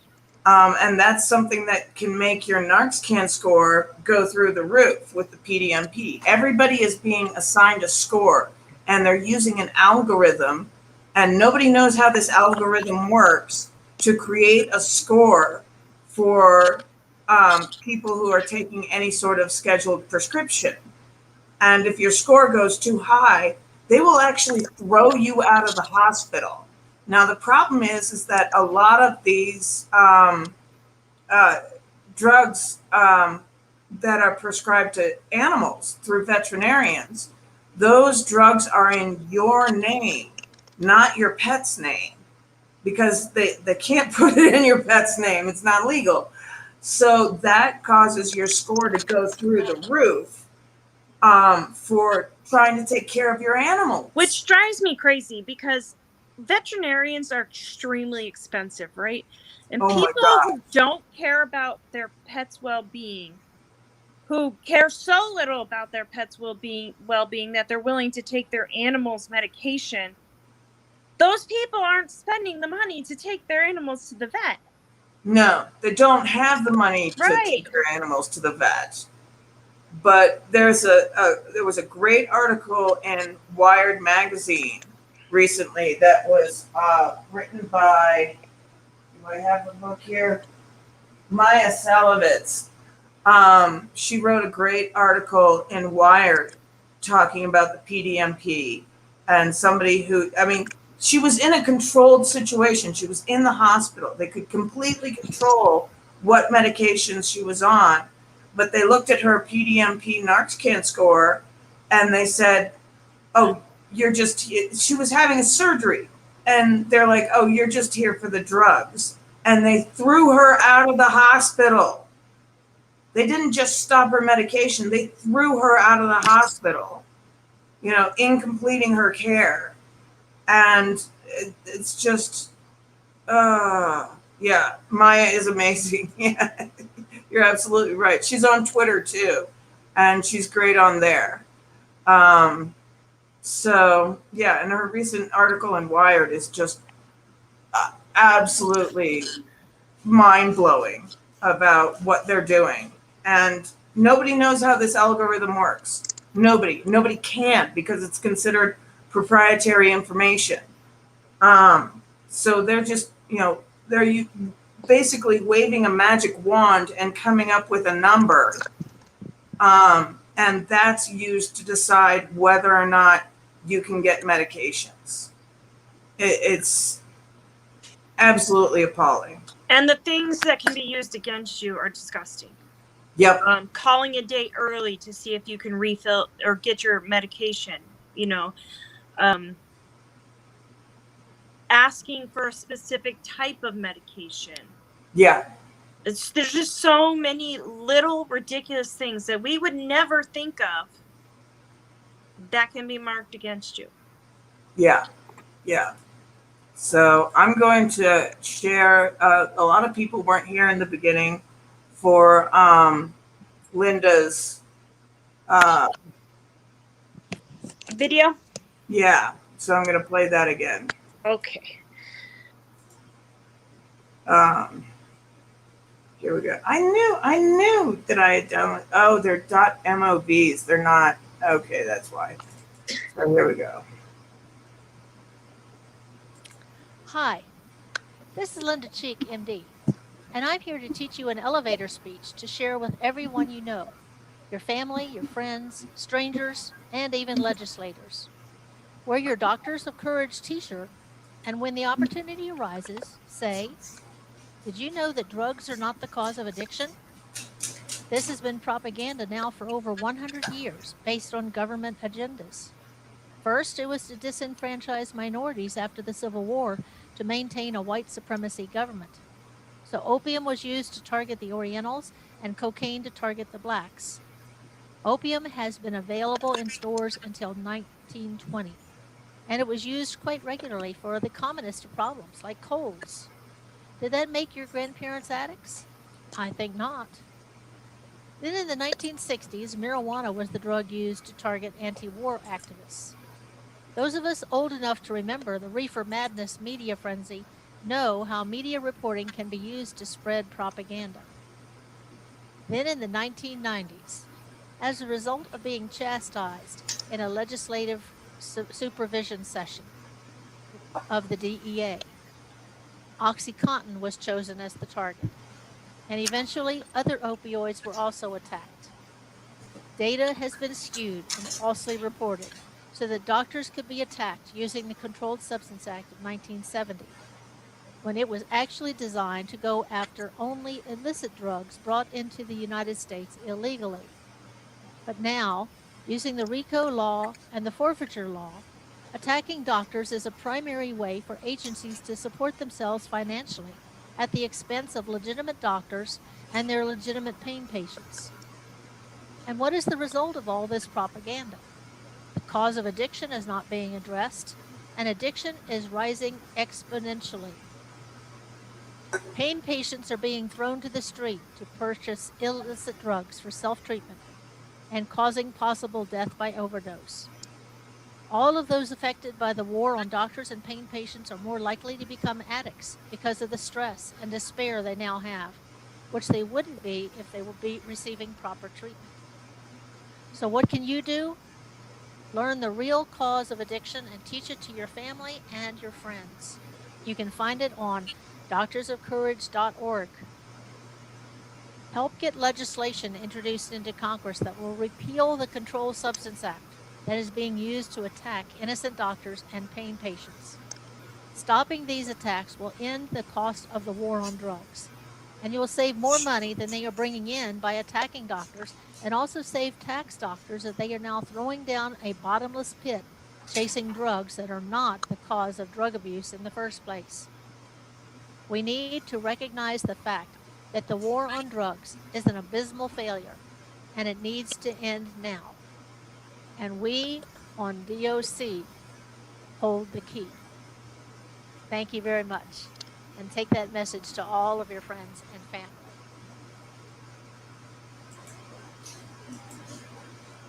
So, Give me welcome. 1 second. Okay. Um, so yeah, doctorsofcourage.org. If you want to go there, she's got a lot of great videos, and she'll be putting these videos up on her YouTube page, and we will as well. We'll be uploading a whole bunch. We've got actually a playlist. Let me see if I can pull that up. What?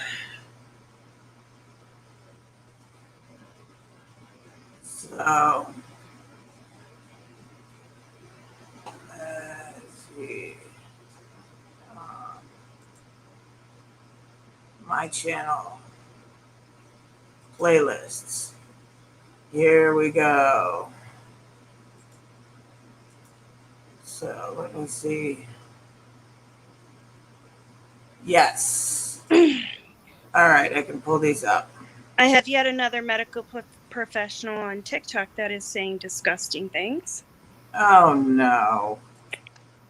Gotta love the nurses on TikTok these days. Right. So here we go.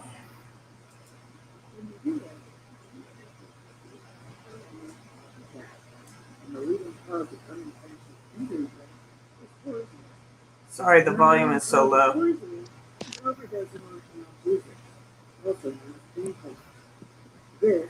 is the opioid crisis. And you all know what's to blame, right? Prescription painkillers. Wrong. The number one drug of death is illegal fentanyl. Number two is Tylenol.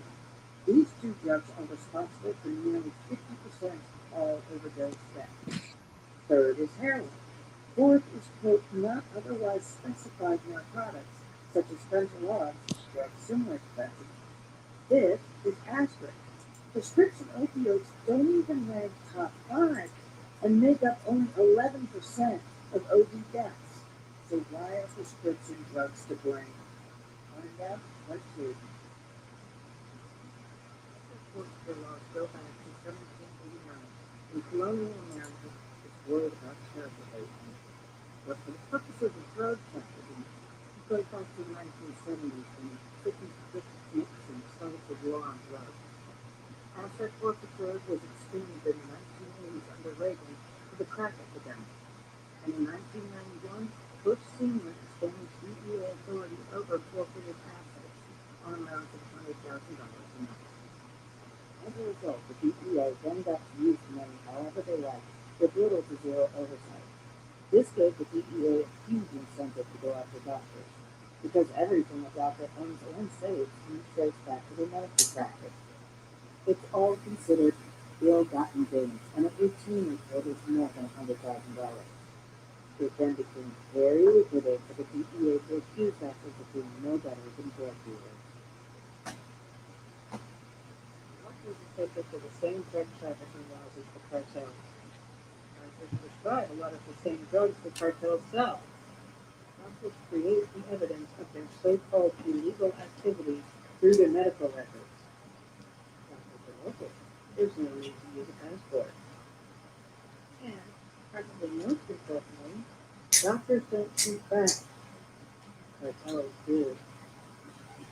Lots of money for the DEA, very little work, and minimal risk. Do we really have to wonder why the DEA goes after doctors? It's easy to see what most people would do. DEA hit a snag when states started legalizing cannabis. In 2019, with only 11 states legalizing recreational cannabis, the U.S. Customs and Border Patrol lost 70% of its revenue from cannabis seizures and the associated asset forfeiture. The DEA they had to take collections in the high gear, so they launched the 2018 National Drug Threat Assessment. That's what they put on the first page: controlled prescription drugs. And they lied. They said controlled prescription drugs were, quote, still responsible for the most overdose deaths in the U.S., end quote. Which we know from the first video in the series is just a cold-faced lie. 30% of those are on heroin and aspirin.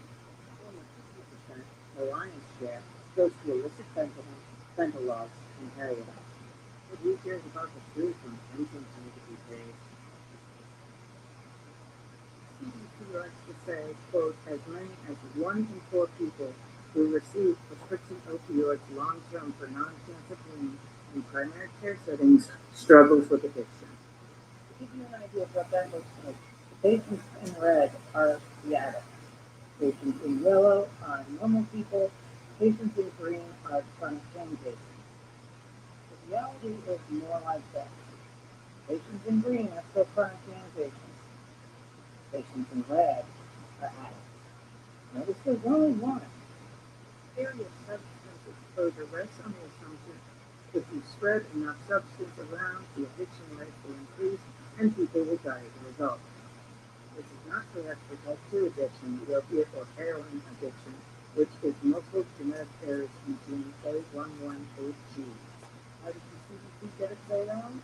In part 2. How did the CDC get it so wrong? It was based on patient self-report. That is, it wasn't any sort of professional diagnosis. Many people think that withdrawals are a sign of addiction. They aren't. Withdrawals will happen with caffeine. Withdrawal is a sign of dependence, not addiction.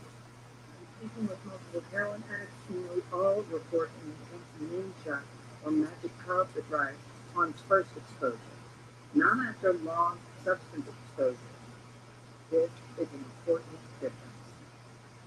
While prescription opioids continue to play a part in crisis, illicit opioids such as heroin and illicitly manufactured fentanyl, not prescription opioids and overprescribing, are currently the driving force behind the increase in unintentional overdose deaths in the United States. This is the reality. There is a combination of the word epidemic, overdose, abuse, death. Dr. Michael Chapman is an internationally known pain expert who spent much of his career getting patients off opioids. He says the numbers used to generate anti-opioid hysteria are both exaggerated and distorted. In a paper he co-authored, he writes that the generally accepted base number, 16,000 opioid deaths per year, is largely the result of illicit street drugs, not prescription drugs. 80% of the opioid deaths is due to non-pharmaceutical fentanyl, because it is an analog of fentanyl, which is a prescription drug, to go down to prescription opioid deaths. The states often cited as the deadliest for opioid ODs have seen huge increases in illicit fentanyl. Nationally, fentanyl deaths jumped 540% in a 3-year period. In western states, the illicit opiate of choice is heroin, which is cheap, plentiful, and far more powerful than in past years. Illicit fentanyl and heroin are the drivers of overdose deaths. They are illicit opioids. Dr. Stephen Ziegler is a social scientist, not a medical doctor. He has no dog in the opioid fight, but bemoans what he calls patient abandonment. That is, legitimate pain patients who are cut off from treatment because of deaths from street drugs. We are focusing on prescribers for a problem that is significantly being driven by an illicit market. So it's almost like you're arresting the wrong person. And when you arrest the wrong person, that means the real suspects are still out there in the loose causing harm. In Nevada, an opioid task force was created in response to numbers showing Nevada in the top 5 for opioid prescriptions per capita. But Nevada isn't close to the top 5 for opioid deaths. In fact, opioid overdoses in Nevada have declined every year since 2011. The only category showing an increase is deaths from heroin. A closer look at the list of opioid deaths, as reported by the county coroner, show that nearly all of them involve multiple substances, including heroin, methadone, methamphetamine, cocaine, and alcohol. And many of the dead had serious underlying medical conditions. If there's any trace of an opioid in their systems, they count as opioid ODs. A study came out just this year looking at the toxicology of people who died of supposed prescription opioid deaths. The average number of substances found in the system, including alcohol, amphetamines, cocaine, tranquilizers, benzodiazepines, was 6. And we're not talking about 16,000 prescription opioid deaths. We're talking more about 1,600. Millions of legitimate pain patients are now living in fear and anguish because they know that even if their doctors think the medication will help them, they simply aren't going to get it. Many have lost hope, and like Chad Broderick, who was profiled in that story, have taken their own lives. Tonight at 11, how the CDC set the opioid mess into motion. And online, we have a ton of additional resources where you can learn more about pain, including the coroner's report that lists all these local deaths that have been ascribed to opioids, all the other factors that are involved. Much information. Thank you so much. We'll be back. As many as 100 million Americans have experienced chronic pain, and about 30 million of those have relied on opioid medications to ease their pain. The number of opioid prescriptions has been dropping for the last few years, even as the number of opioid deaths keeps going up. One of the main reasons pain prescriptions are dropping is because of guidelines promoted by the Centers for Disease Control. Critics say the CDC created those guidelines behind closed doors, and that these so-called voluntary standards should never have been adopted as law. The iTeam's George Knapp has more in part 2 of our series, The Other Side of Options. The terrible events of October 1st not only saw the murder of 58 innocent people, but potentially created more than 500 pain patients, many of whom will need opioids for months or longer to ease their suffering.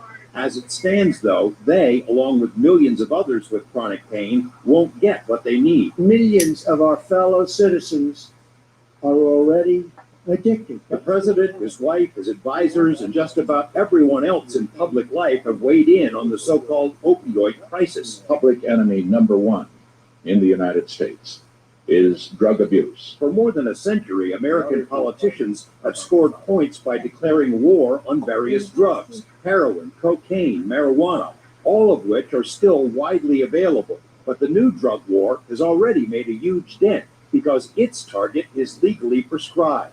The impetus started about 15 years ago when doctors, pharmacy chains, and drug companies unleashed a new generation of pain medications. Pill mills flourished. Patients died.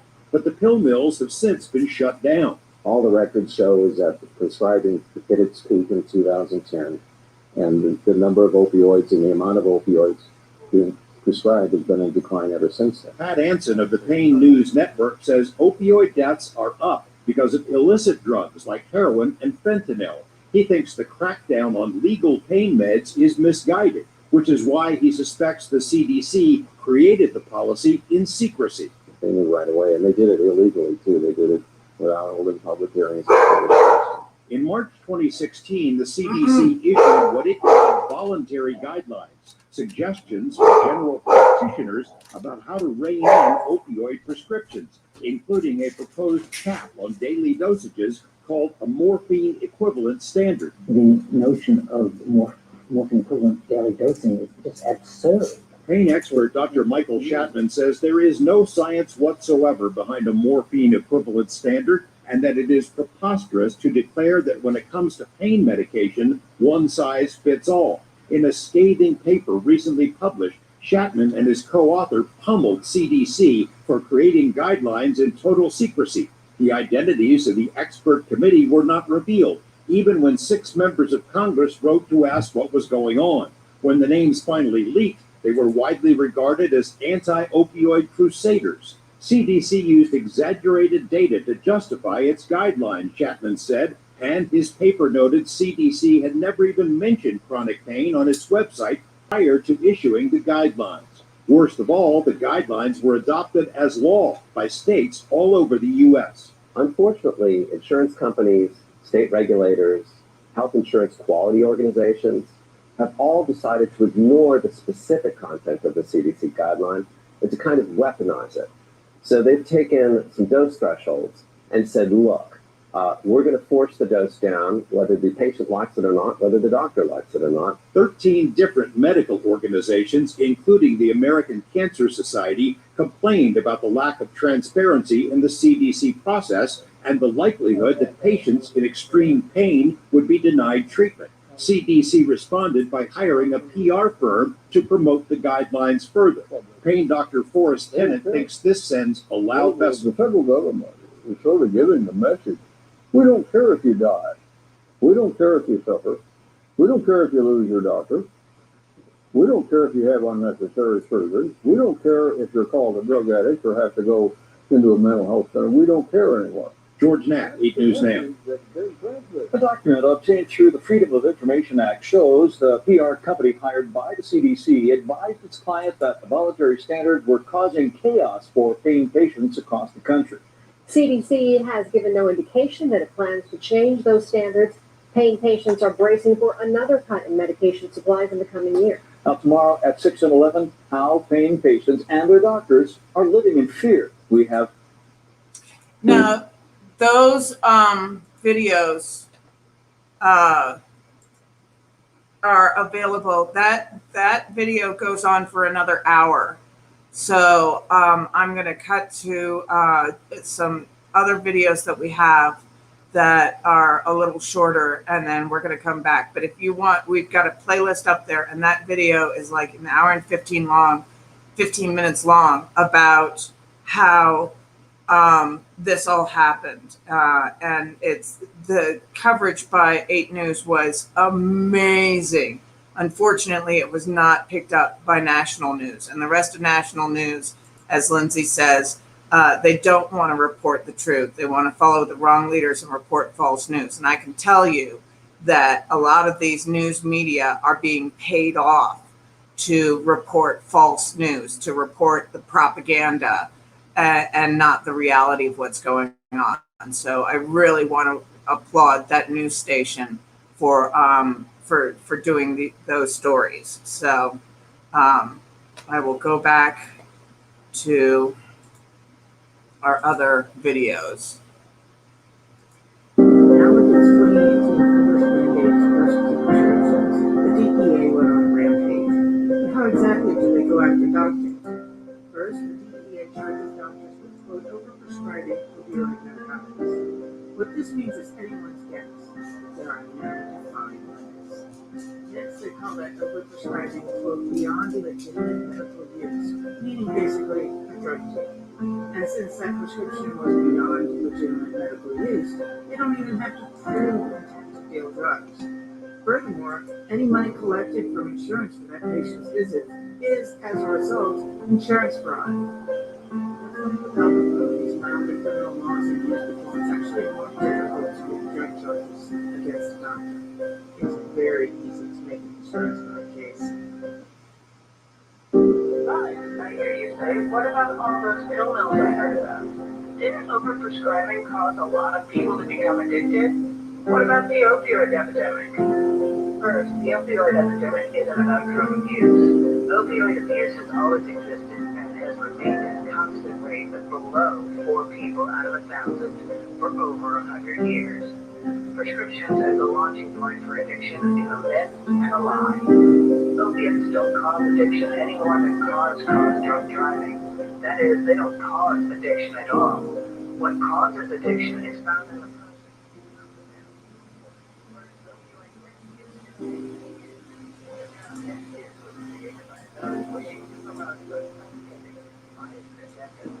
those who say things like overdose deaths, leading on to critical first word when a statement should be street overdose deaths. 95% die without medical care. Opioid prescribing is at the lowest level since 2003. The opioid epidemic is about opioid overdose deaths. And as we've shown, prescription drugs only account for 11% of OD deaths. So basically, the media is misrepresenting the truth. So now what?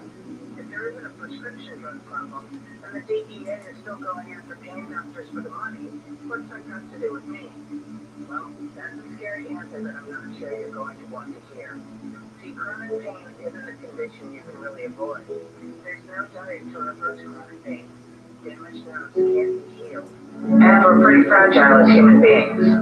All it takes is one illness, one infection, one accident, one bad day to acquire a chronic pain problem. You may have a ticking time bomb of chronic pain hiding in your DNA. Then it has everything to do with you. Then you'll want pain care. You know that chronic pain can kill. Pain is much more than an unwanted, unpleasant sensation. Pain, both acute, short-term, and chronic, long-term, can kill. This is why anesthesiologists watch your heart rate during surgery. A sudden spike in heart rate indicates that you are experiencing pain, even if you're completely unconscious. Too much acute pain can cause you to go into shock and die, or cause a heart attack and death. Chronic pain can kill, and it is the theory of many physicians who study pain that prescription opioid deaths are often called an overdose death when they are, in fact, pain deaths. Heart attacks and cardiac arrest are also a risk in chronic pain. Following are some practical pain management. Pause to read. Pause to read. All right, I'm going to go back to that video previously and pause to read there. So this is the first page. This article is partially intended to call attention to the fact that the mere finding of abusable drugs in an autopsy doesn't necessarily mean that the drugs caused the death.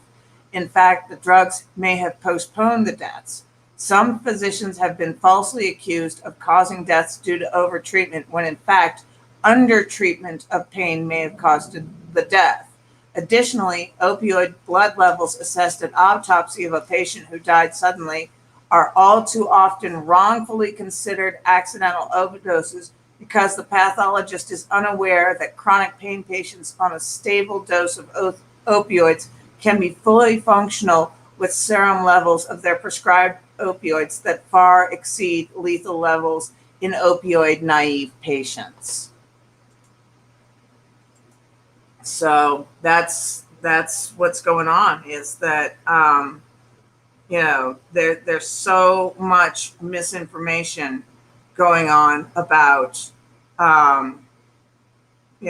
chronic pain, opioids, illegal opioids, everything.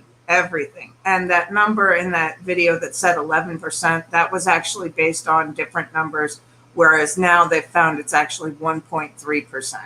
So it's a big deal.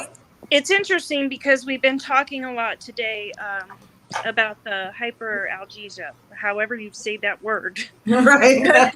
I struggle with that one. And this nurse, and her name is Nurse Hobag, so it's not like you should expect better. But she does have a few videos far down on her account of her and her scrubs getting vaccinated. So I partly believe she's a nurse. The first comment she made was, "So you just want narcotics?" No. And then as a few people commented back, she started spewing out that opioids make you worse. Opioids make your pain worse. Well, as a nurse, like my response to her, you should know better than to spew information that is not scientifically backed. Yes, absolutely. I mean, it's so frustrating how many, and it's usually nurses, but it's usually people that are in your profession that are spreading these lies.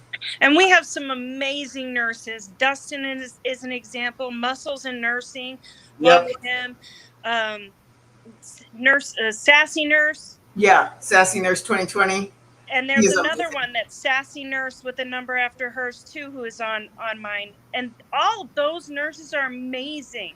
Yeah. One nurse I called out not too long ago who said something about, like, her skit was like, this is your family coming to bother you or whatever, and no, they're going to deal with me, you know. There are some amazing nurses. But on the flip side, there are some nurses who find a lot of time to attack us. Yes. I've seen nurses make skits about laughing at us for having to take drug tests and knowing we're going to fail. I mean, it's bothersome that this is people who are charged with caring for human beings. Yeah, and Jessica says, I agree about medical people spreading misinformation, and it's more egregious because the general public takes it as truth. Yeah. Do any of you follow Dr. Tiffany? Yeah. Or Tifftastic is her screen name. She was talking about this a lot in her live last night. Yeah. Now, obviously, she was talking about COVID, right? But she was talking about ivermectin. And did you see that doctor? That doctor, yeah, it was Louisiana, in a prison, who is giving prisoners ivermectin and telling them it was vitamins. Well, I didn't hear about that, but ivermectin actually can be I lost prescribed. you. I can't hear you. Hold on, I'll be right back. Okay. Ivermectin, just to go off topic really quick, ivermectin can be prescribed for COVID and does work for COVID. If it's the human ivermectin, you have to get it from a doctor. You can't just use the horse ivermectin. So sorry about that. My alarm went off, and then all of a sudden I couldn't hear a word you were saying. Oh, funny. But we should get off the COVID thing because ivermectin can be prescribed for COVID, and in fact, but they're not being clear about what they're saying, and that's what's happening. And that's what Dr. Tiffany was talking about, is how they're not being clear in their messaging. Right. And because of that, and because how much the general public trusts them, right, these are the things that are happening. And that goes back to what we're talking about. We have nurses and doctors who are spewing out things about opioids that are not scientifically backed at all. At all. And then people just believe them wholeheartedly. And that's the same people who call us drug addicts and say, well, this doctor said, and this nurse said, and the other thing that I hate is psychiatrists and psychologists who have the word doctor, but they're not actually a physician, but they use the term doctor in front of their name to make it seem like they're a medical doctor when they're not. And it's like, what are you doing? I mean, that's lying through omission. And it's misleading through omission. It's so frustrating. And that's why every time I can verifiably tell that it's at least some sort of medical professional by, looking through the profile and finding a picture, that's why I always respond to them, because they are doing so much harm. And not just to us, but to the addiction community too. Yep. Absolutely. So, I've got one more video to play here. Let me put it up. Do you have chronic pain? Is your pain managed enough? Do you have a chronic pain doctor? Did you know there is a pain doctor shortage? There are fewer than 6,000 pain management physicians in the United States, but there are an estimated 50 million adults in the U.S. living with chronic pain, according to the CDC. The average panel, that is, the total number of patients under a doctor's care, is generally 2,300. If we take 50 million patients divided by 2,300 patients per doctor, that leaves us with a need of 21,740 doctors. If we subtract the 6,000 doctors that are already available, that leaves us with a shortage of 15,700 40 pain doctors needed. And I wonder why you can't find a doctor for pain. So that was that. Let me pause this.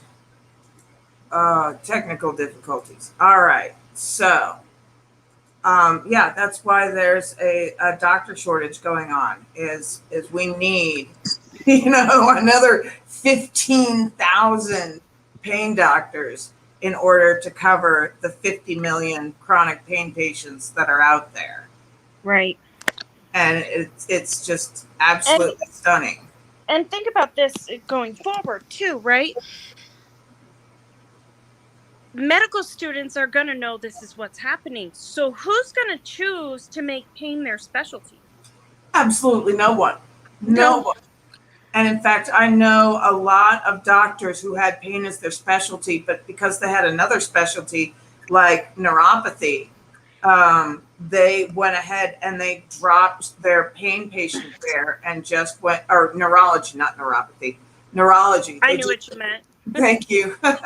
They went to neurology and just became neurologists, and said, I'm not going to do pain treatment anymore because the DEA is just hounding me and hounding me and hounding me, because, it's not just the DEA coming after them for arrests. They'll also come after you for the amount of prescriptions that you're writing and things like that. You'll get letters from them, warnings. Right. And then the media will post and people see these large numbers, 60,000 opioids in a year, never putting into perspective that they had 250 patients they were treating every month, Right. So, and probably 2,000 patients in waiting, Right.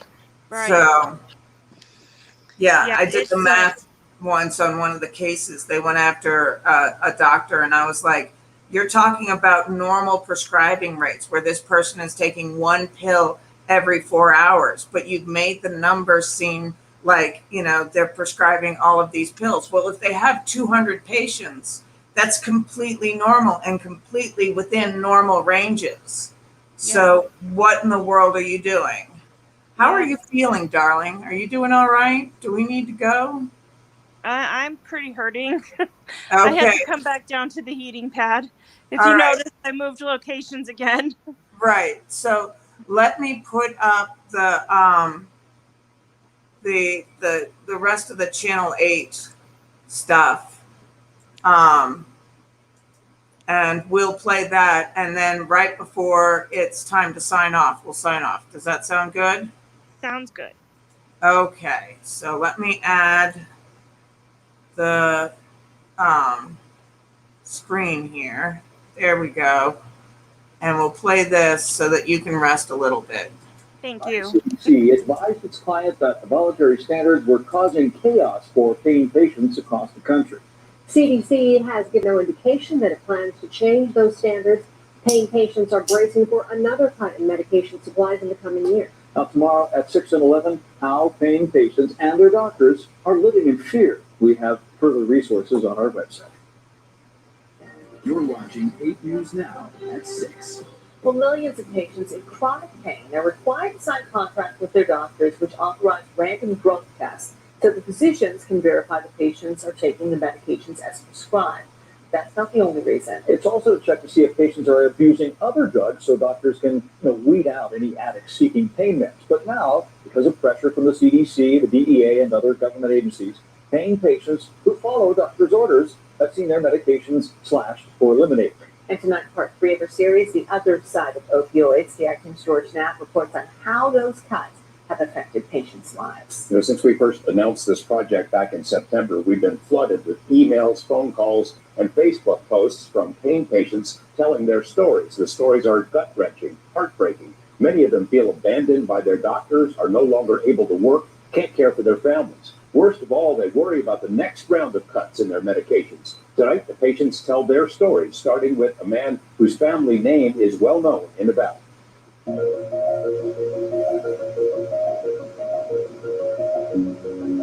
On June 24, 1961, I had an airplane crash. At the ripe old age of 18, fledgling pilot John Lear crashed this plane and was hospitalized with multiple injuries.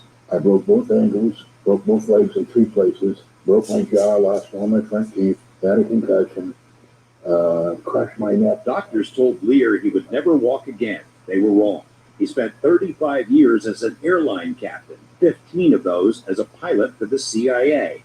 After retirement, Lear crushed his neck and spine in a mining accident. He reluctantly took 2 prescribed pain medications that left him in a haze but eased the pain. That ended last year when medical providers were pressured by the CDC and DEA to start cutting back on opioids. When I go down to Walgreens, they said, sorry, your doctor come down here says that you're taking a illegal drug, methamphetamine, and I can't issue. The idea that this 74-year-old retiree who rarely leaves home was partying with meth is ridiculous, but a urine test supposedly showed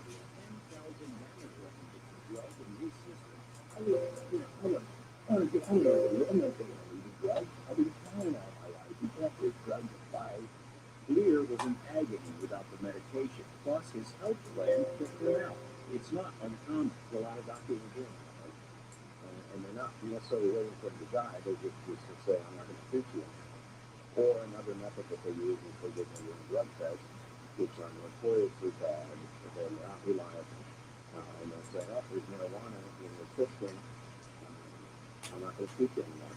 In Nevada, as elsewhere, pain patients sign contracts and agree to certain conditions, including random drug tests. Millions of patients who play by the rules have seen their prescriptions cut in half or eliminated anyway, supposedly as a way to prevent opioid addiction. The only thing is looking is your symptoms.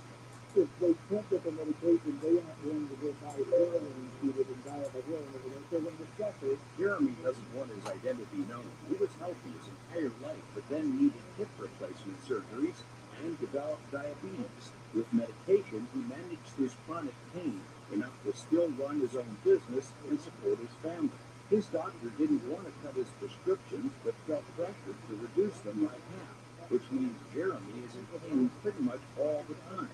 He's running out of hope. I want to do it for that situation, and I got with my fellow citizens of Nevada, all of the United States to pay my bills, and to cause them to have to do that because someone's trying to manipulate my fee schedule out there just doesn't make any sense medically or financially.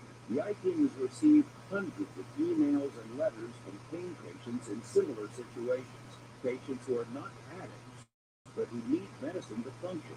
Amy has an incurable condition, RSD, more painful than childbirth, she says. When her medication was cut, she could no longer work.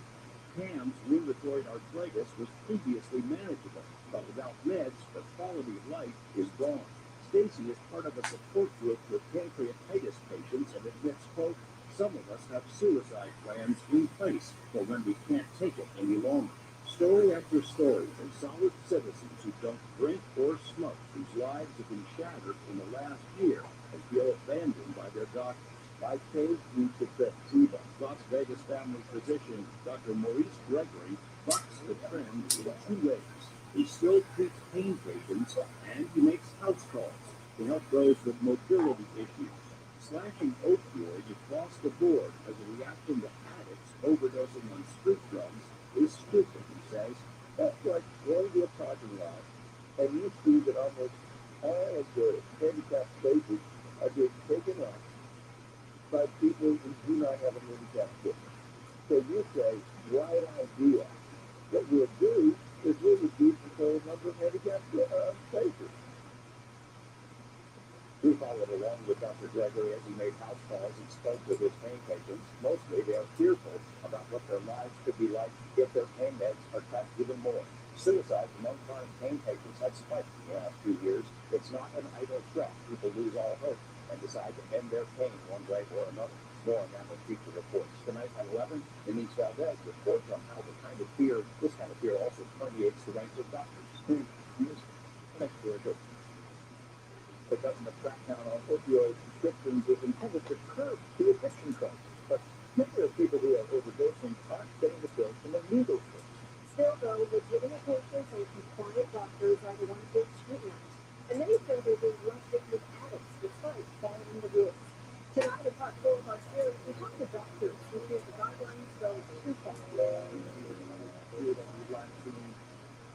soothing environment for the patient, for it to be just kind of an oasis when they get here. Dr. Daniel Laird has been a pain specialist for more than 2 decades, treating thousands of patients using a mix of Western and Eastern approaches, yoga, acupuncture, aromatherapy, and only prescribing opioids as a last resort. But since the Center for Disease Control issued stricter guidelines severely limiting dosages, everyone in the opioid chain is alarmed. Everybody's afraid. The pharmacist is afraid, the pharmacy manager is afraid, the district manager is afraid, the doctor's afraid, the nurses are afraid. Nobody wants to be accused of being a drug dealer or a drug dispenser or a drug pusher. And so everybody's constantly looking over their shoulder. This is a key questionnaire that I have patients fill out. Laird files nearly 50 pages of paperwork per visit per patient. He doles out opiates much more frequently than other doctors, so he is keenly aware that the feds and state agencies are monitoring him. I suppose that every doctor has this horror scenario in his mind or her mind that the DEA is going to show up at your office door with a pair of handcuffs and confiscate all of your patient files and you'll be held off to federal prison. Throughout the state of Montana, it's been like the Taliban took over pain management in Montana. It's kind of crazy. Montana-based Dr. Mark Ibsen knows what it's like to be in the crosshairs. The Drug Enforcement Agency thought he was over-prescribing and raising the risk of addiction and overdose. Investigators came to his office multiple times, and he briefly lost his medical license. This is a hostile regulatory environment, and I can't do it, and I can't help anybody if I'm in prison, so I stopped also. And my patients would panic, and I helped them taper down quickly, and I did my best to help them, but I wasn't going to risk my freedom. And the DEA came to check on me. They came to visit me 5 times.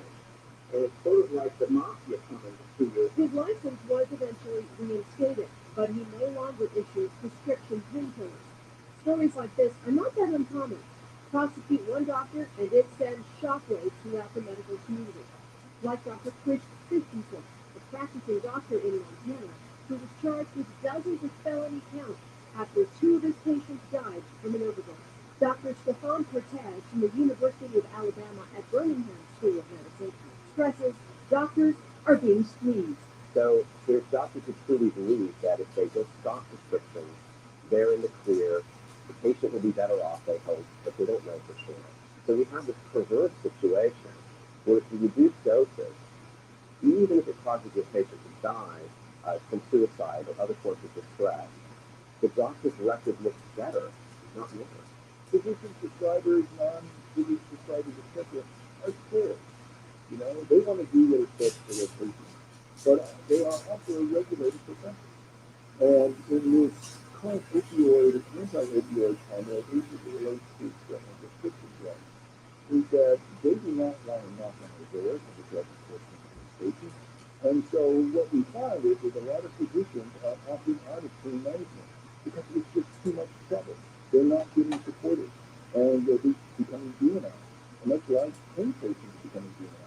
Meredith Lawrence and her husband Jay found out firsthand what happens when doctors put their own needs ahead of their patients. Jay Lawrence would have been bedridden without his pain medication. When the opioid crackdown came, the doctor dropped a bombshell of bad news. And it hooked me dead in the face, and I'll never forget it. First thing he said to me, "If my patient's quality of life is not worth risking my medical practice or my life." He walked out of the room like it was nothing. A few days after he was taken off opioids, Jay Lawrence shot himself. Cutting a patient off cold turkey can be dangerous and even deadly.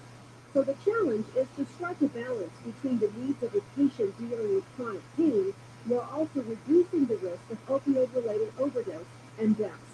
That's why Dr. Laird requires his patients to sign a written agreement. Part of the All right, we're going to cut it off there because it's almost time for us to go. But yeah, that's the big threat to doctors, and people don't realize it's not just their medical license that they're worried about. They're worried about prison. They're worried about their families losing everything. That's why that doctor in Tennessee, shot himself, is so that his wife and his children wouldn't lose everything that he had worked for his entire career. It's absolutely devastating to doctors. And it's a lot of times it's not that they don't care, it's that they can't care. Yeah. So, side note, that piece was done in my hometown, and not just in my hometown, but my one of my longest, dearest friends is a producer for that television station. So I have a little bit of pride in that. nice. That's Born and awesome. raised in Vegas. Right on. Yeah, I noticed Dr. Dan Laird was in there. Mm-hmm. So that was awesome. But yeah, and Dr. Stephen Curtis. So it's Kertesz. Dr. Mark Ibsen. Yep.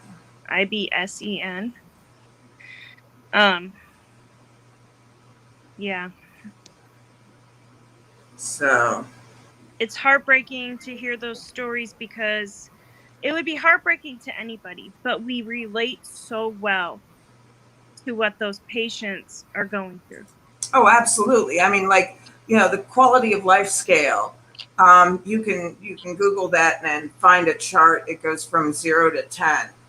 Even with the pain management that I have now, I'm at a 3 for my quality of life. 10 is where you're able to work and involve yourself in social activities, and basically you have no interference in your quality of life. 0 is you're absolutely bedridden. And right now I'm at a 3. So, but yeah, we are at the top of the hour. So thank you so much, everybody, for joining us for our September 3rd event. I'm so sorry we couldn't do the public portion of this, but we are so thankful for everybody for joining us today. And we'll have this up on our playlist if you want to catch any part of the replay. And yeah, you all are beautiful people, and let's continue this fight for September Pain Awareness Month. So we'll be doing more things like podcasts and things like that. And just in closing, if you want to make any donations, our PayPal is at End Pain Stigma. Our Cash App is $ End Pain Stigma. And Facebook, we have a fundraiser going on. So we thank you, everybody, for joining us, and take care.